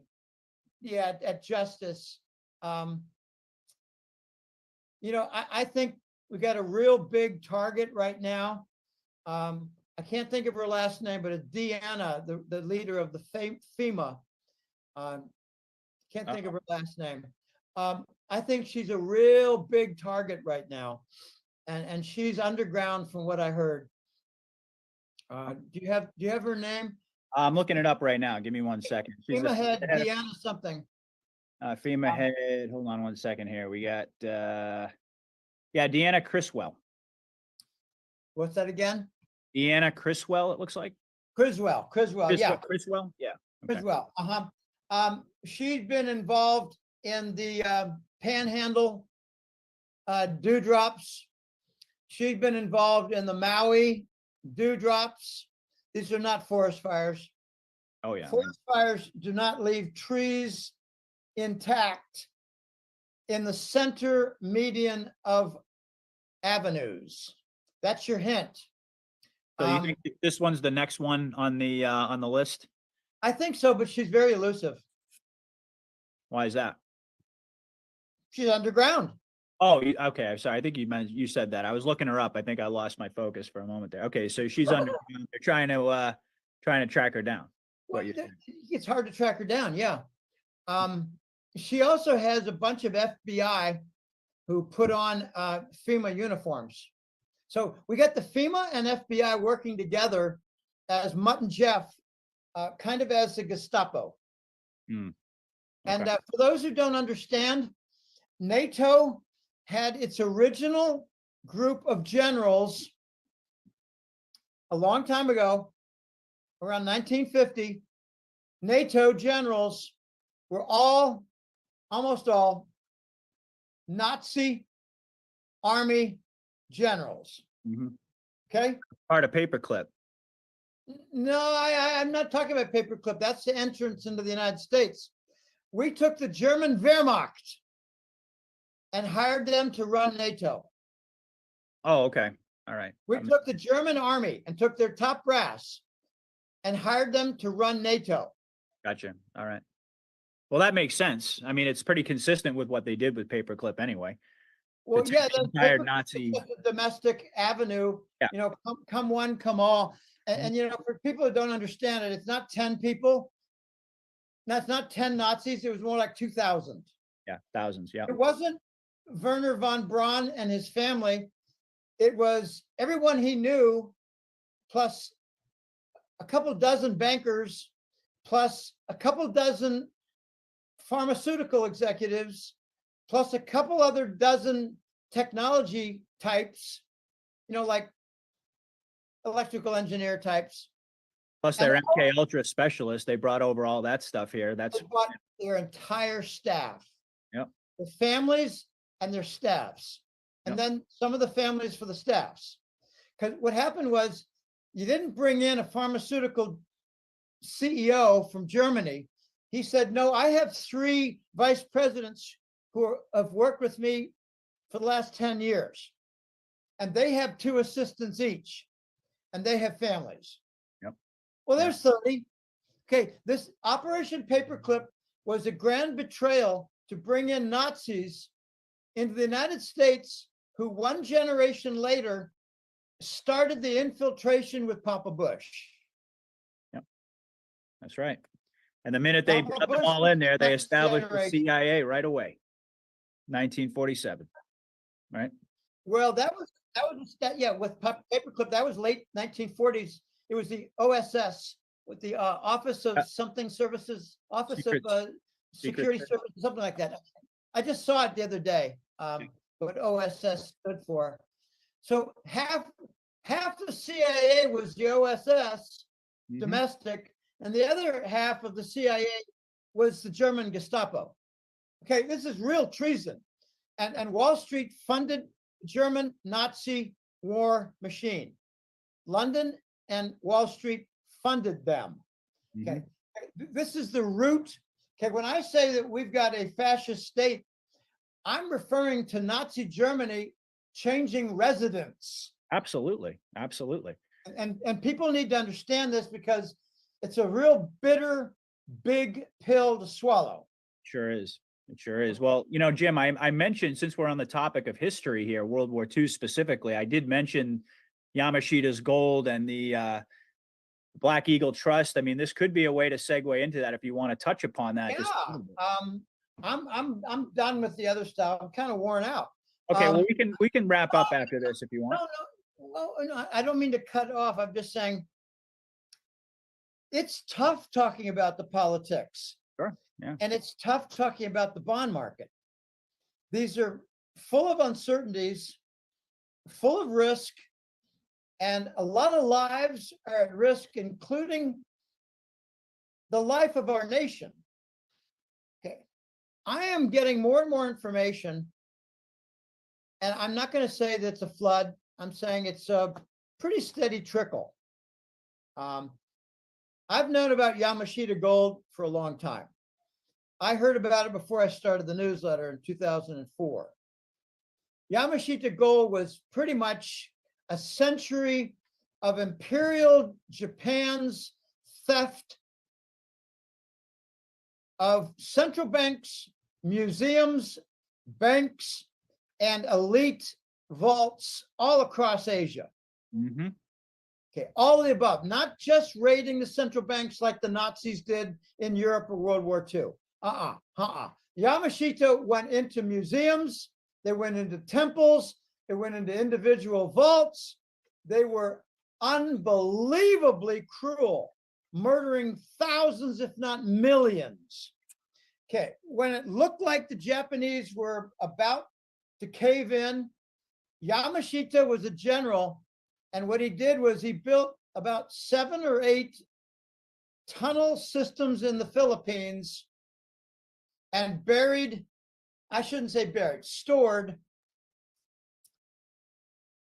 a boatload of gold. I'm told it was 115,000 tons. Okay, remember, Fort Knox was 8,500. So what he buried, if it was 120,000, that's like 14 Fort Knoxes. Okay, it was so much gold that they had to put it in 7 or 8 locations. And Yamashita was so cruel that he murdered all the people who constructed the vaults. He murdered them all, killed the engineers. When the United States took control of the Pacific, they overran the Philippines and they made deals with Marcos. And there's a very interesting fact that I'm really not a big expert in this, but I get bits and pieces, so I do the best I can. Marcos was given a role.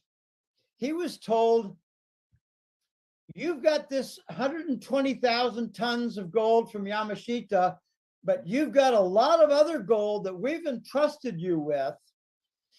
And I've been told it's 1.3 million tons. Whoa.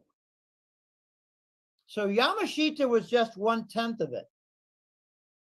Wow. There is a lot of gold out there, and it's interesting that it's in the Pacific Rim. They've got, okay, just think of the Pacific Rim is like being 100 times larger than the Caribbean. We like the Caribbean because you got a few islands. Well, the globalists like the Pacific Rims because they got 5,000 islands.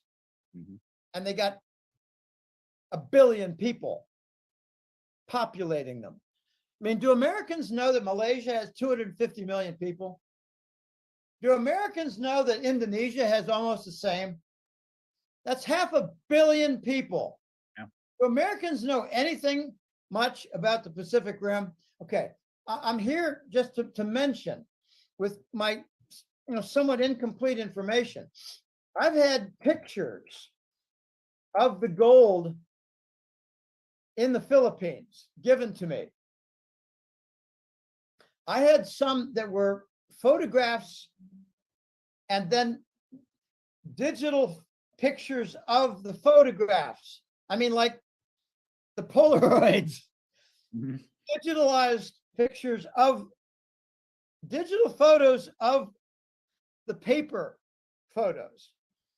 And there's a lady, and I cannot think of her nickname, but it's sort of like not grandma.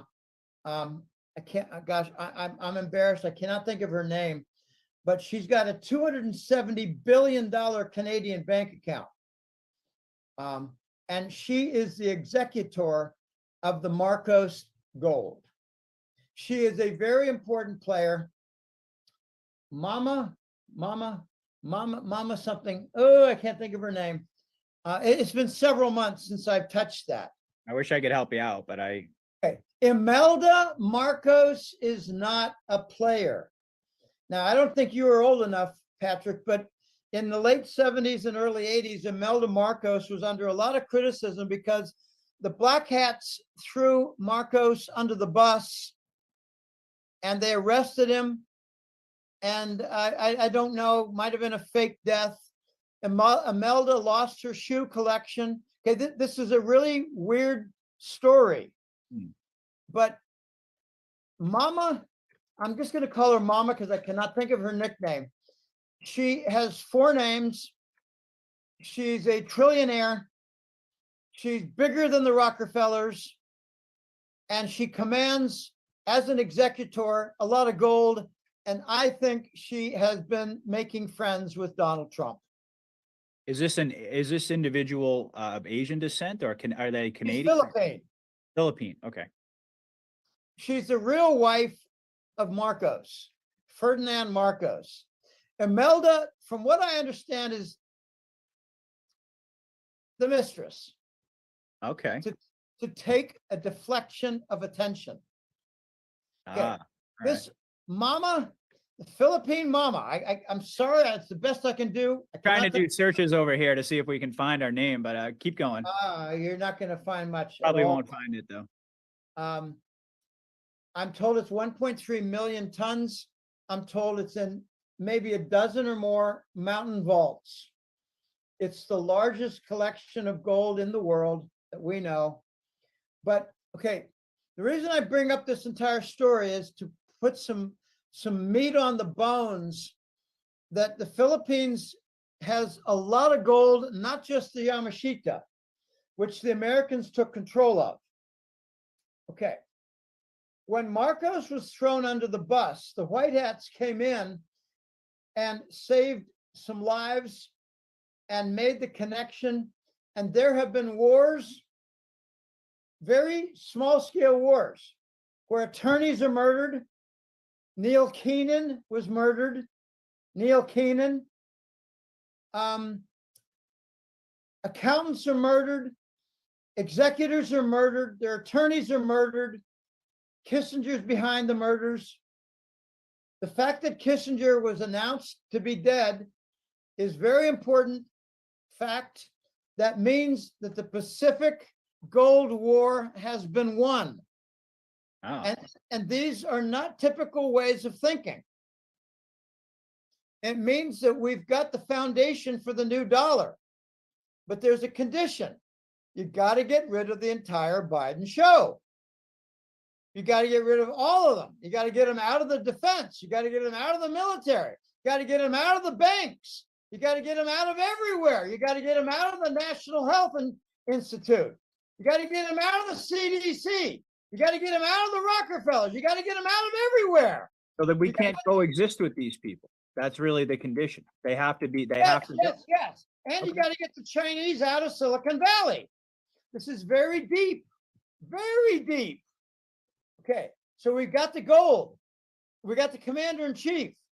What we don't have is a path and a clear room for him to occupy. It's still full of corrupt scum. And they're all fascists and they're all killers and they're all criminals. And they're getting rid of them one by one. I think I mentioned this last time, but they're operating on a one-by-one basis to remove the corrupt generals who are in charge as commanders on U.S. military bases on U.S. soil. And it's another reason to make it a slow process. We don't have the majority of the U.S. bases cleaned up yet. And we're not going to do anything toward forcing Biden out until we have the majority of the U.S. location bases and their commanders replaced, get the Biden loyalists out, and get the constitutional generals in.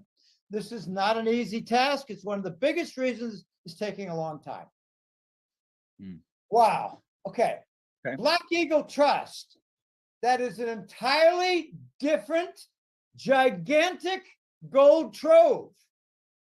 I do not know its volume. The Golden Lily Fund was something that the U.S. military built up. I think it's separate from the Yamashita, but I'm not certain about that. The Golden Lily Fund was consider it.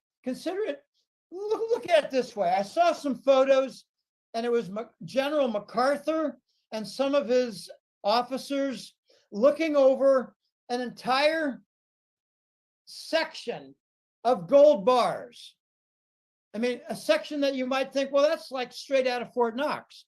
Okay, these were like Japanese hidey holes that had, say, 50 tons of gold. There were lots and lots of them. Okay, remember we were doing the island hopping to get closer and closer to Tokyo, launching raids. Every island had gold on them. And there were hundreds of them that we captured. Okay, that is the basis, I believe, of the Black Eagle gold. And you know, I really am not interested for people to tell me that I'm full of shit when they don't know anything. And there are others, another side of well-meaning people who say, Jim, let me help fill in the blanks for some of the names. Like someone's going to write to me and say, Jim, the name of it was Mommy Whatever for the wife of Marcos, and she's still alive. They've been protecting her, and she's in her 70s or late 70s now. Okay, so Black Eagle Gold was a gigantic gold fund. I'm not certain it was Japanese. I think it was Pacific Rim. It was a lot of different gold that was captured. I mean, when we took over an island like say Christmas Island or Midway or whatever islands, it wasn't really important that they were, well, it was important for the military sense that they were Japanese or not. But if they found a lot of gold, they put it in to the Black Eagle Trust or something like that, the Golden Lily. I've been hearing about Golden Lily for 30 years. I've been hearing about Yamashita over 20 years. I've been hearing about Black Eagle Trust in the same breath as Neil Keenan, who was murdered and replaced by a lookalike to try to falsify documents and steal trillions. Okay, in a recent article that I read, they mentioned that it was well over $100 trillion worth of gold in these big troves. Well over 100 trillion. Fort Knox was not quite 1 trillion. Okay, we're talking about a lot of gold. And what I'm hearing is that the gold is going to be made available for a global, monetary, strong, legitimate foundation on condition that the Five Eyes all renounce. England, let's call it United Kingdom, Canada, United States, Australia, and New Zealand. They all have to renounce. They have to get off their horses. They need to step down from their posts, maybe even have like new constitutional congresses to figure out how they're going to proceed. The British royals have been tarnished badly. They killed off the fake King Charles. That was to facilitate the passage of I call it the 15 trillion of the British royal funds. Okay, the Queen is dead. Prince Philip, what's his name? Prince Charles is dead. So they brought on a new Prince Charles, made him king, and now he's dead. I mean, this is ridiculous. They're killing off the guy who facilitated the movement of somewhere like 15, maybe $20 trillion of British royal money. What are the British assets? Half of London. My aunt was British. And she explained to me how it worked. You buy a property, you got a 40-year lease. When the 40 years are up, you own nothing. All goes So back. what you do is you got 5 years left, you sell the lease, and somebody starts another 40-year lease. So the royals get to sell the same property over and over and over again. Millions, billions, office buildings. So that's what they wanted the fake Prince Charles, elevated as King Charles, to do. That was his job. And he was told, if you don't do it, we're going to murder you. And your reward, if you do it right, is we're going to have a fake death. Okay. People who don't understand fake killings, you're the dumbest in the room. Can I ask you a question since we're on the UK, and then we can sort of, maybe start to wind it down a little bit since this was big news. What was your reaction to the public announcement of Jacob Rothschild? Simple. Kissinger died 2 years ago, and they announced it as a few months ago. How many times is Jacob Rothschild going to die? That was my reaction. Well, he really died back in 2017 was my best information. But I'm curious though, in terms of reading the chessboard, so to speak, the significance of it. They're announcing it. Let's make this two sides. Okay. One is, did they actually die a while ago? I think, yeah. Okay. So now the tougher question. Why do they announce their death now? Because they lost. We won. And the next domino to fall will be Biden renouncing president. I don't know when it's going to happen. I hope it's at the convention with the biggest audience and the biggest negative impact for the cabal. I don't want him to renounce tomorrow. I want him to wait more, and make it absolutely impossible for the Democrats to produce a viable candidate. This is very complex and very ugly. Okay, I heard Jacob Rothschild died several years ago. I heard that there was a helicopter incident in England. And I don't know if you heard this, Patrick, but it was a few months later that word got out that the private plane that crashed into the helicopter did it intentionally, and the pilot had terminal cancer, and he was performing an act toward humanitarian purposes. Really? So it was a suicide mission? I hadn't heard about that. And that meant that it had to be well coordinated. He had to get intel of who was on that helicopter. I'm not talking about a small helicopter. I'm talking about a helicopter that can hold like 6 or 8 people. Like Marine One, that's for the White House. Marine One is the helicopter. Air Force One is for the president. Air Force Two is for the vice president. Biden is not riding Air Force One. Nobody's riding Air Force Two. This is really complex. Okay, so I did not know that Kissinger died 2 years ago. I got that from a good source. He said, Jim, I'm all over this. I said, well, under what circumstances did he die? And all he could say was, he was getting up there. He was in his mid-90s. So it might have been a heart attack, might have been a stroke, who knows? I mean, when you get over 90, you don't say, what was the cause of death? You say, well, it was old age. I mean, my father died at 101.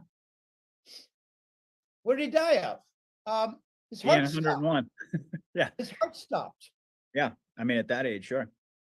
Yeah. And when did he die? I don't know. We think about 3 in the morning.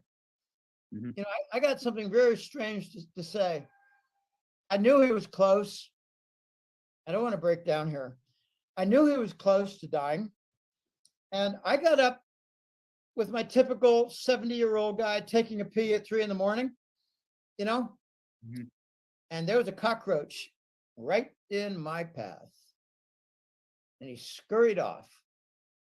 And I thought, Dad just died. Okay. When elite figures, when globalist figures die, they never tell us plebeians unless it's to their advantage. Or we're told for the exact 180 opposite, we won. And given the wind down of Ukraine, given the insolvency and brokenness of the banks and the Treasury bond, given the incoherence of Biden, given the lack of candidates for the Democrats, given the exposure of Credit Suisse, given the breakdown of money laundering, given the extreme examples of dewdrops in Maui, Acapulco, and the Panhandle of Texas, I say we won and we forced them. We also have a voluntary suicide of a French Rothschild last year, and a deal struck. And I don't believe the White Alliance is going to honor the deal. And now we've got these strange reports that every American is going to have a very large sum of money as a bank account as part of GESARA. Let me put some numbers on this. I heard $500,000 per adult citizen. If there are 200 million adult citizens, that's $100 trillion. Now, I worked that out. I'm prepared on that recital. That seems a bit high. $100 trillion is well over 100,000. I'm sorry. It's well over, oh gosh, $1 trillion is a little over 10,000 tons. So 100 trillion is 100 times that. 10,000 tons, 10 million tons. Okay, that's a lot of gold. I don't think we're going to be seeing $500,000, you and me. Okay, I'm just working the napkin math here. Will the United States be granted $100 trillion for the reset at a citizen level? I don't think so. I'd be really happy with 200,000. What I've been hearing is we're going to get a rebate on income tax. And okay, here's where it gets more interesting and intriguing. If it's a rebate of income tax, it'll come from the Vatican and not from the Yamashita and not from the Marcos Philippine and not from the Black Eagle Trust.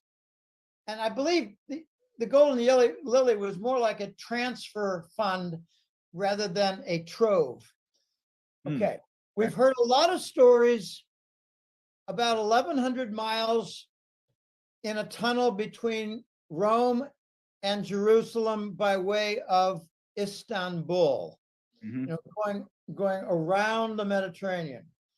We've heard a lot of stories that it's chest high, you know, 5 feet high, 6 feet deep, and 100 miles of gold. Okay, maybe that is going to be monetized to put close to $500,000 per American citizen, adult, not child, adult, because only the adults have lived a portion or a full lifetime of tax fraud. Wouldn't it be tiered too for the folks who are older who have been paying into the system for longer? Wouldn't they get more or no? I don't know. That I've had that same question.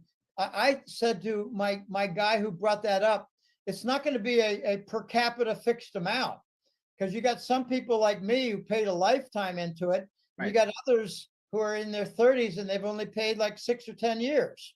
Right. You said, I don't have an answer to that, Jim. Okay. So there might be two different things. One would be a reset so that people will have a fresh start. And the other could be the income tax rebate. There might be two. Okay, this is very exciting, but I'm not a believer in unicorns. I don't buy the unicorn theory at all. I'm a very realistic person. And here's something to sink your teeth in regarding realistic versus silly. I could have been a professional in mathematics, but I chose to be a professional in probability and statistics. That's about as practical as you can get, because here's an analogy. Statistical analysts are like your mechanical engineers from the mathematics. We deal with projections, optimizations, inferences based on samples. The pure mathematicians have a real tough time getting a job. I've known a couple. And one I knew for, well, off and on for about 30 years, 25 years. And he took a job at a very low-level university in the Midwest because he did not have U.S. citizenship. And he was from Eastern Europe. I don't think it's any big deal. He was Romanian, and he was my friend, and he was a good guy. And after several years in Boston, he looked me up, and I do not know how he found me. I think he contacted my old Carnegie Mellon department because he knew my name. Anyway, he looked me up and said, Jim, I finally got out of hell. I said, what's that? And he said, West Virginia University. Okay. I'm not going to go into that. Yeah, we can probably start to wind it down. We've been on for a couple hours, but up to you. We're on for an hour and. Oh, you got a timer going there? 40 minutes. Okay. Anyway, this guy, he found a job with a bunch of Russians working in suburban Boston doing consulting work. So he got to speak his Russian. He was fluent in Russian, Romanian, and English. And he said, Jim, I also know Hebrew. That's how he got out. He was Jewish. He was a refugee. Okay, these are very exciting times. Absolutely. I am really jazzed. But when we get to the climax, we have the highest risk of being killed. Why do you say that? Why do you say that? Because a bleeding, mortally wounded bear will attack with no limits. Fair enough. Fair enough. I Let's don't hope even we all wanna make it get- to the other side. We have to get to the other side. And there might be a lot of fire to cross to the other side. It might be full of poison water, poison air, flames, pestilence. Okay, we're seeing the panhandle. Okay, that's not the only example. We saw forest fire in British Columbia last year. It was 1 million acres. You can't even wrap your head around that. I'm not going to get into all the different ways that they can harm us. I'm going to focus on our victory and what we have to do to get to the other side. Investing in silver. I love silver.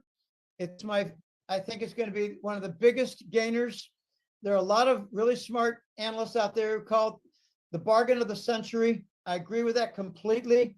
Don't worry that gold is getting up toward like 2,200 something. Don't worry about that.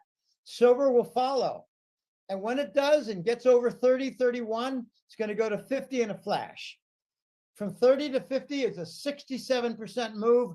And I guarantee you, when silver moves from 30 to 60, 30 to 50, gold will not go to 25 from 2,500 to 4,000.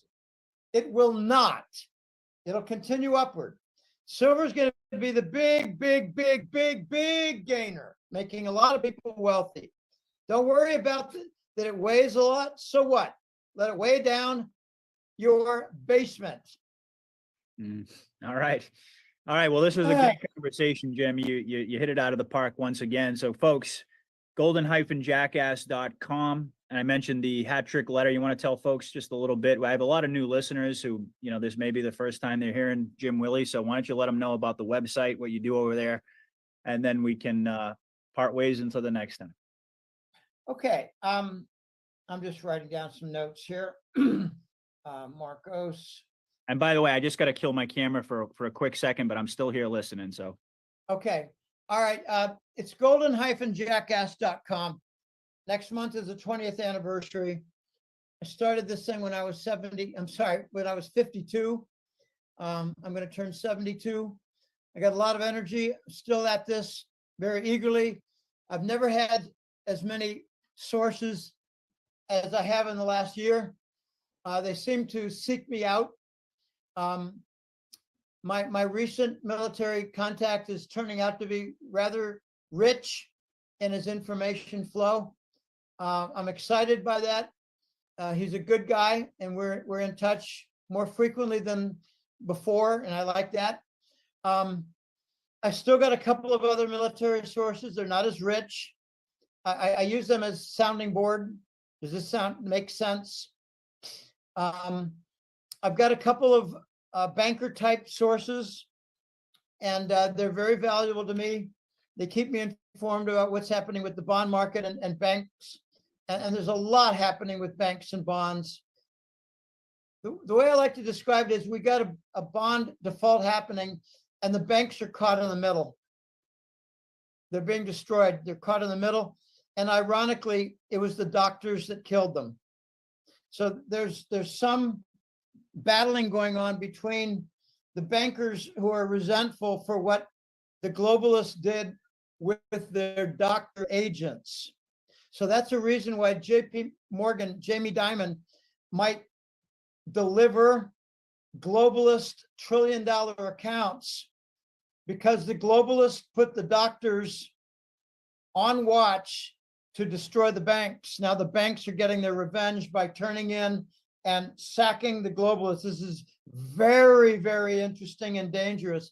But anyway, it's golden-jackass.com. There's only one newsletter, Patrick. So it's called the Hat Trick Letter. Big deal. I'm not a hockey fan, by the way. And for those who don't understand, they use the term hat trick for soccer football. I just saw that the other day. Someone scored a hat trick for, I think, Birmingham, or I can't remember, Manchester United or something. Maybe with Barcelona. I'm not sure. Anyway, I'm a soccer football fan. I played soccer in high school 1 year. I was a left halfback, midfielder. Okay, so anyway, so what? Hat Trick Letter is the name of the newsletter. I got consult opportunities for people. Someone signed up just yesterday for that. So I'll be in touch with him and set up a time. They're a lot of fun. I've done 700 consults in 4 years and 2 months. So I'm busy with that. So I don't have a lot of time off. I take 4-hour holidays. That's about it. This is the website right here. There's the website. So subscribe is right in the middle. That's my stock and trade, the yellow. Yep. The donate button no longer has PayPal. I'm not ashamed to say that.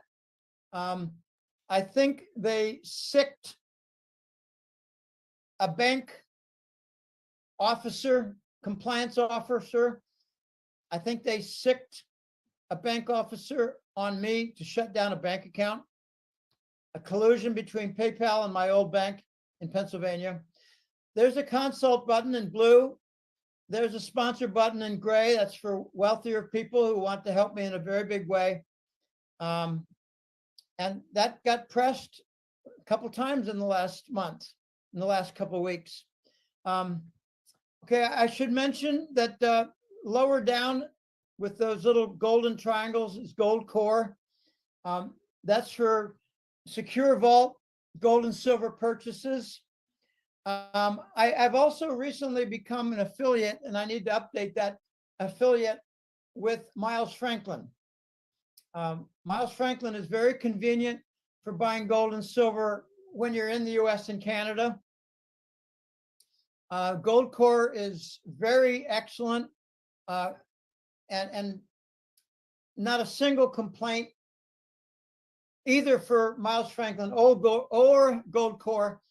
I've been working with Gold Core for 5 or 6 years. Not a single complaint. They use various facilities. They charge a minimal amount. And I never really believe that if it's not in your possession, you don't own it. I don't believe that at all. I'm with you on that one. Yeah. Sure. Okay. Well, look, it's been great. We covered a lot of ground today, and I'm rooting and praying for Trump. I hope and pray that he's successful, and that he is who he portrays himself to be. All right. Well, thank you so much, Dr. Jim Willie. An amazing conversation that we had tonight. Like I said, you really hit it out of the park. I'm glad that we had this conversation, and I'm sure folks are going to love it. So once again, folks, Dr. Jim Willie, golden-jackass.com. I'm sure I'll have him back soon. And as usual, we'll have lots to talk about. So thank you, everybody, for listening. God bless and Godspeed. Patriot out.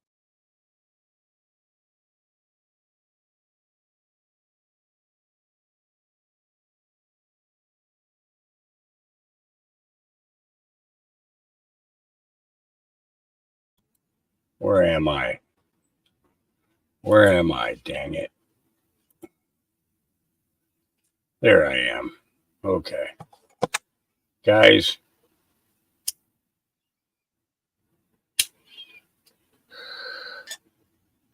It's time for bed. Yeah. I got another burn day tomorrow. So I'm going to head to bed and get some sleep. And maybe, if possible, sleep, because the little ones appear to be asleep. Normally, they appear to be asleep until I fall asleep, and then they wake up, and it's not fun. Those of you who have not signed up for the giveaway, once again, here is the link for that. LightningSpringsRanch.com, and the giveaway with Hawk and Dave, which is going to take place on Monday. We will be doing the live drawing, and it's very simple to do. Just go to this page, enter your name and your email address, and submit, and wait and see if you win. All right. With that, I'm going to tell you guys, God loves you, Jesus loves you, I love you, and we'll see you tomorrow. Peace.